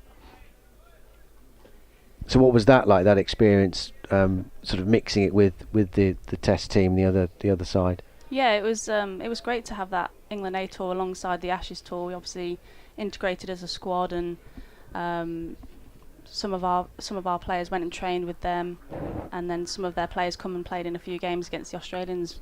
So it's good to be alongside the Ashes squad. Stokes bowls, tucks up D'Oliveira for a bit of room on the leg side. He squeezes it out. It's fielded at mid wicket by Lees, and there's no run. So Stokes keeping the pressure up here, yet to concede a run at all. 2 balls left of his second over. 54 for 4.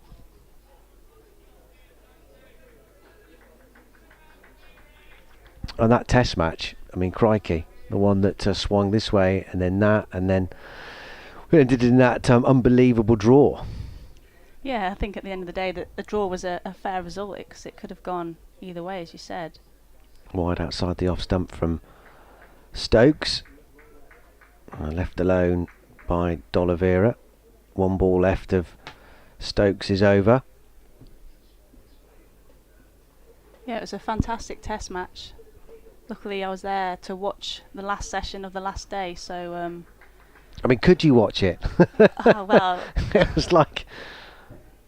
It was tough, actually. Yeah. You think England looked like they were going to cruise it, and then the wheel came off a little bit, and then it looked like the Aussies were going to win, and then in the end it ended in a draw, so... Stokes bowls. There's an appeal, but it's not particularly long-lived. There was plenty of bat in that from D'Oliveira as well. End of the over, Stokes takes his jumper and his sun hat from umpire Illingworth. 2 overs, 2 maidens for him. Worcestershire stuck on 54 for 4 at the moment. They won't bother too much about the lack of runs. It's all about trying to stem this flow of momentum that's swung against them thanks to Ben Stokes' batting this morning. 54 for 4 with Libby and Azhar Ali out for ducks and Haynes gone 2 for 6. D'Oliveira and Barnard 3 and 10 respectively. Salisbury's going to continue.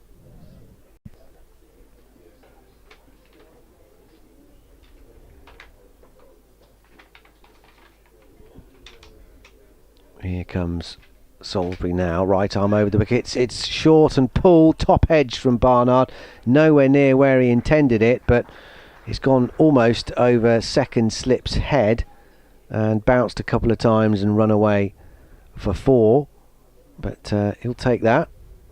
Had there been a fine leg, he might have had time to, or had he been a bit finer, not quite so square, he might have had time to run round and get that because it was in the air a long time. Seemed a bit surprised by the pace there a little bit from Salisbury. And he comes again and driven nicely by Ed Barnard, but straight to Ben Stokes. Durham have gone funky with their field, haven't they? Just a little bit. Stokes are in the action again. As a short mid-on, sort of made fashionable, I guess, by Michael Vaughan in the 2005 Ashes. So if you can remember that, you'll know where he's standing. He's almost got his left boot on the cut strip,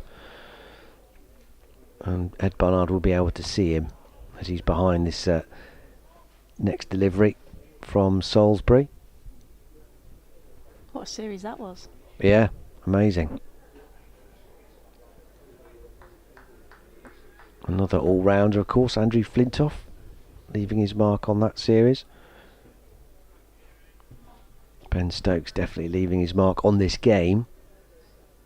He's put Durham in a really, really strong position.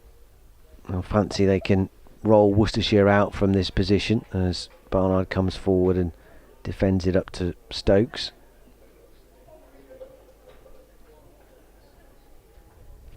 I mean, if they do roll them out, I mean, there's no way they're going to bat again, is there?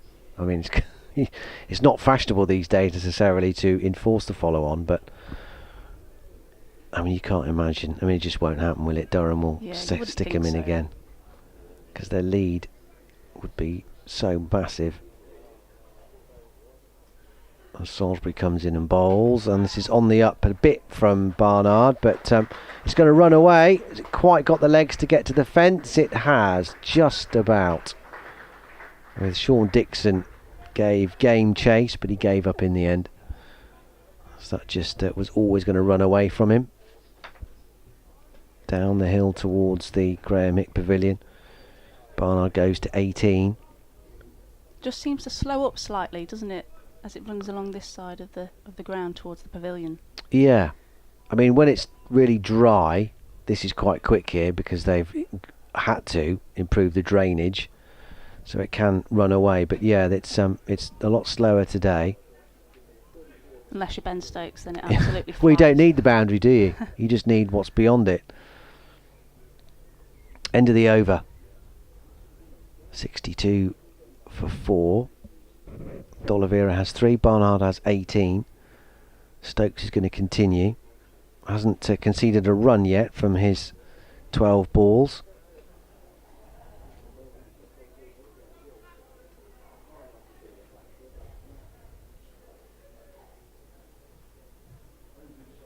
No pigeons this afternoon so far. Yeah, I think they've got the memo. They've got the message from you. They've got the vibe. They're probably just waiting for me in the car park. All ganged up. Cooing. Stokes in, well, that's wide, and doesn't really get off the floor either.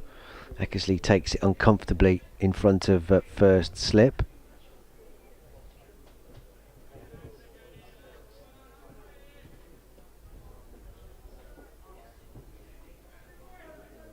Been a keen breeze around New Road for most of the day. Quite cloudy. Martin Emerson, our colleague from BBC Radio Newcastle, insists there's going to be rain at some stage today. Yeah, Worcestershire would be delighted if there was. 90% at 6 o'clock, isn't there? Is it? 90% chance. Right. Stokes in, bowls short. D'Oliveira rocks out of the way. Through to Eckersley. Yeah, he claims that the Met Office website is, gospel. But, don't know. We shall see. We shall see. But if it is going to rain, Worcestershire will probably want it earlier than 6 o'clock. Well, you never 45. Well, it could be. Could happen. The sky is slightly threatening. Clouds getting a bit heavier. 62 for 4. Stokes bowls. That's a cracking delivery as D'Oliveira comes forward and that whistles past his outside edge through to Eckersley. Still hasn't conceded a run. D'Oliveira goes for a wander. Libby for naught, Azhar Ali for naught, Haynes for 6, and Pollock for 32.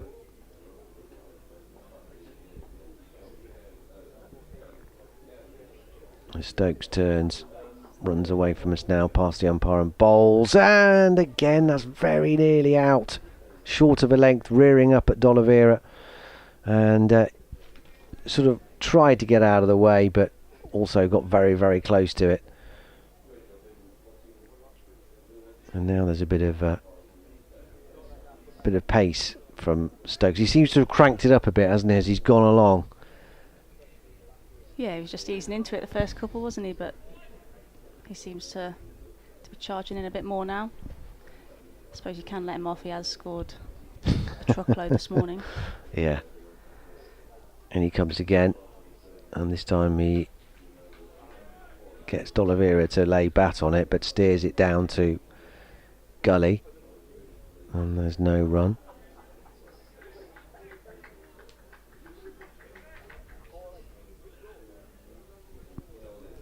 Still a sizable crowd in, hoping for more entertainment. They'll be doing well to get anything that matched this morning, but most of them now decked out in their slightly thicker coats, showing that it's not exactly warm outside. That was almost lifted over the top of the slips. That's what D'Oliveira was trying to do to one that was short outside the off stump. Through it goes. End of the over. 3 overs, 3 maidens. I know he hasn't conceded a run yet, but hasn't really made the batsman play too many deliveries either, Ben Stokes.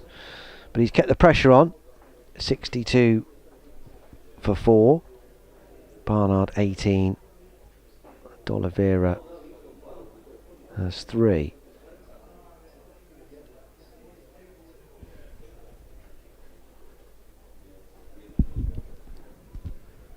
Salisbury to continue. 4 overs, 1 maiden, none for 15.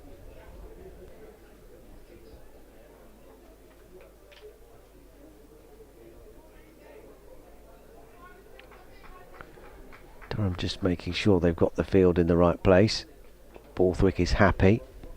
He's at second slip. First delivery from Salisbury is outside the off stump, left alone by Ed Barnard, who's still on 18. The other scores going on around the ground today. Let's have a look. It's all been about Ben Stokes today for obvious reasons. Essex 403 for 9 against Yorkshire. Sir Alistair Cook got 100 yesterday.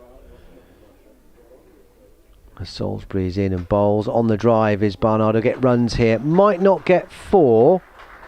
I think Liam Travaski's got a bit of that. And they'll come back for a third. Throw coming in from Sean Dixon, had given chase with Travaskis.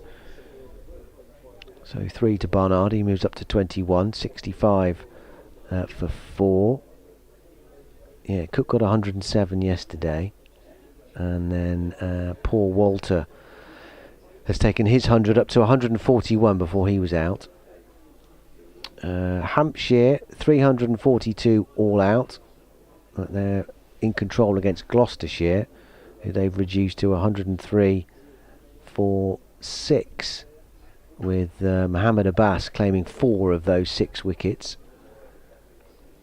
The defending champions, Warwickshire, bowled out for 315, and Lancashire are 101 without loss in reply, with Wells on 59 and Jennings on 31.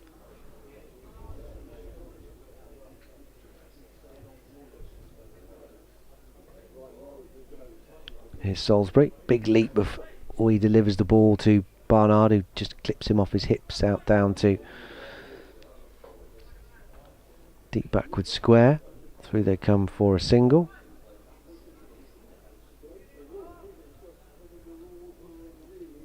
Continuing the scores. For some reason I've opened up like 5 million windows, which is not entirely helpful. Yeah, can't close them either, that's interesting. Don't know what's going on. Salisbury in, bowls. D'Oliveira stoutly behind this next delivery, up to mid-on. And there's no run.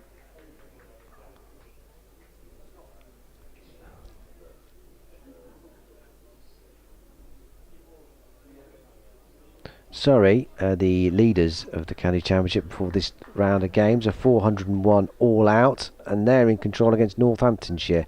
They've reduced them to 73 for 4. Salisbury comes in, bowls, and on the stretch is D'Oliveira. He's turned that into a full toss, and he's pumped that through the covers, and away it goes for 4 in front of the marquee. End of the over. 71 for 4. D'Oliveira is into the up to 8. Barnard has 22.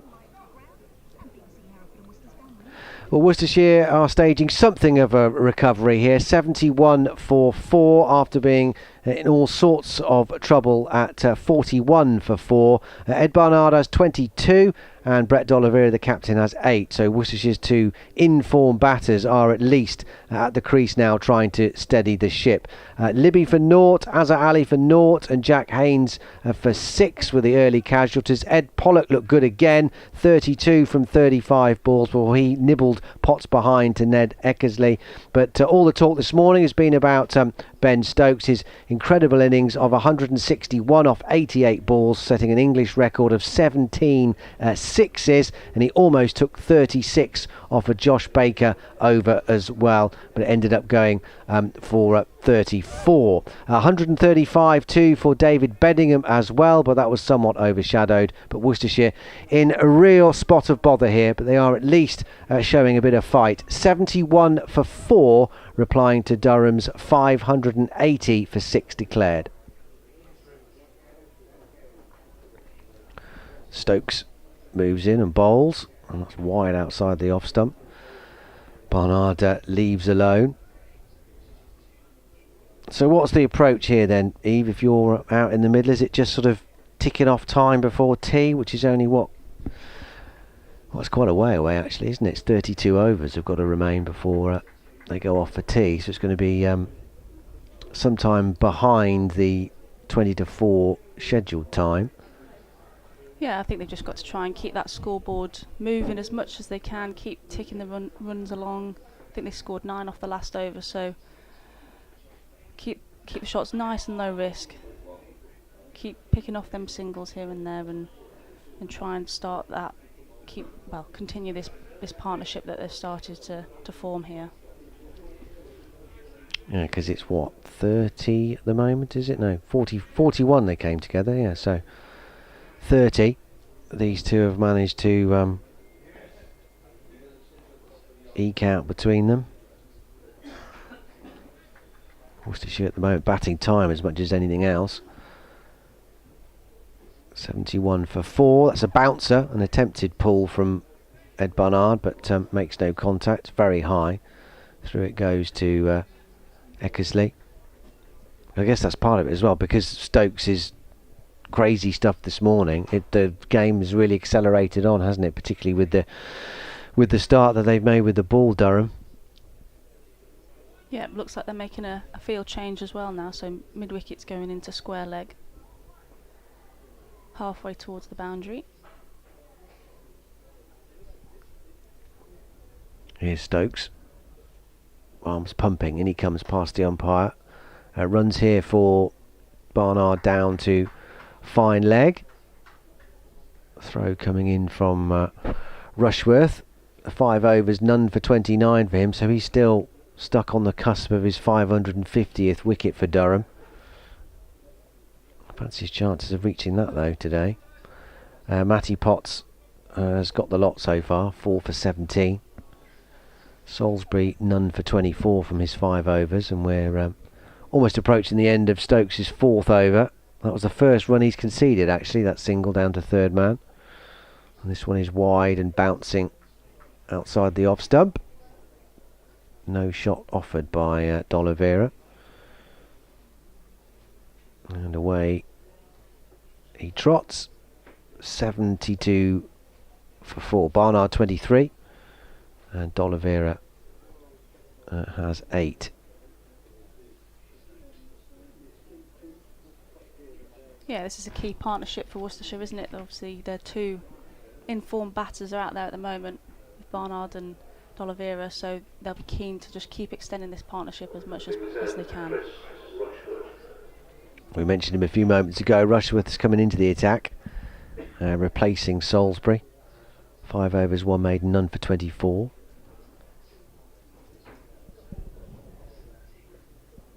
Here he comes. Right arm over the wicket.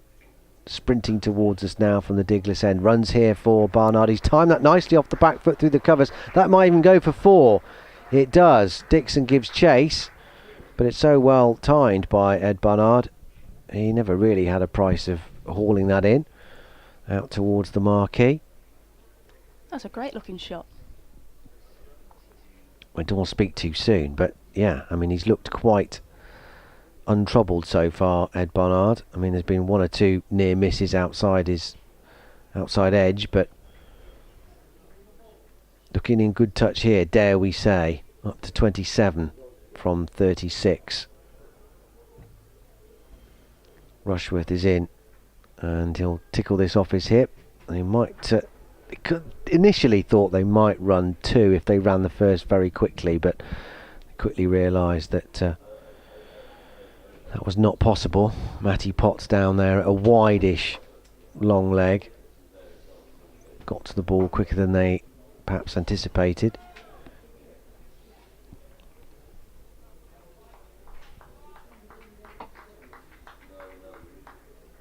Martin is back with us in anticipation of Chris Rushworth's 550th wicket. In he comes, bowls, and that's nicely punched away by D'Oliveira off the back foot, almost a carbon copy of Ed Barnard's a few moments ago. On the slide is Dixon, losing his cap in the process. Back they come for a second run.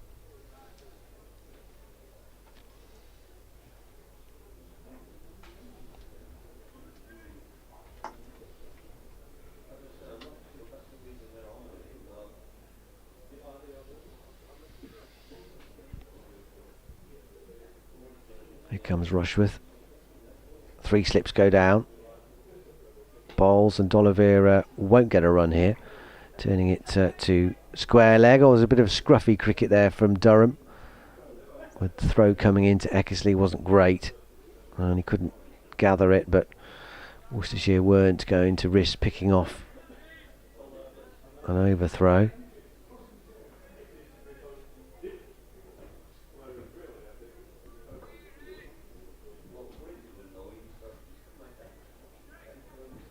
.81 for 4.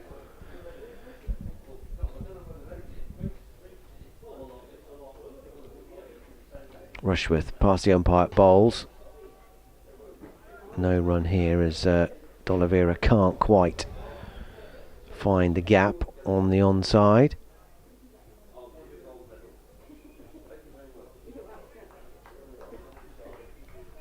Partnership extended to 40 now between these two.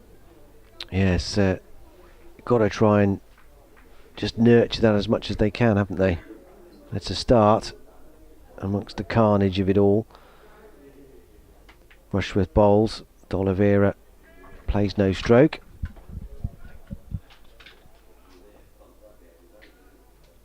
Yeah, these two came together when Ed Pollock was dismissed on 41. And they are, dare I say, starting to look comfortable. Now the shine has gone off this new ball a little bit into the 21st over of it. Rushworth past the umpire, bowls to D'Oliveira, defended out to cover point. End of the over, collected by Sean Dixon. 81 for 4. Barnard has 27, D'Oliveira has 10. Rushworth 6 overs, 1 made, none for 37 so far, but back for his first over of a second spell there. Stokes looks like he's going to continue. We'll have more from Eve Jones, and then Martin will be back with us. Yeah, Worcestershire starting to tick along nicely now. They're ticking off the ones, the odd boundary here and there, and it's ever so slightly started to look a little bit easier out there for Barnard and D'Oliveira. Here's Stokes coming in from the New Road end, and oh, John, is that dangerous cake again like last night's? Hasn't got any nuts in it, has it? No, I'm just trying to panic you live on air. Don't worry about it. This is dangerous, isn't it? I've got flapjack, I've got cake. Yeah. Where's the flapjack come from? Hey? Where'd you get that from? Oh, was there only 2? It's all right. I'm on a diet. Do you want mine? No, you have it. You need the energy you're playing at the weekend. You can have 2 pieces of cake then. All right. That looks a bit sticky, that, doesn't it? Stokes again comes in and bowls. Shortish one, taken by the keeper. Did the tablet's gone off. That delivery from Stokes in his first over, did it actually roll onto the stumps or just land in front of them? Yeah, it did roll onto the stumps. Right, and the bail never came off. What was Barnard on then? Was it 6? I was watching from up the back of the steps at the Graham Hick Pavilion. I went up there to what's going on here? To take a photograph, and I couldn't tell from up there if it had actually had hit the stumps or not. Stokes again bowls through to the keeper, of course. I noticed though that Worcestershire tweeted, "Doesn't look like it's going to be your day, Ben," after the incident. Oh, there we are. Right. And some technology issues. Just when it's on a full screen, it sometimes freezes up after a while. So.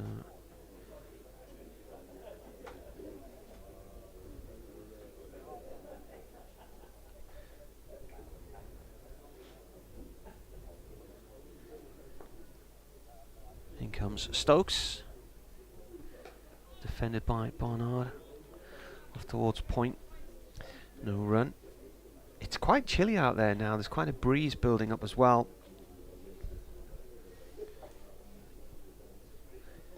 So there's certainly a different nature in the weather in the last hour or so. How's the clouds looking behind the clubhouse? Grey.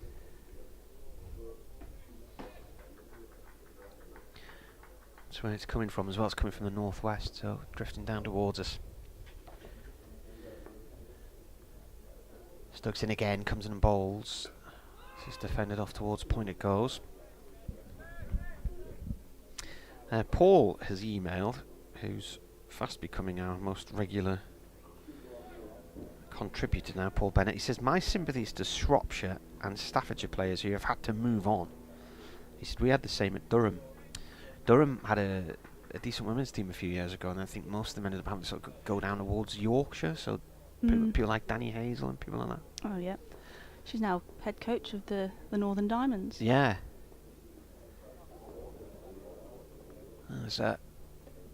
He comes in again, bowls down the leg side, this goes. He's asking a question. Shropshireite. Who said Shropshireite? Me, I don't know if I made that word up. Or Well, he's questioning that. Salopian, surely, he says. And can you settle an argument? Is it Shrewsbury or Shrewsbury? Shrewsbury. Yeah. But I feel like they're called the Shrews, aren't they?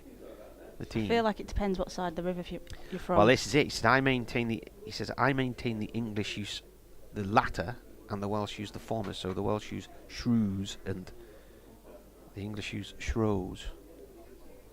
I feel it depends how posh you are as well. I'm a Shrewsbury girl, rather than a Shrewsbury. Yeah. Trying to think last time I was there a couple of years ago. So Rushworth comes in and bowls, and an edge, and that's just bounced beyond Keegan Peterson's right hand. It's diving at third, slipping away off possibly the shoulder of the bat there from D'Oliveira. I went to Gay Meadow years ago, 87, 88, something like that. It was a thrilling 0-0 draw. Oh yeah. Driven past the new stadium a few years ago, 2 or 3 years ago. Yeah, it's quite nice there actually. Yeah, it looks a nice ground. Inside. Yeah. Of course, Mr. Howells, Kevin Howells of the BBC, is a Shrewsbury fan. I can't say that I am. No. Well. Rushworth in. D'Oliveira forward to this one. Ball goes off towards Pointer Dixon. Who do you support then? I'm a Stoke City girl. Oh, yeah? Yeah. Why? Are you that far north in Staffordshire? Or did you go for the lure of the Premier League? No, I didn't actually. No? I've been a Stoke fan all my life. Have you? So my dad supports them. Is your dad from Stoke? No, from Whitchurch. Right. It's only about 45-50 minutes from our house. So only about? That's almost Leeds from that's where just down the road in Shropshire. Well, terms. True. It's only about 3 bends, is it? Rushworth in here, turned by D'Oliveira out towards the square leg boundary for 1.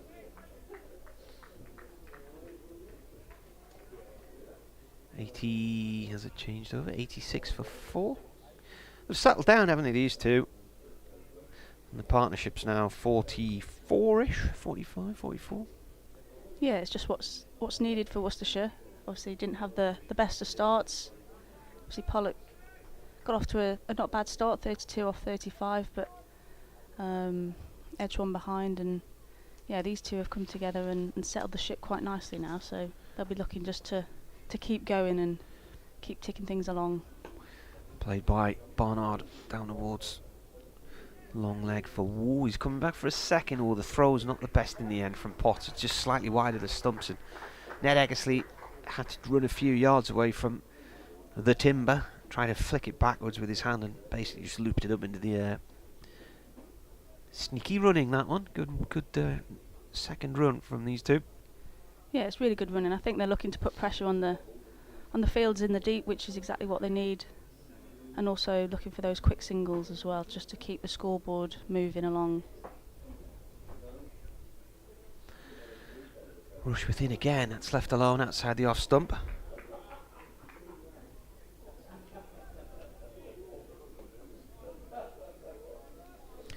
That's where we're at now. 1 ball left of this, and then there's 7 overs to go to tea. And this partnership's now 47 from 79 balls. I've had a tweet from the Naughty Child podcast. From the who?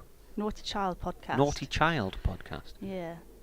So I've tweeted about Ben Stokes' innings. Oh, that's pulled down towards long leg. Oh, he's not seen that. He's not seen that at all. I was thinking he's gone the wrong way there. That's 4 runs, and that's the 50 partnership. And the ball pulled down into the ground by the batsman, Barnard, and he's pulled it down towards long leg. And Matty Potts set off to the right as we look in things, and I'm thinking that's gone to your left, Matty, and then he suddenly realised the ball had gone the other way. He totally lost that in the trees on the other side of the ground. What's the Naughty Child podcast? It's a father and daughter podcast, Richard Right. and Polly. So They- is Polly considered the naughty one then? I'm not too sure. I'd guess so. But they're big followers of women's cricket. So I tweeted about Ben Stokes' innings. They'd said, and they've just replied, "Wouldn't be surprised if you did that next game." Well, if I do that next game, then I'll eat my hat, because that was unbelievable from Ben Stokes today. Do you have a hat? You don't, do I you? have a cricket hat. Oh, well. Right, Matty Potts back into the attack. He's looking for a fifer. Comes in and bowls to D'Oliveira. This has gone through to the keeper. Past the off stump.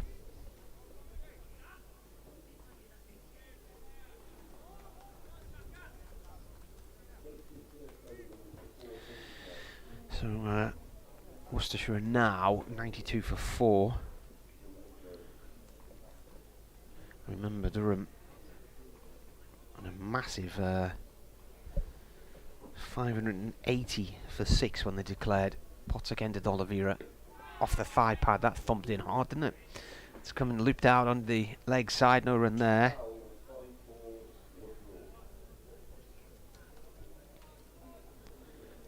So the trail deficit at the moment 488. And we've got 7 overs to tea.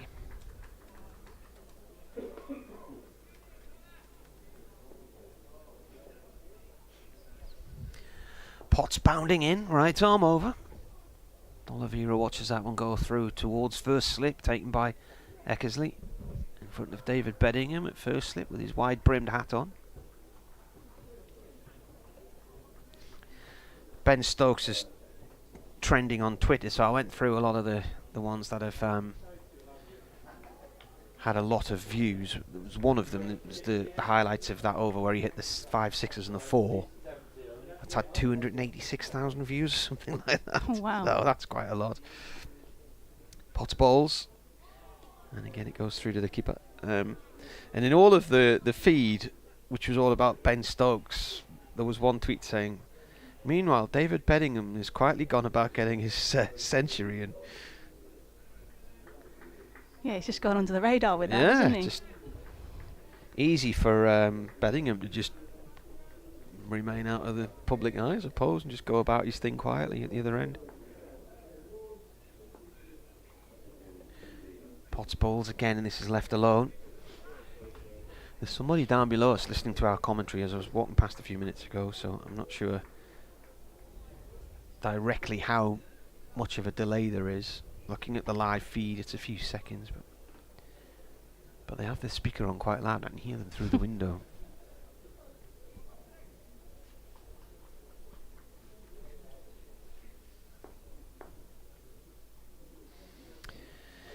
Potts again comes in, and again it's a leave from D'Oliveira. Now I'm looking out there, Eve, and I have just lost the definition of the players' faces in the gloomy conditions.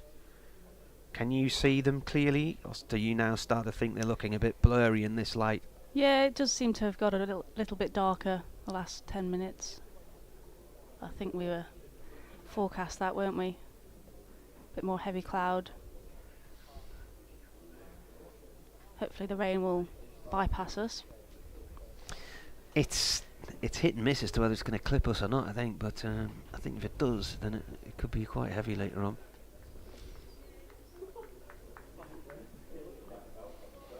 Chris Rushworth, where's this 550th wicket? Comes in right arm over and bowls through to the keeper.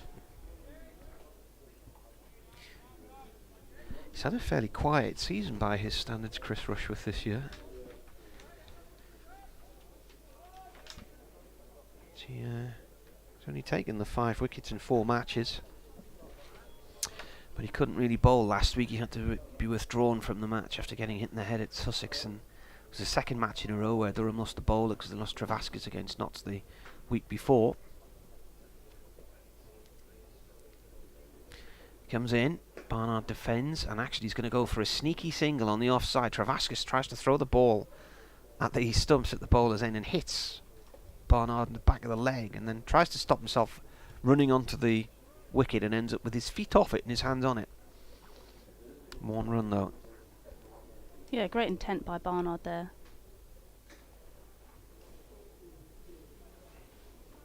Puts D'Oliveira back on strike. Found out the other day, Chris Rushworth is cousins with Phil Mustard. Yeah. This is defended by D'Oliveira. Yeah, I was saying a few weeks ago, I went away on a cruise with my wife at the end of March, and we were going around the Canary Islands, and sort of recognised this couple in the airport. Turned out they live near us. And one of them drinks in the pub where I go. Then the next night, bumped into them again, and they said quite a lot of our family are on board. And when we were introduced, one of the guys was Chris Rushworth's uncle. So this comes through to the keeper. And I think his auntie was there as well. There's about 10 of them. So they all live around our area, but one half of the family didn't know the other half was going on the same ship. Quite a coincidence. Small world. How was your cruise? It's good. I hadn't done a cruise before, and I'd always wanted to, and really enjoyed it. We went round, got on Gran Canaria, sailed across to Tenerife, and then La Gomera up to Funchal in Madeira, which was beautiful. Really lovely place. Rushworth again to bowls, and this is defended by D'Oliveira. I'd always wanted to go to Madeira, and Funchal is fantastic because it's quite mountainous. Well, it is. It's not quite mountainous. It is very mountainous, and there's a cable car there. But it's quite alpine in its feel because it's a bit cool with the air and the colder air coming down off the mountain. It's a beautiful place. And then finished off with, where did we go? Lanzarote and this is played up to mid-off, no run there. And the other Lanzarote, Fuerteventura, and then back to Gran Canaria. So there was one whole day where we were at sea the whole day. So that was the night before. We had a bit of a late night and then watched a couple of films in the cabin. And our breakfast that day was afternoon tea at about 3:30. And then we went on the cinema on the ship. Was quite nice. And watched Belfast in the cinema on the ship. Good film. Was it smooth sailing? Yeah, it wasn't too bad. I've seen videos on Twitter and whatnot of cruise ships. That's normally if the stabilisers break on a ship or something like that. You can get them rocking around in there. New over, Potts bowling to Barnard. That's played out into the covers, no run. I'd never sailed before on a cruise, and I'd always wanted to do it. And it was my 50th birthday last year, and our 20th wedding anniversary. So we spent the day on the drive in lockdown. And then saw these offers that came along, and a mate had mentioned it. He was going on a cruise, and he mentioned the prices, and fantastic. Really enjoyed it. Potts balls. Ooh. Now then, if he got an edge on that, the keeper's put it down, but I don't think he did. I think it's a play and a miss outside the line of off stump from Barnard. It's just moved on him at the last second. What a delivery that was from Matty Potts. It's been tough going behind the stumps for Ned Eckersley today. Quite a few of the balls bouncing out the gloves, which you can only think when it happens occasionally with wicket keepers, but the ball's obviously wobbling around a lot as it's passing the stumps here. Potts again. That goes low into the keeper's gloves this time. Beyond off stump.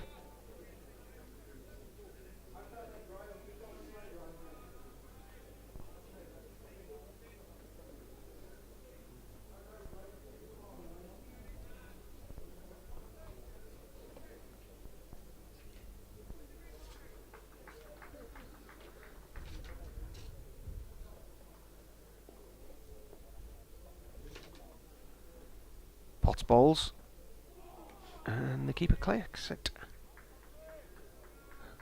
A bit of a groan from the slip cordon there. It's moved quite a long way after it's past the stumps. Coming up towards 4 o'clock and the top of the hour headlines. Dan will be back in a moment. And 2 balls to go, then we're 4 overs from tea. Slightly later than yesterday as Potts bowls again. This is defended by Ed Barnard and goes off towards the gully area.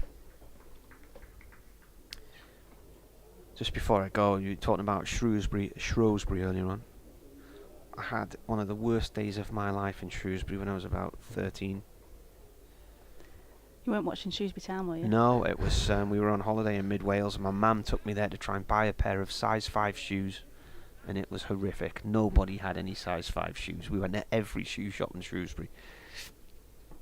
Potts with a short one. Now what's that hit? It's looped up into the air and it comes to rest. Did that hit the helmet or the bat? It's really gloomy now. It's difficult to tell what that came off.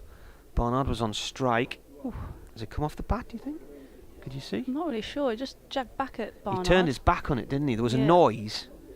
He looped up in the air and then came to rest. I think he's okay, and I don't think the physio's being called on to check. I presume if you're a size 5 these days, life's totally different to what it was in the mid-80s, but don't end up being a size 5 if you can help it. I'm the other end of the scale. Are you? What are you? 8.5. Are you? 9. Yeah, there's a... Well, you'll have plenty of choice then. Well, growing up, it was quite a struggle, actually. There wasn't as many big-footed people around, but... Oh, you have to shop in the adult section, do you? I know. Yeah. Expensive. Yeah. Rushworth coming in to start a new over here. Bowling to D'Oliveira. That's gone through to the keeper. I think the light might start to be an issue, you know, after tea. You just need some nice big floodlights here that you can turn on. Never mind the view of the cathedral. They'd also need to be waterproof, though. That's an issue, isn't it? And cheap, yes. A few torches on a selfie stick, that might do it. Rushworth bowls and played away by D'Oliveira. Smacks into the stumps at the bowler's end, but there was no contact from the bowler as it passed him by. There's the clock, strikes 4 on the cathedral. 93 for 4, Worcestershire here. And this partnership is now worth 52 from 101 balls. And much needed from a Worcestershire point of view because they were in a mess earlier. Rush within. Played by D'Oliveira towards... What on earth was that noise? Short mid-wicket. Bit of fancy footwork there. Yeah, what was that noise? Was that somebody sneezing there? I hope they're still alive after that. What was that? Oh, we've gone off air.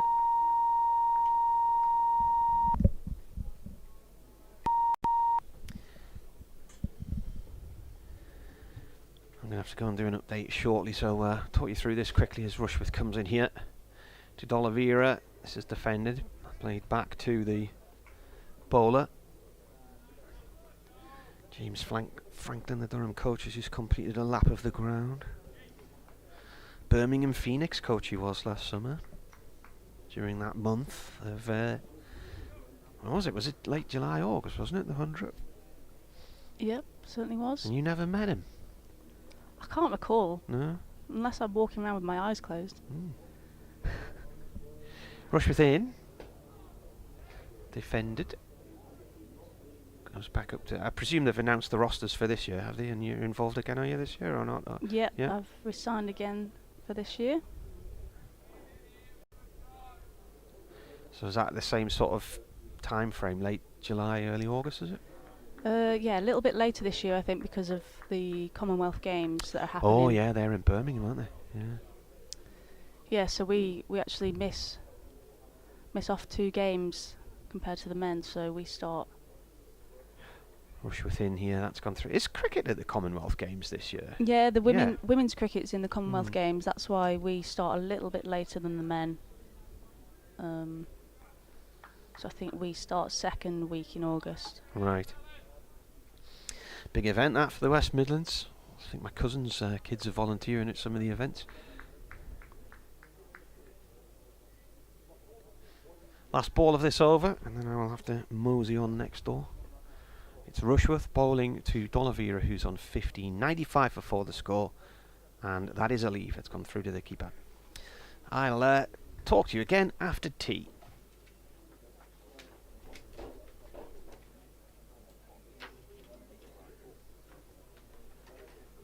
Yeah, so the score moves on to 95 for 4. Barnard's on 34 and D'Oliveira's on 15. And they're steadying the ship well here for Worcestershire. Yeah, Martin's gone to update BBC Radio Newcastle listeners. Hereford and Worcester's FM listeners will be dropping in any minute now. Fingers crossed. He's right about the light as well, isn't he? Oh. Worcestershire 95 for 4, replying to Durham's 580 for 6 declared. Ed Barnard is leading the rearguard action. In form, of course. He's 34 not out. Brett D'Oliveira with him as well. He's in good touch this season. 15 unbeaten for him. Matty Potts wreaked havoc getting rid of Libby, Azza Ali and Haynes. He's also snared Ed Pollock for a well-made 32 off 35. But it was all about Ben Stokes this morning with his 100 before lunch, ending up with 161 with an English record 17 sixes. Worcestershire grimly hanging on here as best they can. 99 for 4, replying to Durham's 580 for 6. That was one of those reports that you literally just hear the last syllable of your name before you have to go. So yeah, apologies for cutting you off there, Eve. But the light, yeah, is not good, is it? Yeah, it's just gone a little bit darker here. Hopefully the rain will stay away.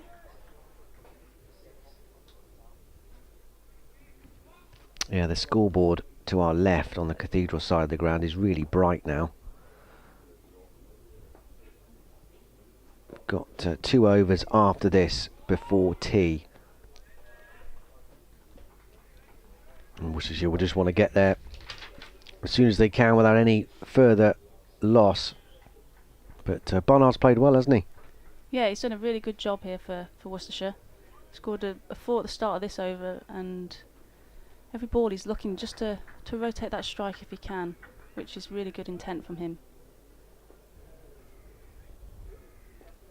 Here comes Potts, past the umpire, bowls short, that rears up uncomfortably at Barnard, who does really well actually to stay on top of it. That was angling up towards his Adam's apple, and he just about manages to get that down as quickly as possible, and the 100 is up for Worcestershire. That's the ripple of applause you can hear. Barnard goes up to 39 with that quickly taken single down on the onside. He's going up to 39. D'Oliveira has 15. I mean, even when you knew Ed previously, was there always a sense that he fancied himself more as a batter, or was he sort of happy to do both, or whatever he could, I guess? Yeah, I think he was probably about 11, 12 when we were on the EPP, but at that stage you just want to do a bit of everything, don't you? So yeah, he was definitely talented in both areas. Take a quick single here. That's a good shot at the stumps on the turn from Ben Stokes, almost throwing down the stumps at the non-striker's end from sort of cover point, just missing. I think the batsman would have been safely in. We've been talking over the last couple of years about wanting to bat higher, and now he's up at 6. Was down at 7 for quite a while, but he's gone above Ben Cox in the order and justified that reshuffle certainly last season and the way he started this summer. He's on 39, and that's a lovely looking drive, but straight to Stokes at cover. End of Potts' over. 9 overs, 4 maidens, 4 for 23. 101 for 4.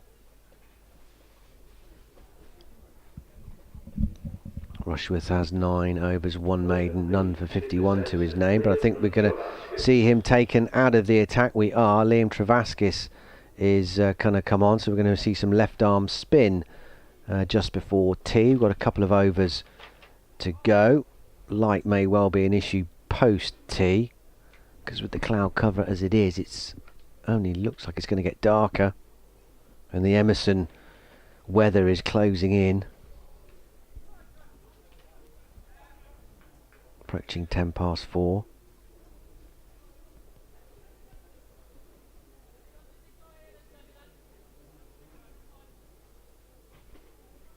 So So Travaskis, he's got a short leg and a slip in to D'Oliveira, who's uppish with that drive, and it bounces just in front of Scott Borthwick.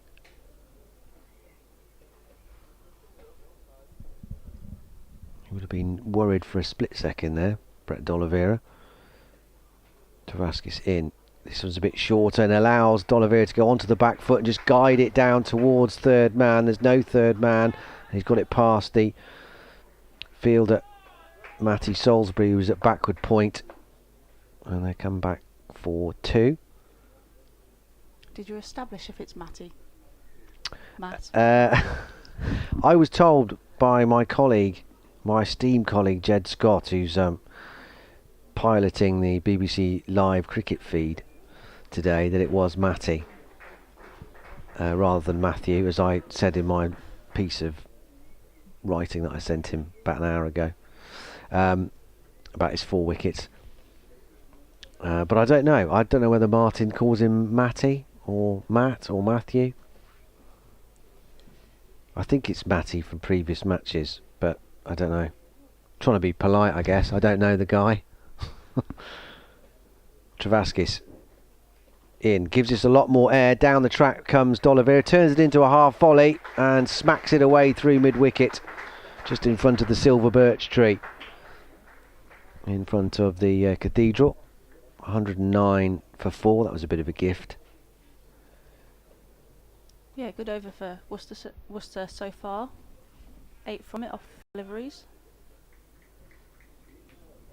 Just relieving the pressure a little bit. What's this partnership worth now? They came together, was it 41?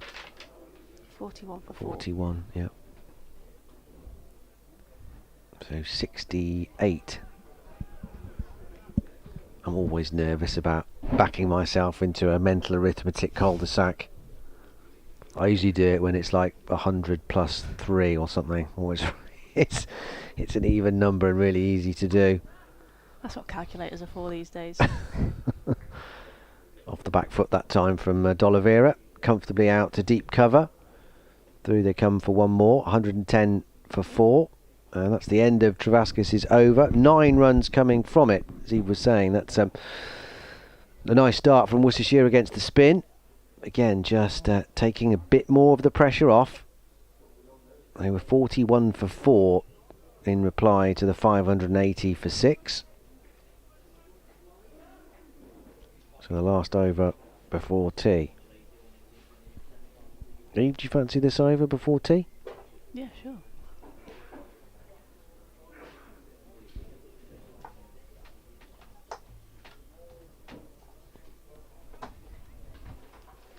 Yeah, so Matthew Potts continuing.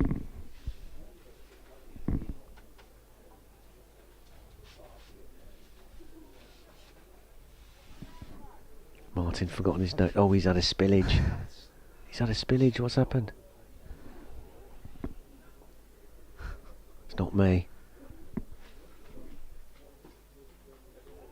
In he comes, short ball, and it's left alone by D'Oliveira through to the keeper. I mean, I ate my flapjack where Martin does his reports, but I did have the tray open, so it can't be crumbs.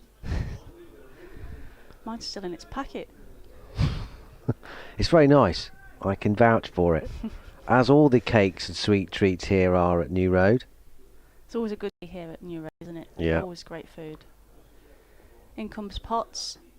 Short ball again, and it's left alone. D'Oliveira just ducking under that one. Now coming down the track to have a chat with Barnard. Do a bit of gardening. Potts has been a threat, hasn't he? Obviously, from the word go, 4 for 23. But Martin was saying he thinks he's added a yard or so of pace since last season. It looks like he might have done as well. In he comes again. Oh, short ball again. Same result, ducked under by D'Oliveira and through to the keeper. Yeah, I'm trying to think how many he took off the top of my head, because I don't have last year's notes with me. I could find out, but I'll try and remember. I think it was, he took wickets in both innings, so whether he ended up with 8 or 9 in the match. but he was the pick of the attack then, as Durham won easily inside 4 days. In comes Potts again. Same result. Short ball and through to the keeper again. Do you reckon he's setting him up for a full ball now? Could be, yeah. Bumper Yorker plucking out the middle and leg, but trying to push D'Oliveira back. He's got 2 balls left of his over. He's got the field set for the pull, so they'll be looking to take a wicket just before tea. In comes Potts, a little bit fuller this time, and D'Oliveira steps forward and plays nice solid defence. Yeah, you can see what he was doing, like you were saying. It was setting him up and then trying to ping one in. Not quite getting it right there. Enough room for D'Oliveira to lunge forward. There's a short leg in as well. Looks like I might be having a chat with the Worcestershire captain. 3 slips. In comes Potts. It's a good length delivery and it's defended to Stokes. And that is tea. So the score is on 110 for 4, with Barnard 39 not out and D'Oliveira on 25 not out. So really good partnership from those two. Yeah, and bucking the trend in this match, because it looked like Worcestershire was sliding towards something horrible when they were 41 for 4. But credit to these two. Not a surprise in some respects, because they have been in great touch for Worcestershire this season so far. But they've done a grand job for their side. Barnard will tee 39 not out, and with him is skipper on 25. And you have to say as well, he really, I can't remember too many alarms for these two. Can you? No, just the one where Barnard just played it onto his phantom stumps, but bowled had a by bit of luck. Stokes. Yeah, had the luck. But so far so good. Safely negotiated. Worcestershire are 110 for 4. They're still miles behind. 407 to be precise. 580 for 6 declared. Just to remind you, Ben Stokes 161 off 88 balls. He got 100 before lunch and an English record 17 sixes in his innings. David Beddingham overshadowed somewhat, 135 he made. Scott Borthwick only added 9 to his overnight 80 before Ben Gibbon got him LBW. Gibbon finishing with 2 for 94 on his debut, but 3 Worcestershire players went for over 100. Barnard 2 for 122 from 28. Baker 1 for 107 off 21 overs of left arm spin, and none for 114 from Joe Leach from 25 overs. Leach and Baker in particular suffered at the hands of Ben Stokes, who was on for a maximum 36 from Josh Baker at one stage. Brought up his 100 during that assault, and in the last ball, looking to whack it over for his 6th successive 6, just fell a little bit short as he tried to go down the ground again. So only a 34 off the over, but Baker 1 for 107 off 21. And yeah, when they came round, Worcestershire slipped, losing Jake Libby for naught. First ball caught behind off Potts. Azhar Ali caught at mid-wicket by Alex Lees off Potts for naught. He lasted 2 balls. Jack Haynes, one that cut back a little bit from Potts, trapped him LBW for 6. He lasted 4 deliveries. Ed Pollock, though, continued his bright form in red ball cricket for Worcestershire. 32 from 35 balls with 6 fours, and then just nibbled one too many behind off Potts and out for a decent knock. Looked good. Shame to see him go, but D'Oliveira and Barnard have steadied the ship well. They have so far taken it from 41 for 4 to 110. So a partnership of 69 so far from those two. D'Oliveira 25 not out, Barnard 39 not out. Potts 4 for 23 from his 10 overs and 5 maidens. Terrific stuff from him. Ben Stokes 5 overs, 4 maidens, none for 1. But as Eve mentioned, might on another day have had Ed Barnard bowled, but got through his defences. Inside edge trickled back onto his stumps, but the bails stayed on.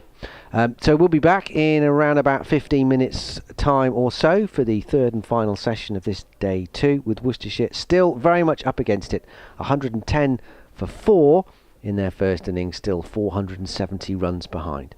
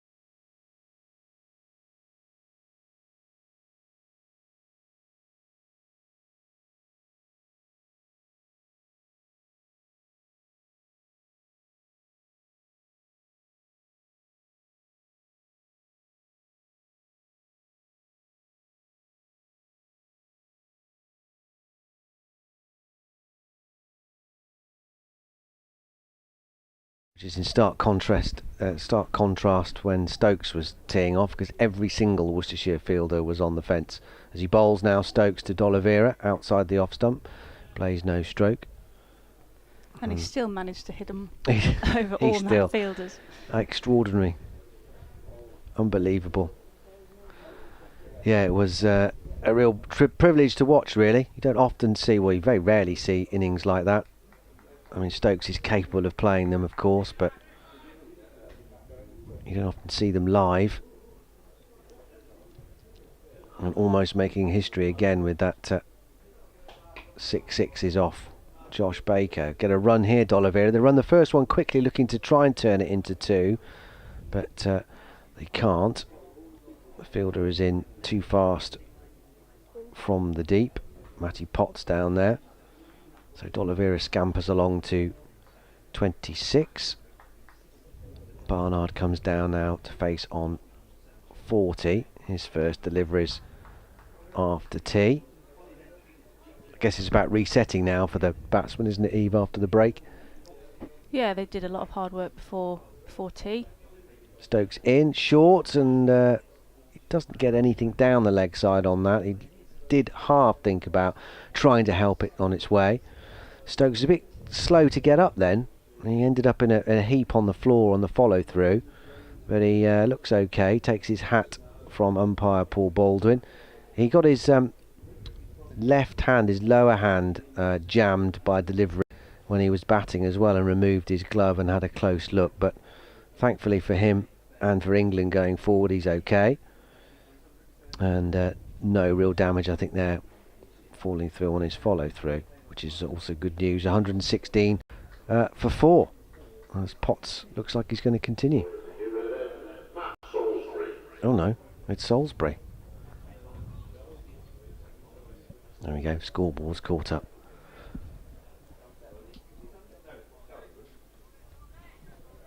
Yeah, I think these two Worcestershire batters will be looking to get themselves in again and keep ticking the scoreboard over. I think what they have done really well is run between the wickets really well, so keeping that scoreboard ticking along. And Salisbury bowls the first ball, and it's outside off stump, and it goes through to the keeper.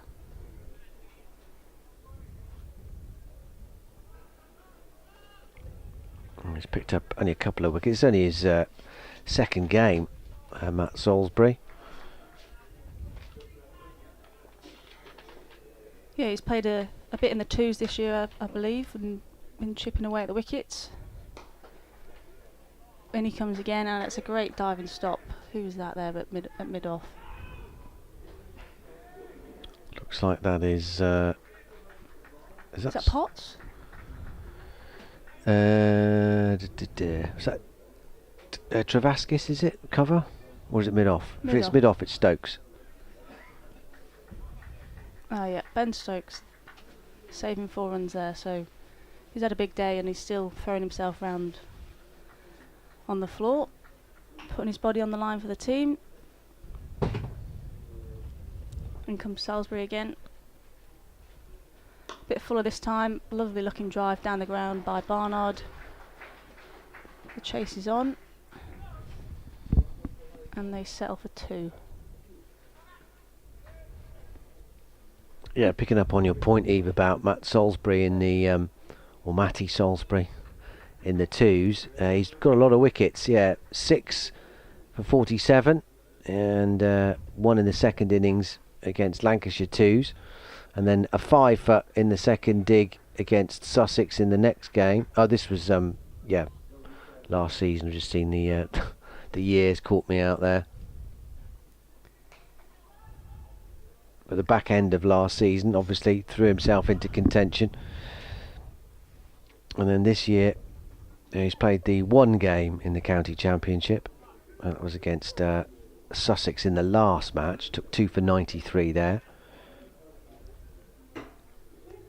Into his 6th over, and he's 0 for 27 as it currently stands. Yeah, the back end of last season in the 2s, 7 wickets against Lancashire. And he comes again. and Barnard's on the back foot defending and punching it to mid-on. And then 6 against Sussex, and then 4 against Lancashire. That was into September last year, when the county championship was split all over the place. Those initial the group phases, and then the split into the second stage later in the season. In comes Salisbury. Fuller on the legs. There is a shout for LBW. And there's some fancy footwork from Matty Salisbury trying to kick the ball back towards the stumps. No run taken. And that's the end of the over as well. So 119 for 4. Yeah, he's got none for 27 from his 6 overs, Salisbury. D'Oliveira 27, Barnard 42.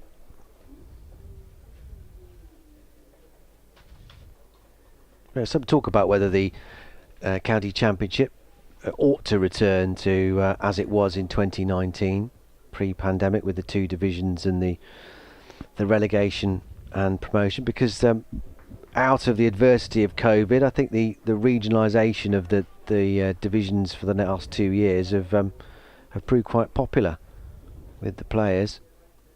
Stokes starting a new over, and played by D'Oliveira up to cover, and there's no run. But we're back with the usual thrills and spills with promotion and the threat of relegation. Nottinghamshire and Durham definitely will feel they're contenders to go up from Division 2 this year. I'm not so quite cross actually that they weren't in the top division, given their performance last year in particular. Stokes past the umpire and bowls. Forward comes D'Oliveira, and there's no run, but it was all based on how they finished in 2019. So Gloucestershire and Glamorgan.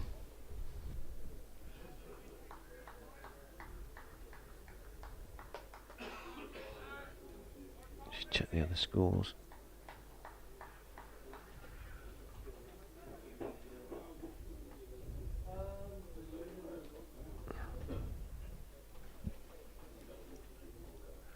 Here's Stokes, bowls. Forward comes D'Oliveira, and there's no run. I'm not used to this computer. It's not mine, Eve. You may have noticed the way I'm sort of fumbling about, thinking, why is it doing that and why is it doing that? I'm not judging, don't worry. Not much anyway. Judge away. Glamorgan, I mentioned them. 245 for 3, replying to Leicestershire's 320 all out. So they're going well there. North East and Carlson having an excellent partnership there, 74 and 91 respectively. Short ball from Stokes, and it goes through to the keeper. I think that's D'Oliveira that's ducking under that one. Sussex 392 all out. Middlesex 184 for 5 in reply. The leaders, Surrey, in Division 1, 401 all out, but Northamptonshire in some bother, 99 for 5. The rain has stopped play at Old Trafford. Always rains in Manchester. Yeah. How many times has anyone said that? Rain stopped playing at Old Trafford. Next delivery is left by D'Oliveira. No run. 127 without loss. So they're going very well in their reply to Warwickshire's 315 all out. Wells has 70. Jennings 44. Hampshire 342 all out against Gloucestershire. Gloucestershire in reply 126 for 9 as Stokes comes in and bowls, and runs here for D'Oliveira. Might be 4. It's evaded the dive at Gully, and there's no third man. Oh, well, that's brilliant work by Sean Dixon, diving and then clawing the ball back inches before the rope, and they're back for 3. We definitely saved his team 1 run there. It got past Keegan Peterson initially at backward point, and Dixon has got there to stop the boundary, which is even more impressive given that he's wearing I pads. was about to say, he's done very well there. Lightweight though, aren't they now these days? Yeah. Don't even know you've got them on till you look in the mirror.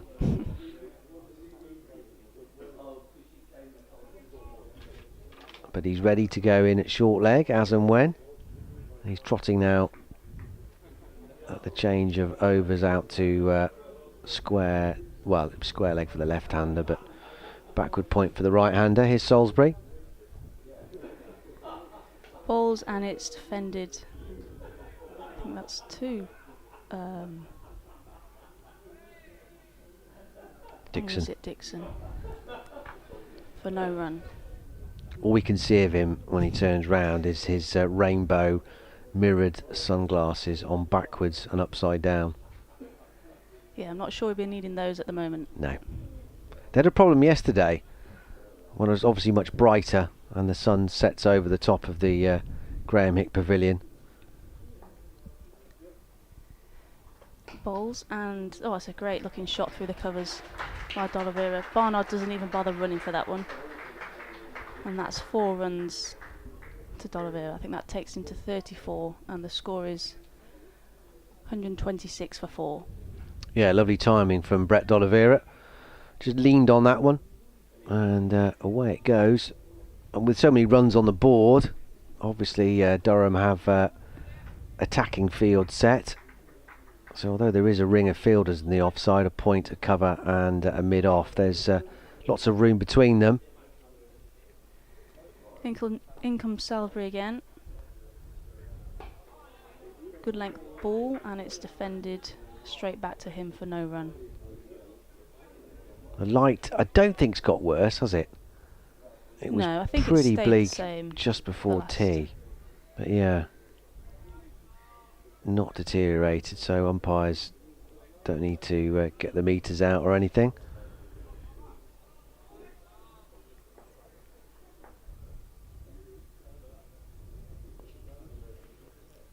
In comes Salisbury.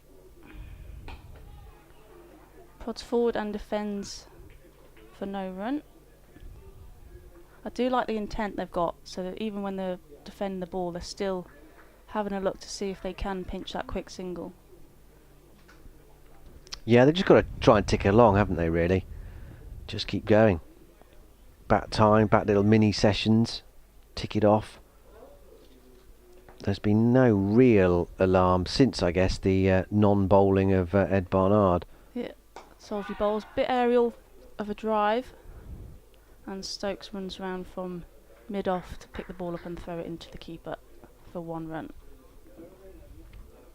But since that opening burst from Matty Potts, there's not been too much to worry about for Worcestershire. Now we're seeing the sort of surface we saw yesterday for much of the day, where batting was quite nice. Ball is coming on. A little bit of variable bounce, not too much though. And that early seam movement that the bowlers have had is not there now. Salisbury bowls, and it goes straight through to the keeper. And that is the end of the over. 34 now gone in this innings.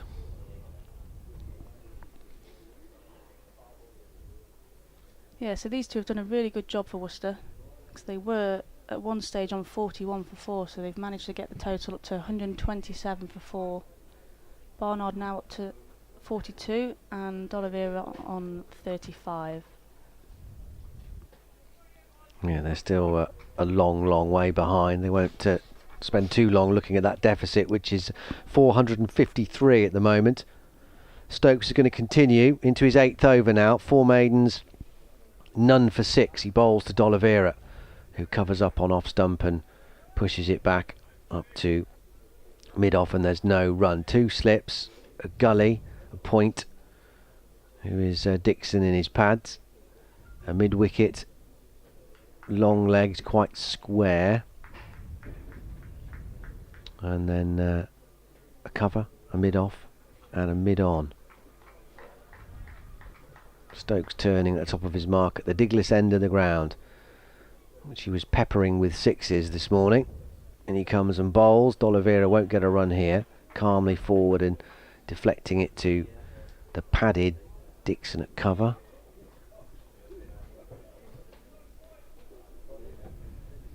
Have you worn the pads like that, Eve?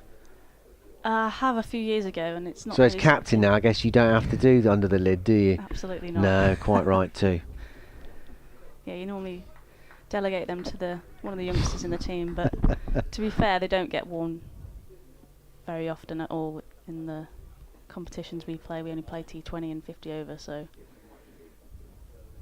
Stokes in, and that's full wide outside the off stump. And D'Oliveira tried to steer it through, and there's no run. Yeah, it's not one of my favourite places to field, that's for sure. No. It's usually a rite of passage, isn't it, for the rookie? Yeah. Who goes in under there and takes the life in their hands, and then the bowler bowls a long hop, or something like that. And before you know it, it's at the boundary before you even seen it go past your face. Stokes up to the blue stumps at the bowler's end and bowls, and they'll get a run here, tickled round the corner out to square leg. Through they come. One more to D'Oliveira, he's up to 36. 128 for 4. D'Oliveira will now watch Ed Barnard, who's 8 away from another half century, which would be his third, if you don't include the 163 against Notts. Well, the 4th time he's passed 50 if he gets there, if you do include that innings. Stokes in bowls and driven by Barnard. He'll get a single. He's got to be quick. Oh, I think if he'd hit the stumps at mid-off, he was gone. Because he picked it up cleanly and threw it, got rid of it in rapid time. And I think he's, given how close he was, I think he'd be quite annoyed that he didn't exactly throw the stumps down there. But that was a risk. It was wide of Ben Stokes, who stuck out a left boot to try and stop it. But Matt Salisbury did a really good job at mid-off and then couldn't quite finish it off with the throw down of the stumps, because I think Barnard might have been out. D'Oliveira, this next delivery finds point. End of the over. 129 for 4. D'Oliveira 36. Barnard 43. Stokes now 8 overs, 4 maidens, none for 8. But that's the last thing Worcestershire needed, was a potential run out like that. Yeah, at first I thought there was a comfortable single there, but he just seemed to come out of nowhere and pick the ball up cleanly and have a shy at the stumps. Barnard was still halfway down the wicket. Yeah, they kind of reached that point of no return, didn't they? Whereas, you know, they got to the stage where unless we really go now, then we are going to lose a wicket. So they chanced their arm a bit with that slight hesitation, and very well timed from Barnard. Maybe he didn't realise he did it so well. But very good fielding as well by Salisbury, almost. And here is Salisbury having a bowl, continuing, and it goes straight through to the keeper. Yeah, it's a great piece of fielding there.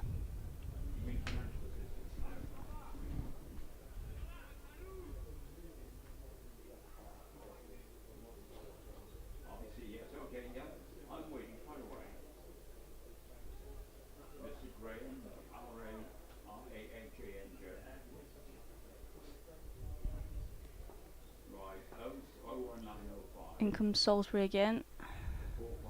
Ooh, playing a miss from Barnard. Haven't seen too much of that recently. No, that was his first false shot for a while. It was a bit of a nibble off the back foot there.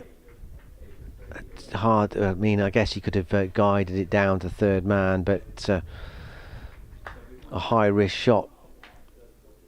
Yeah, 2 slips and a gully in play. There's no third man though, is there, I suppose? So he thinks if you can get that big gap between second slip and gully. In comes Salisbury, and he's on the front foot and defending to cover this time for no run.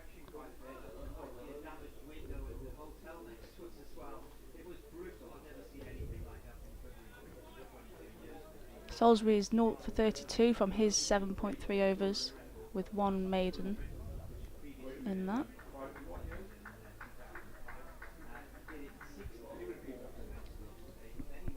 Yeah, he's been probing, hasn't he? A bit like Matty Potts.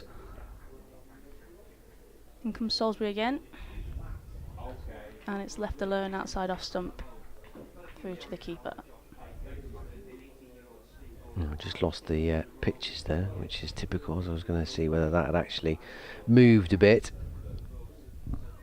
or whether in the 36th over that's it as far as that's concerned with the ball. Yeah, I feel they really utilised that new ball early on, didn't they? They got the ball in the good areas, got it to move, really troubled the Worcestershire batsmen. Yeah, I mean, it was the seam movement as well, wasn't it, more than anything else? Yeah. From Salisbury. And again, left alone outside off stump by Barnard. But they're going along at a decent lick, Worcestershire here. 3.6 and over, which is pretty much where Durham were yesterday. I mean, Stokes added a couple of zeros to that run rate this morning. But the longer they're with that run rate, obviously the longer they're in, the closer they're going to get. In comes Matty Salisbury and outside off stump and left alone by Barnard through to the keeper. And that is his 8th over complete. Yeah, number 32 from him. Is that a maiden as well? I think. I think it was, yeah. It was indeed.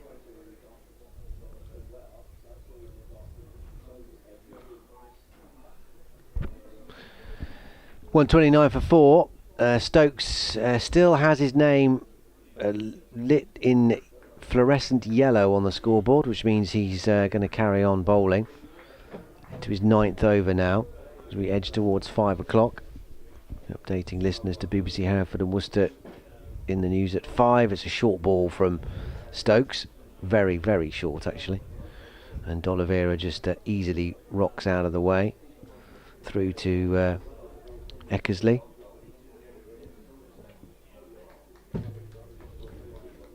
Yet to see Stokes recreate the fireworks with ball yet. To be fair, he's probably a bit tired, although he's only hung around for 88 balls, but it was an energetic stay at the crease. Nothing else. With his 17 sixes, Stokes bowls and D'Oliveira defends. Back up the pitch. But yeah, he's tied an end down here, hasn't he? He's only gone for 8 runs off his 8.2 overs at the moment, with 4 maidens in that. So. And his first innings since, well, the last test when England got hammered in the West Indies. So he can just he can just come in after however many weeks break and play like he did this morning.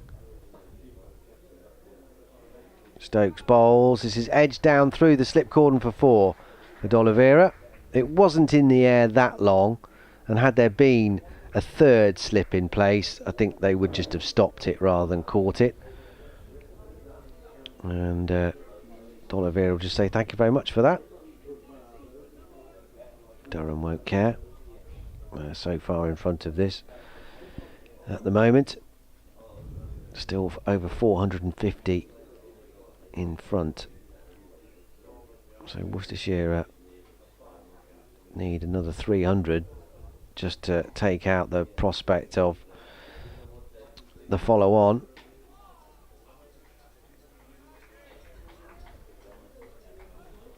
Oliver defends his next ball up to mid off and there's no run. Cathedral strikes 5. Still pretty dim here at New Road, but the lights stayed that way. It's not got worse. If it had, I think we'd be off because it's right on the edge. Especially with the fast bowler still on. Stokes bowls, again it's short. And a better bouncer this time. The first one in this over was far too short, almost in Stokes' half of the pitch.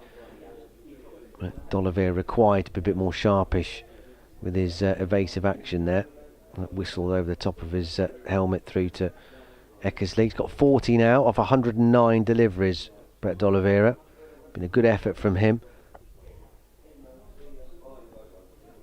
Yeah, approaching really, the 100 partnership as well. Yeah, he's really dug in, hasn't he, here, and done a job for his team. Stokes past the umpire, bowls, and D'Oliveira gets a single out to deep square leg. In comes the throw. It's a bit wild, in all honesty, from Alex Lees. But they just take the one at the end of the over. 9 overs, 4 maidens, none for 13 now for Ben Stokes. 134 for 4. Barnard has 43. D'Oliveira has 41. This pair came together on 41 for 4. So this is a commendable effort from Worcestershire's 2 in-form batters this season. D'Oliveira with his 200s, 118 not out and 169 not out. He was unbeaten in his first 3 innings. 118, 7 not out and 169 not out. Some run at the start of the season. Matty Salisbury to continue. Full length. And driven straight to Ben Stokes at mid-off. Timed nicely, but no run for D'Oliveira.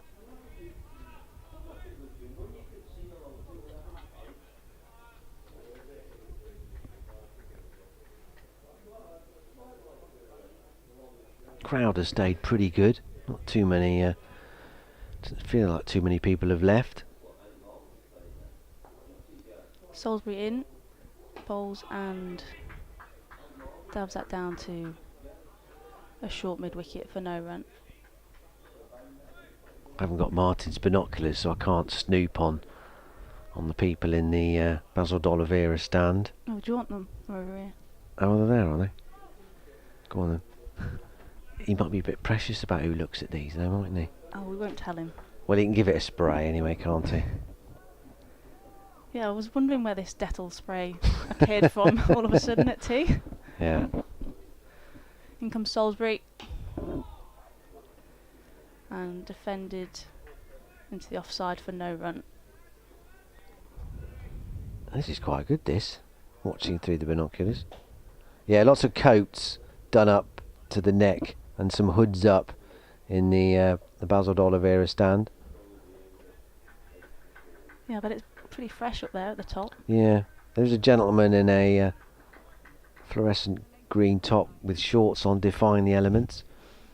134 for 4 Worcestershire, so this is relatively a very good fight back from them, because they were in all sorts of trouble at 41 for 4, but the rear guard has been led by Ed Barnard and Brett D'Oliveira, the 2 Worcestershire in-form batters so far this summer. Barnard has 43, D'Oliveira has 41, but it was all about Ben Stokes this morning.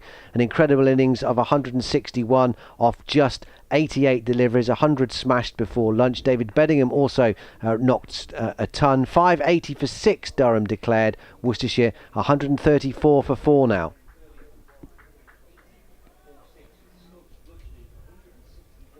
Not too much to report. No, it's hard, Eve. I have to try and cram everything into about 20 seconds, otherwise the newsroom justifiably starts to wonder why I'm still talking. They're not the only ones, no doubt. But yeah, well, a day like today, it's like, what do you leave out? So much action. In comes Salisbury. Full delivery, driven into the covers for no run.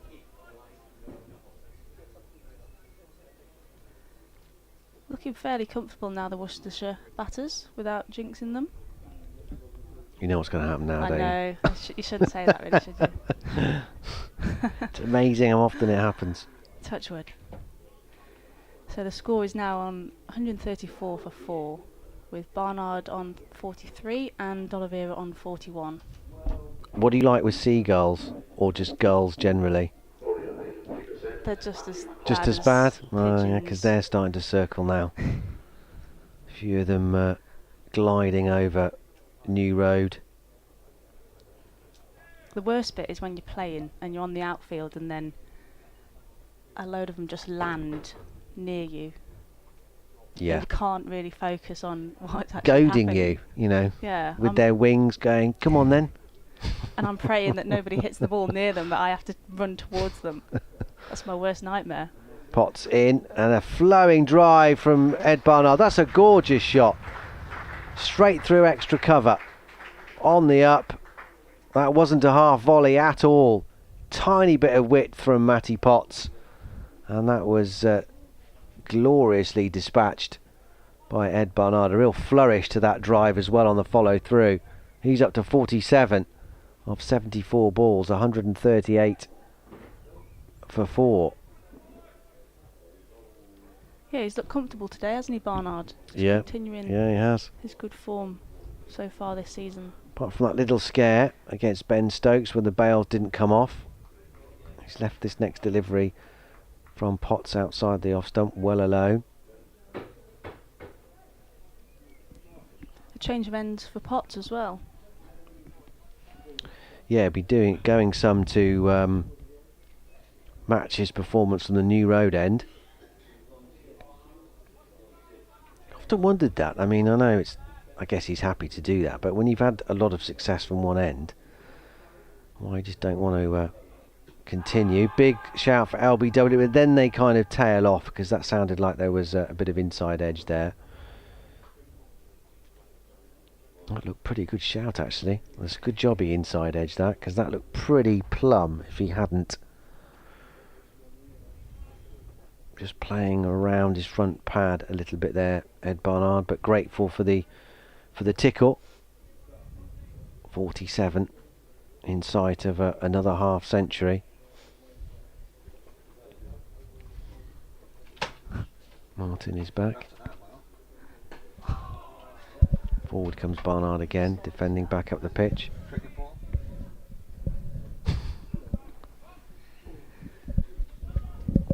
Actually ran over my normal phone last week, but I didn't. It got run over, so I had to revert back to that. In a car. 138 for 4. What have you done to your phone, Eve? Oh, don't ask. I'm going to ask in a minute. In comes Potts. That keeps a bit low outside the off stump. One more ball of this over to go. 138 for 4.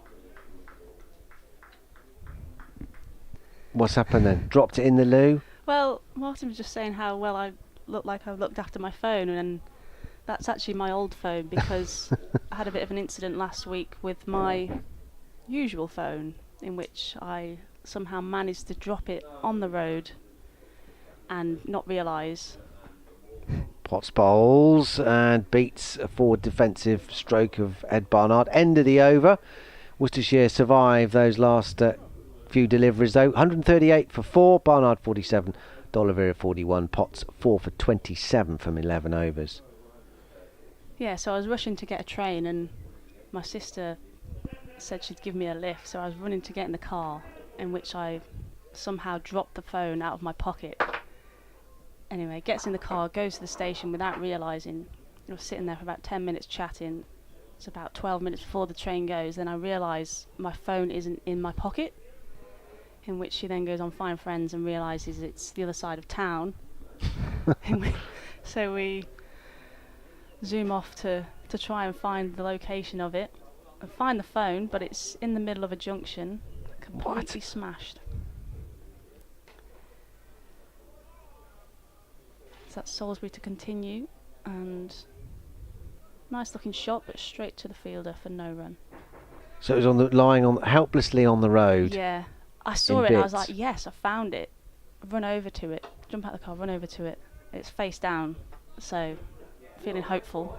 Picks the phone up and yeah, that hope soon floods away from me. Turn to sadness. Yeah.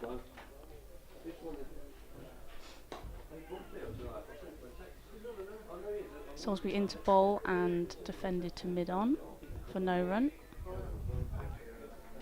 So you're forced to keep your old phone now for a bit while you search for a replacement. Well, my contract's up in July, so I reckon I can last until then, as long as I don't break the screen on this one as well. which I think was a bit damaged before anyway. I'm just very clumsy, clearly. In comes Salisbury, full ball, hit straight back at him, and he gets a hand on it, and there's no run. Was it one of the latest ones? No, it wasn't a brand new one. It's nearly. Well, I'm 2 years into my contract nearly, so. Right. Because the other strategy is to have one like mine, which is about 20 years old, and it doesn't really matter then Yeah. if it's. Although No. the battery lasts about 3 minutes now. Yeah. So I will have to at some stage think about changing it. You can't build a house with it though. That is one saving grace. It's not quite that big and old. It's not a Nokia 3310, is it? No, those were the days. Isn't the one you played Snake on? Oh. Shaped like a banana. Remember those ones? No. The lid slid down and you spoke into the lid. Oh, I know what you mean. Yeah. No. Gorgeous. Like a ton. I can imagine.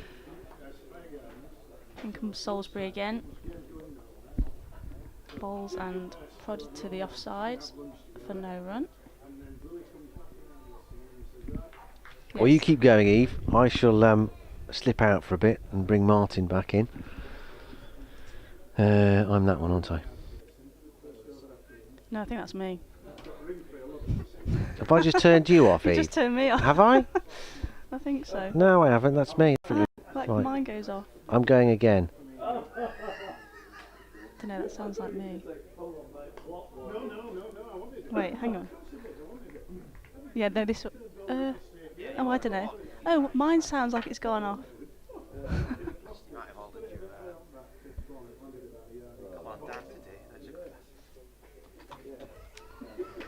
And that's over bowled. Turn you up a bit actually. Your phone lying smashed in the road face down sounds a bit like I did a week ago on Sunday when I tripped over and knocked myself out in the street. Oh no. Yeah, I think I'd Yeah. rather it be my phone than my face. Well, yeah, it was my head. Oh dear. So, anyway, I've got a face for radio, as they say, but I'm going to be on the news channel on the sports show later on talking about Ben Stokes. So, Matty Potts then coming in from the Diglas end, right arm over, bowling here, and this is defended. They're 3 away from a 100-run partnership, these two, much needed from a Worcestershire point of view. Mervyn Hardy says the Rushworth drought will end soon, such as just after the tea, he said, but it hasn't. Norman Robinson, just checking the Worcestershire batting order. Have the 9 and 10 anything to do with the golfer who won the 1991 British Open? I don't know who's 9 and 10 on your batting order compared to ours. Potts in, bowls. Ball played down into the ground and off towards the gully area. Who won the 91 Open?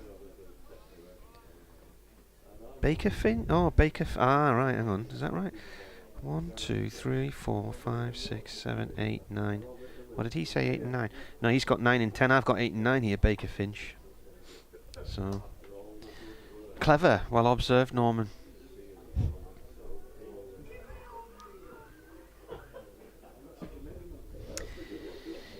Potts in with a short one through to the keeper. The rain hasn't come yet. It's 5:15, so it was due around about 5:30, 6. That was the Met Office, wasn't it? Yeah. What did the BBC say? I can't remember. Your BBC app said that it would be all right. Didn't it say about 13% or something? Oh, it could have been, yeah. Mind you, I've been at Chesley Street where it's had a less than 5% chance of rain and it has been raining, so it got it 95% wrong. So I suppose this is England. Anything yeah, can well, that's the happen. thing. An island on the edge of the Atlantic as Potts bowls again. Barnard forward to this one, plays it to point to Travaskis. The thing is, some of the apps only react to rain once it happens and they work on known local information, whereas others continuously update and so you've got to know how your app works, really. Whereas Ken Dodd used to say, appiness.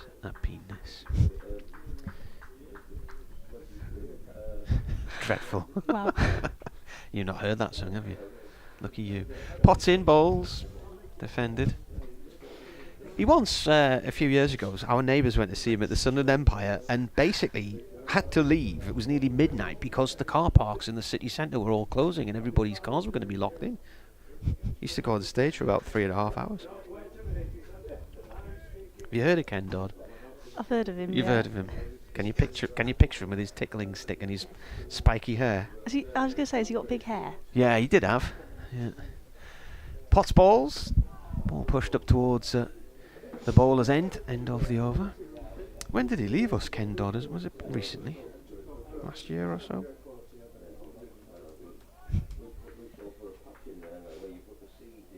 Yeah, I know the one. 2018 he died.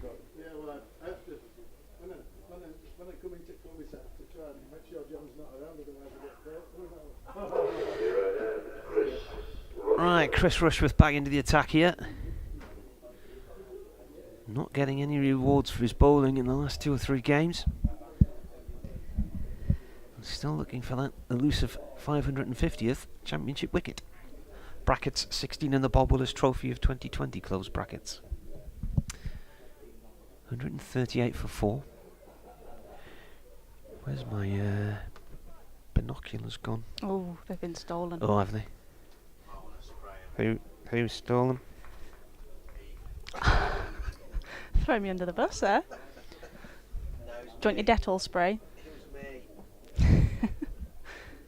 You know what? I can't remember why I picked them up now. What was I going to look at there? I've forgotten. Oh yeah, was it raining? I thought it. Just checking the dark background to see if there was any rain in sight. I've lent on something in here. I'm covered in bits of food and everything now. I don't know where it's all come from. It's Cake Gate. I've been ambushed by cake. Where did the cake go, by the way? We got a The mouse cakes, in I put it back out there because I was sick of getting it all over my clothes.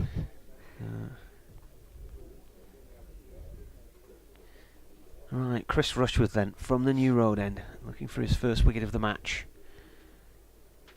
Comes in and bowls, and that's played by D'Oliveira out into the covers, no run.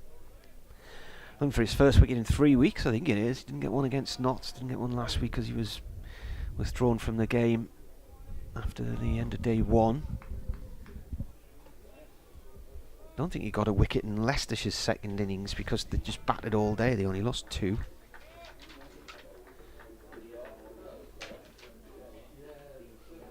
It's Travaskis and Gibson who got the wickets in the second innings.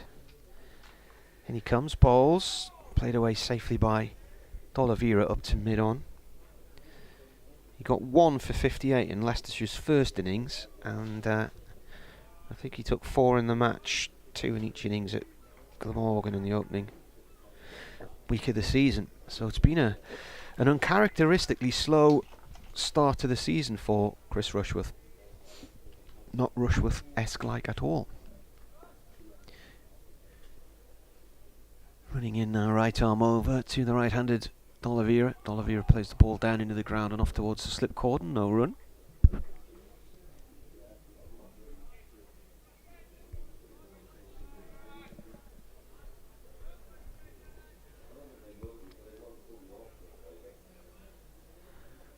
There are still, in theory, 21 overs left in the day.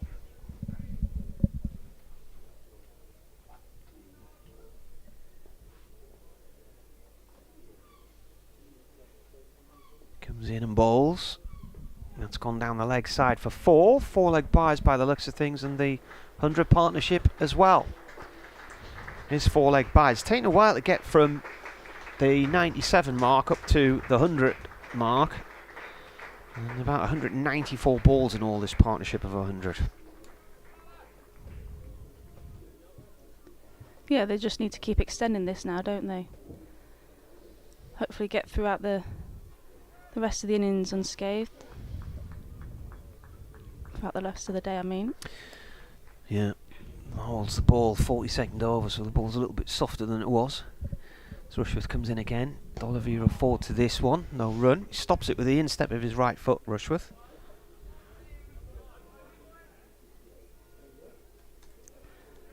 Just having a look at the ball now, the umpire.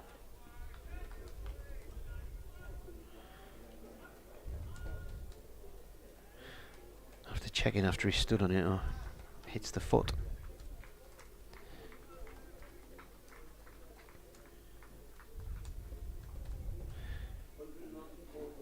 Why is the clock chiming now at 5:20? Is it even song? Yeah, even song or something, is it? I don't know. No idea. Unless somebody set the alarm the other day and forgot to undo it.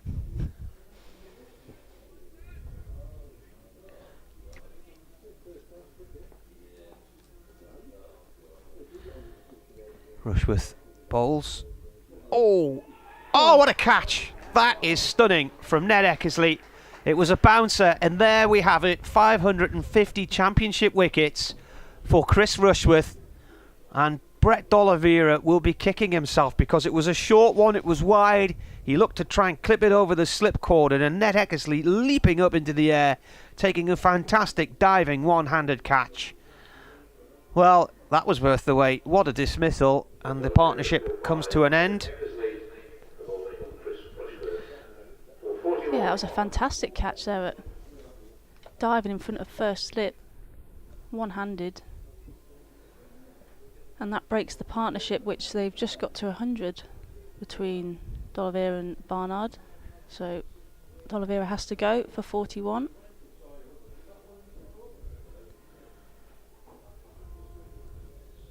I wonder if the clock bell put him off.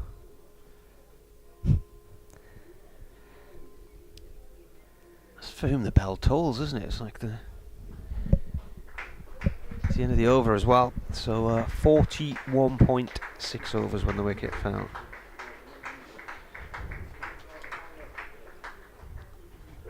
Worcestershire, Ben Cox.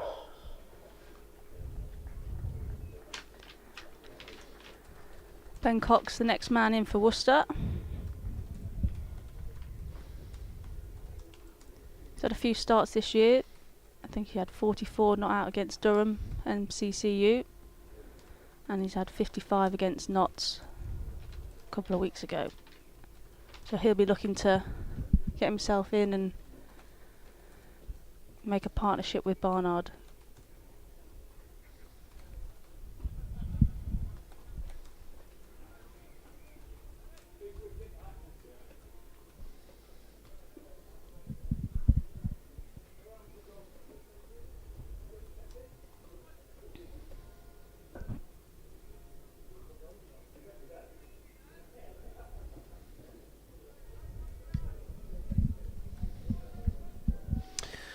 Well, can Durham make any more inroads this evening? Still 20 overs to go. Ben Cox can certainly defend an end.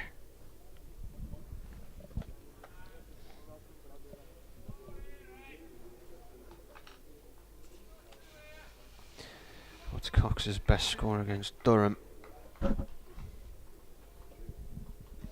67 in 2015 and 62 in 2019.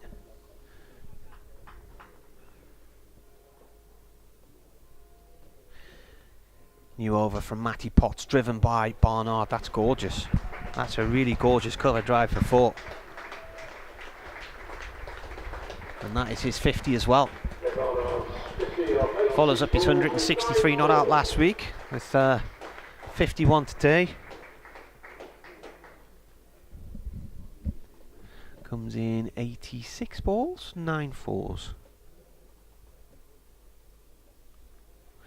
Well, Eve, that was nice, wasn't it? That was a very classy shot.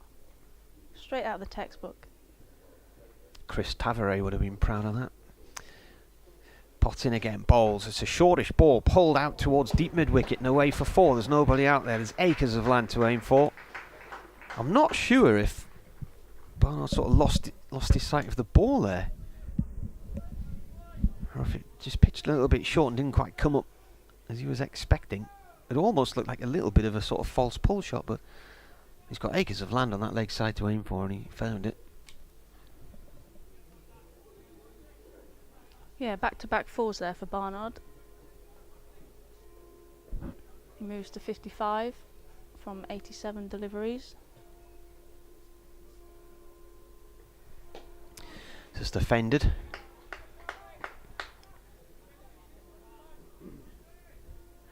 I am surprised they're still out there because the light to me is an issue now, and there's white adverts on the corners of the TV screens here, the scoreboard, and they're really bright, aren't they?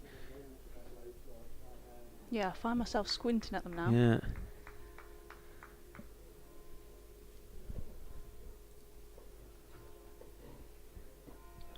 Potts bowls. Oh, he's left it and he's out.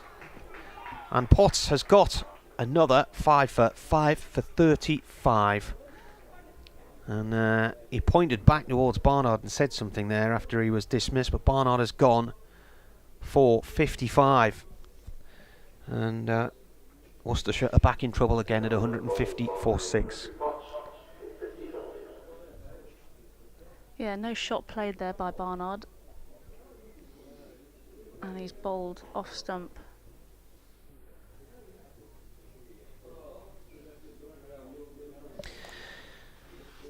Well, that's another 5 for Matty Potts, who's already had a couple of 6s this season.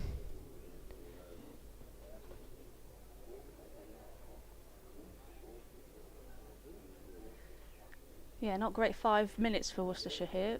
We'll have 2 new batsmen at the crease, so they've got to rebuild again. Barnard looked good for his 55 though.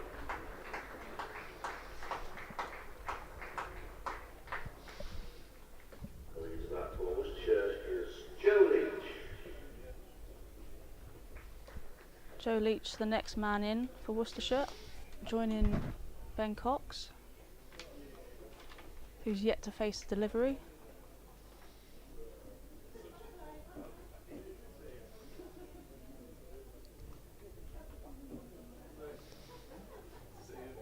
What's he had? He's had a 70 v Leicester this year, Joe Leach.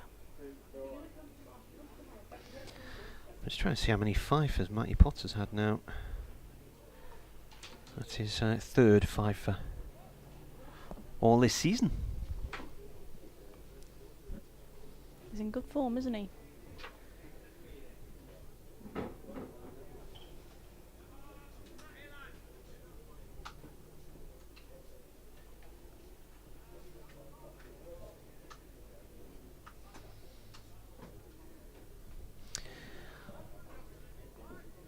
$150 for 6, and importantly as well, looking at the deficits, 430 still, so a long way behind Worcestershire now.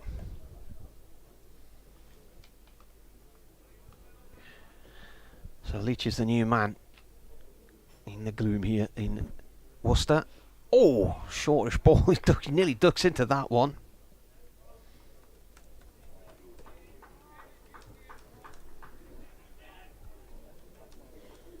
Yeah, 5 for 35 now for Potts. He's bowled really well today. Got the ball to move about, do a little bit off the pitch. Really troubled the batsman.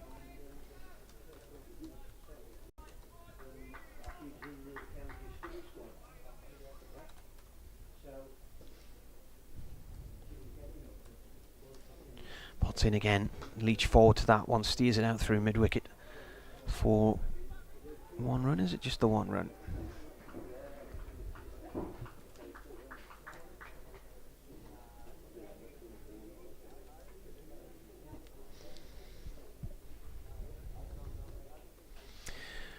Could be a bit more damage inflicted here in these late passages of play.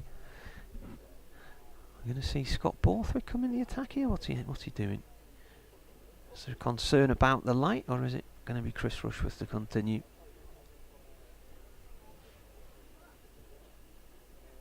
It's Rushworth to continue.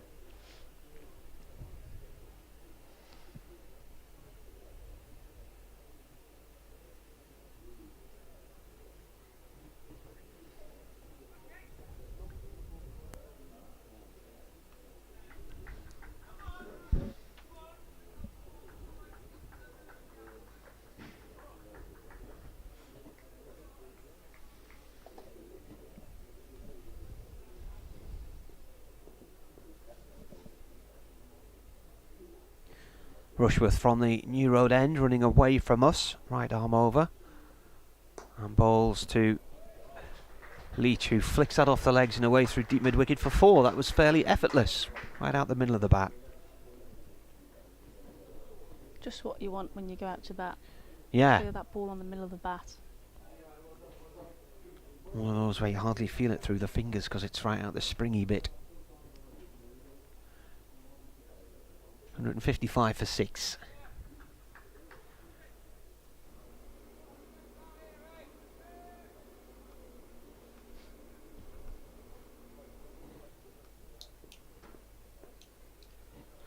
Rushworth to Leach, who's on 5 from 3 deliveries. He bowls. Oh, and an attempted cut. Good take from the keeper, diving way across to his right in front of David Bellingham at first slip. And playing a miss there from Leach. Similar to the one that D'Oliveira fell to.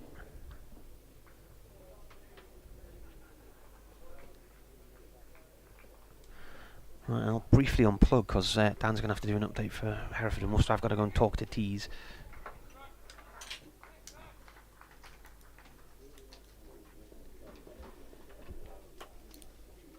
In comes Rushworth. Prodded down to third man. The vacant third man. And it's looking like it's going to get 4. Yeah, it's gone all the way for 4. So well played by Leach. Hello again, everybody. This unplugging has actually worked better than I thought. Actually, I'm surprised and happy that I haven't managed to drag the whole equipment off the table in the process, because it's quite fiddly unplugging all the leads when me and Martin do the update waltz. Don't jinx yourself there. 159 for 6. Yeah, what a catch. Ned Eckersley, crikey. Rushworth is in, and that's a punchy drive from Leach up to mid-off, and there's no run. Yeah, Hereford and Worcester's FM listeners will be dropping in shortly.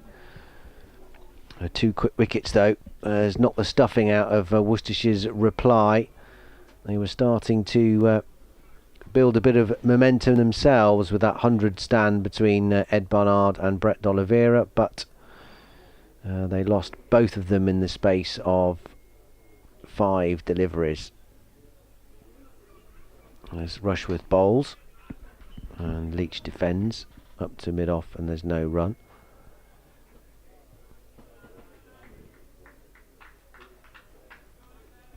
Barnard out for 41. Potts getting rid of Barnard for 55. But yeah, strange one that eve really, wasn't it, with Barnard played so well and then that misjudgment. Strange. Yeah, I'm not too sure what happened there.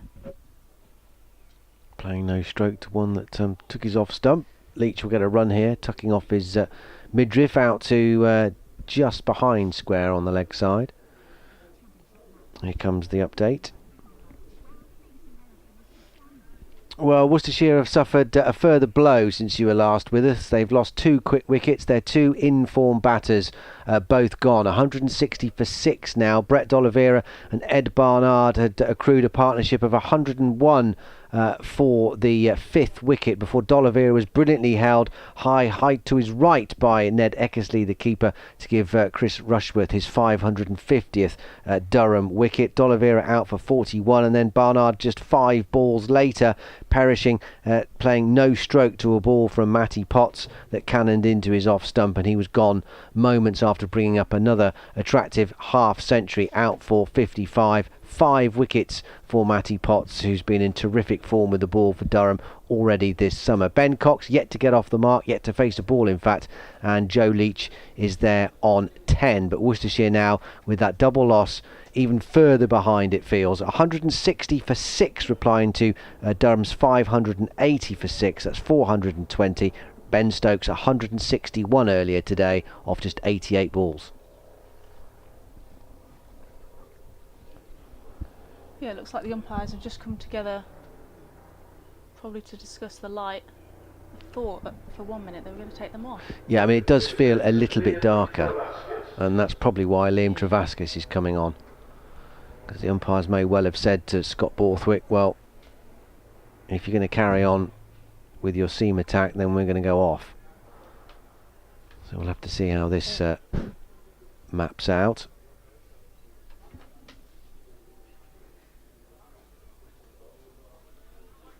Travaskis is going to come into the attack.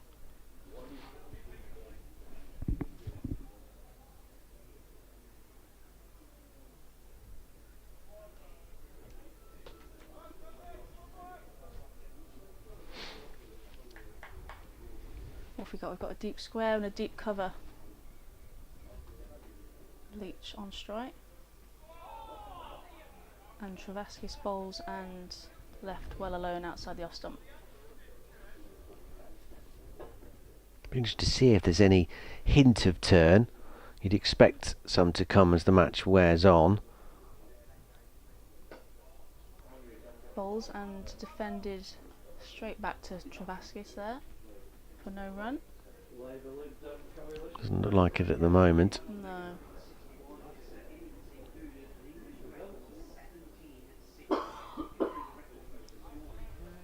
Bowls through to the keeper. Another dot ball.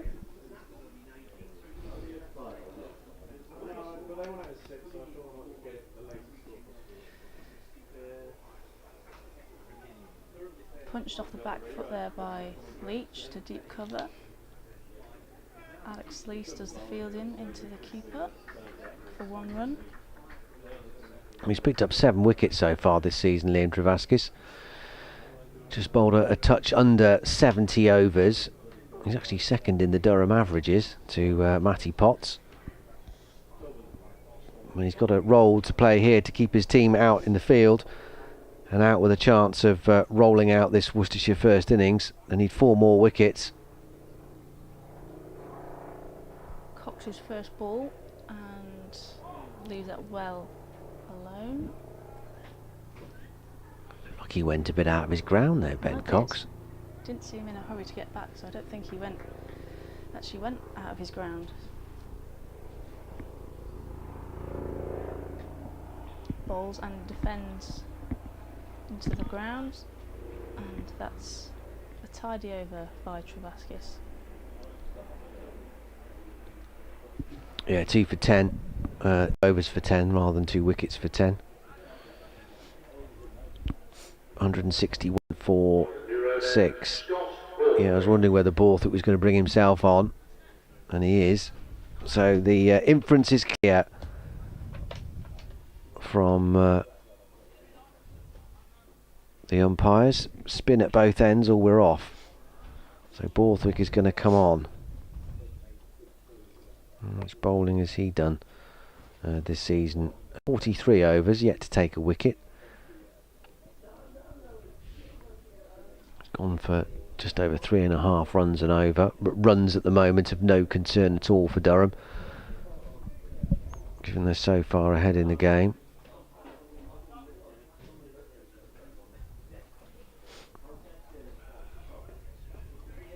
Apparently it's raining in Kidderminster. That doesn't sound good, does it? Borthwick bowls, drags it down a bit. On the swivel is Joe Leach, out to cow corner, mostly along the ground though, so they come through for a single. I think he's going to be right, isn't he, Martin? 6 Martin, the o'clock, weatherman. Martin Ketley. Raining in Kidderminster, apparently. Yeah, according to our friend Jed Scott, who with Alex Winters in charge of the BBC live feed, live tech service for the county championship. That's a cut off the back foot by Ben Cox, and he's off the mark. Admittedly, it is only his 3rd delivery. Out to deep point. Feels like he's been out there a while, doesn't it? It does, yeah. That's a good question. How long has he been out? 18 minutes and counting. Leach covers up on off stump. It just felt like he's been there a long time, but obviously not had any of the bowling.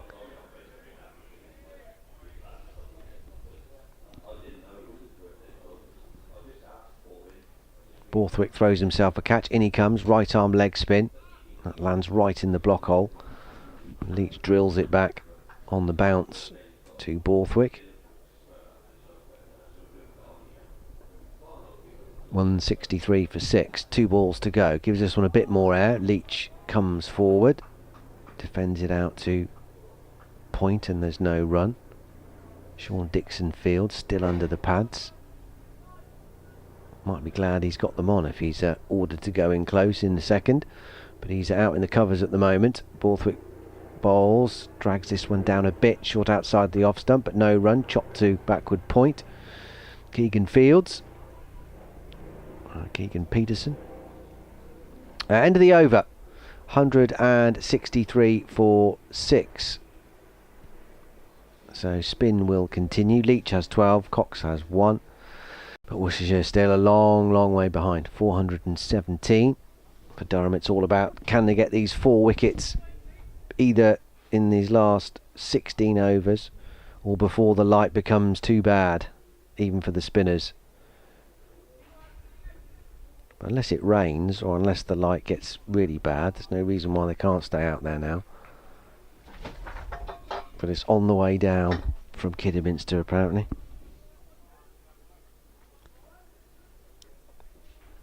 Travaskis to continue from the Diglis end. Left arm around the wicket. Ooh, big inside edge. Just goes into mid-wicket for no run. Where are you playing tomorrow Eve again? At Loughborough University. Loughborough. Not sure what the weather's like for Leicestershire tomorrow. Yeah, I've not Fingers checked. crossed though. Bowls, and there's a peel for LBW. Cox tries to play a little paddle sweep, but misses. Yeah, probably just sneaking down. Close though.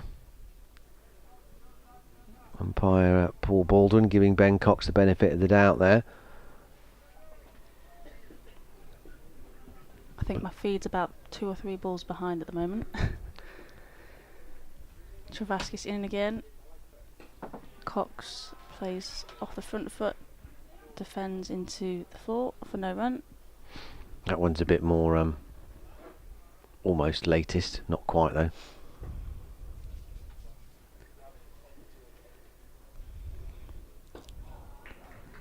Again, Cox defends straight back to the bowler for no run.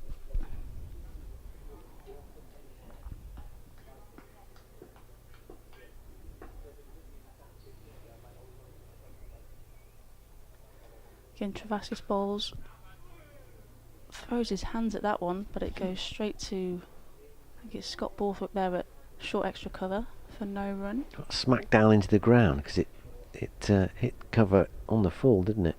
Yeah, I Dunno. lost that a little bit behind the pole there. Dark. And the big pole in my way. Yeah, and that. And Travaskis finishes the over with a dot ball. Yeah, 3 overs, none for 10 now for Liam Travaskis.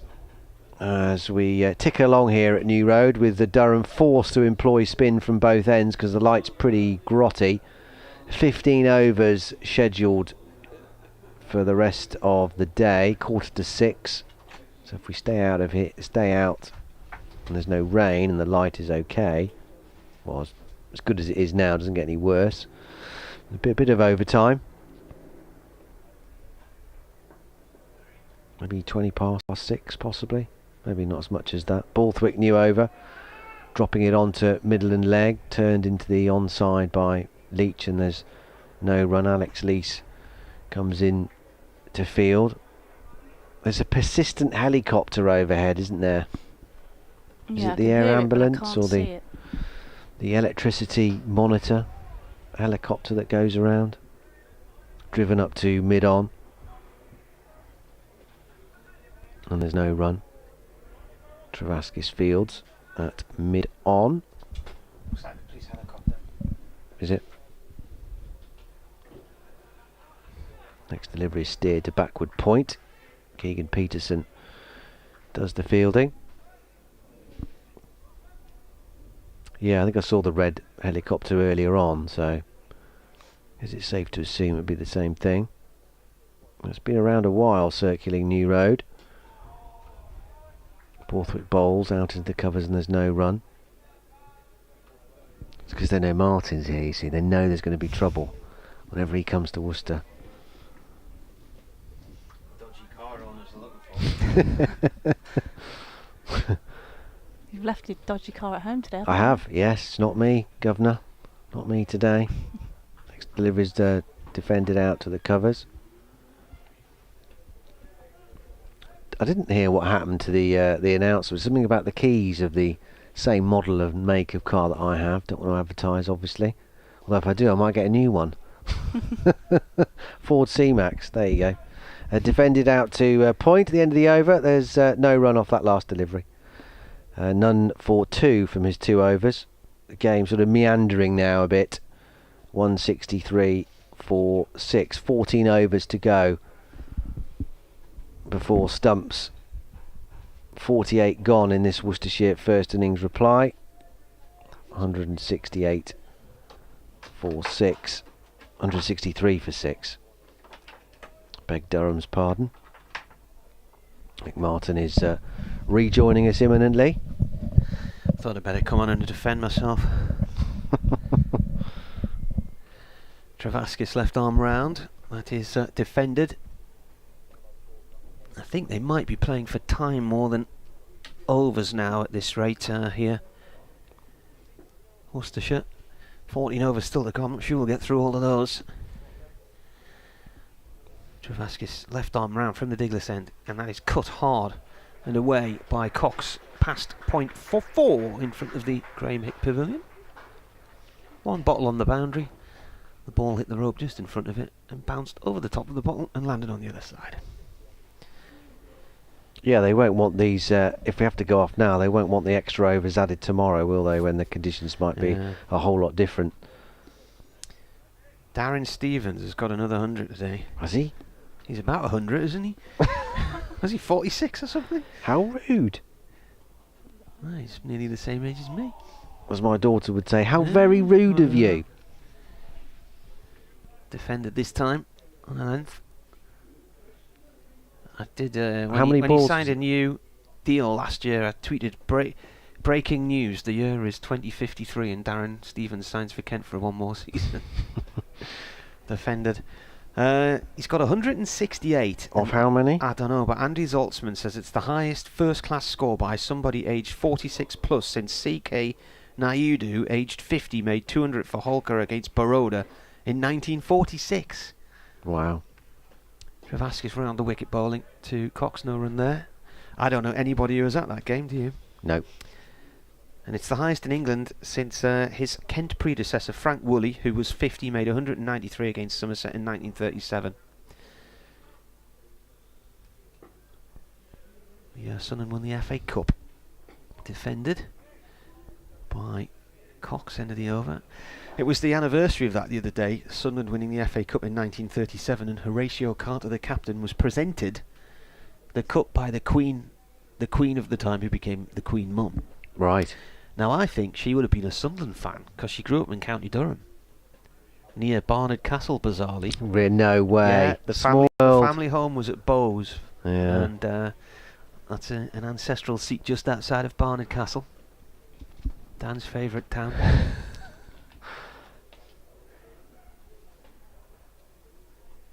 I sent you a tweet about that. You never replied. I did. No, you didn't. It was a railway tweet, wasn't it?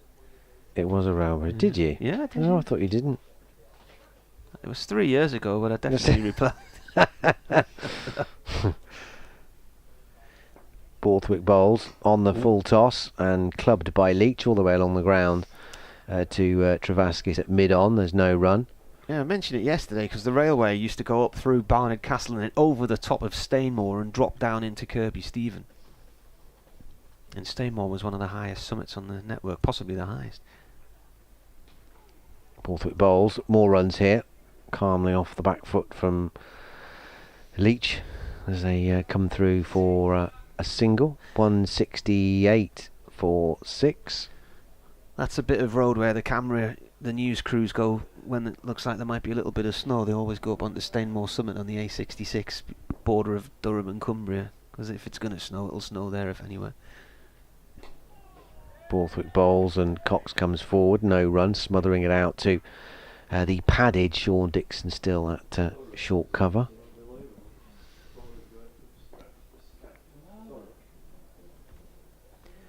It's 10 to 6.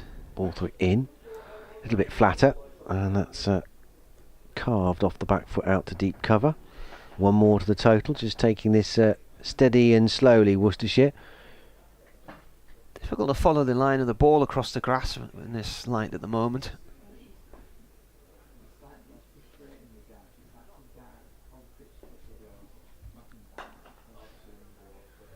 Both balls again, and dug out by Leach on a full length delivery up to Minon. We saw earlier, didn't we, when Matty Potts was fielding in front of the hotel a little bit earlier and just got totally unsighted by a ball that came his way. He went in the wrong direction. Both balls once more, Leach back into the crease. I think he only realised he'd gone the wrong way when he saw it in the corner of his eye, passing him and going for 4. So I wouldn't be surprised if the umpires have another little look here. No, I think for my money it's got a bit dimmer, hasn't it? Yeah. 12 overs to go. They are, look, they're having a chat. Light meters coming out again. Hate to say I told you so. You're going to say it though, aren't you? No, I'm not. Are you? I hate saying it. No. I do have a light meter app on my phone. I'm not surprised. And it's not scientific, but normally when it gets down under 3, you know they're coming off. Right. So they're going to have a look at again. Will I find the light meter before they decide they're coming off or staying on? What's he There doing? it is. There's me. Oh, hit the wrong one. Sorry, that's a different app entirely. There. Well, Joe Leach is convinced they're going off. It's on 100 at the moment, and it's normally 300 when they go off. So that's not good. Umpire Baldwin, has he got the bails in his hand, has he? Yeah, it looks like they're coming off now. Bad light. Well, Joe Leach was convinced the helmet was off, the gloves were off, the bat was tucked under his arm. So that's probably it, isn't it? I would reckon. Yes. 12 overs remaining. How many overs gone? 50 gone.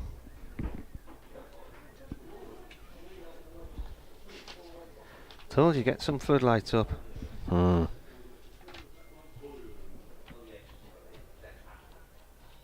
So Leach has 13, Cox 6. And they trail at 169 for 6 by 411. Now, call it a hunch, but I'd be surprised if they come back on now because the rain is due any minute now. Yeah. It's on its way down from Kidderminster. It's barrelling down the A449 as we speak. Well, Worcestershire won't mind if it rains for the next two days.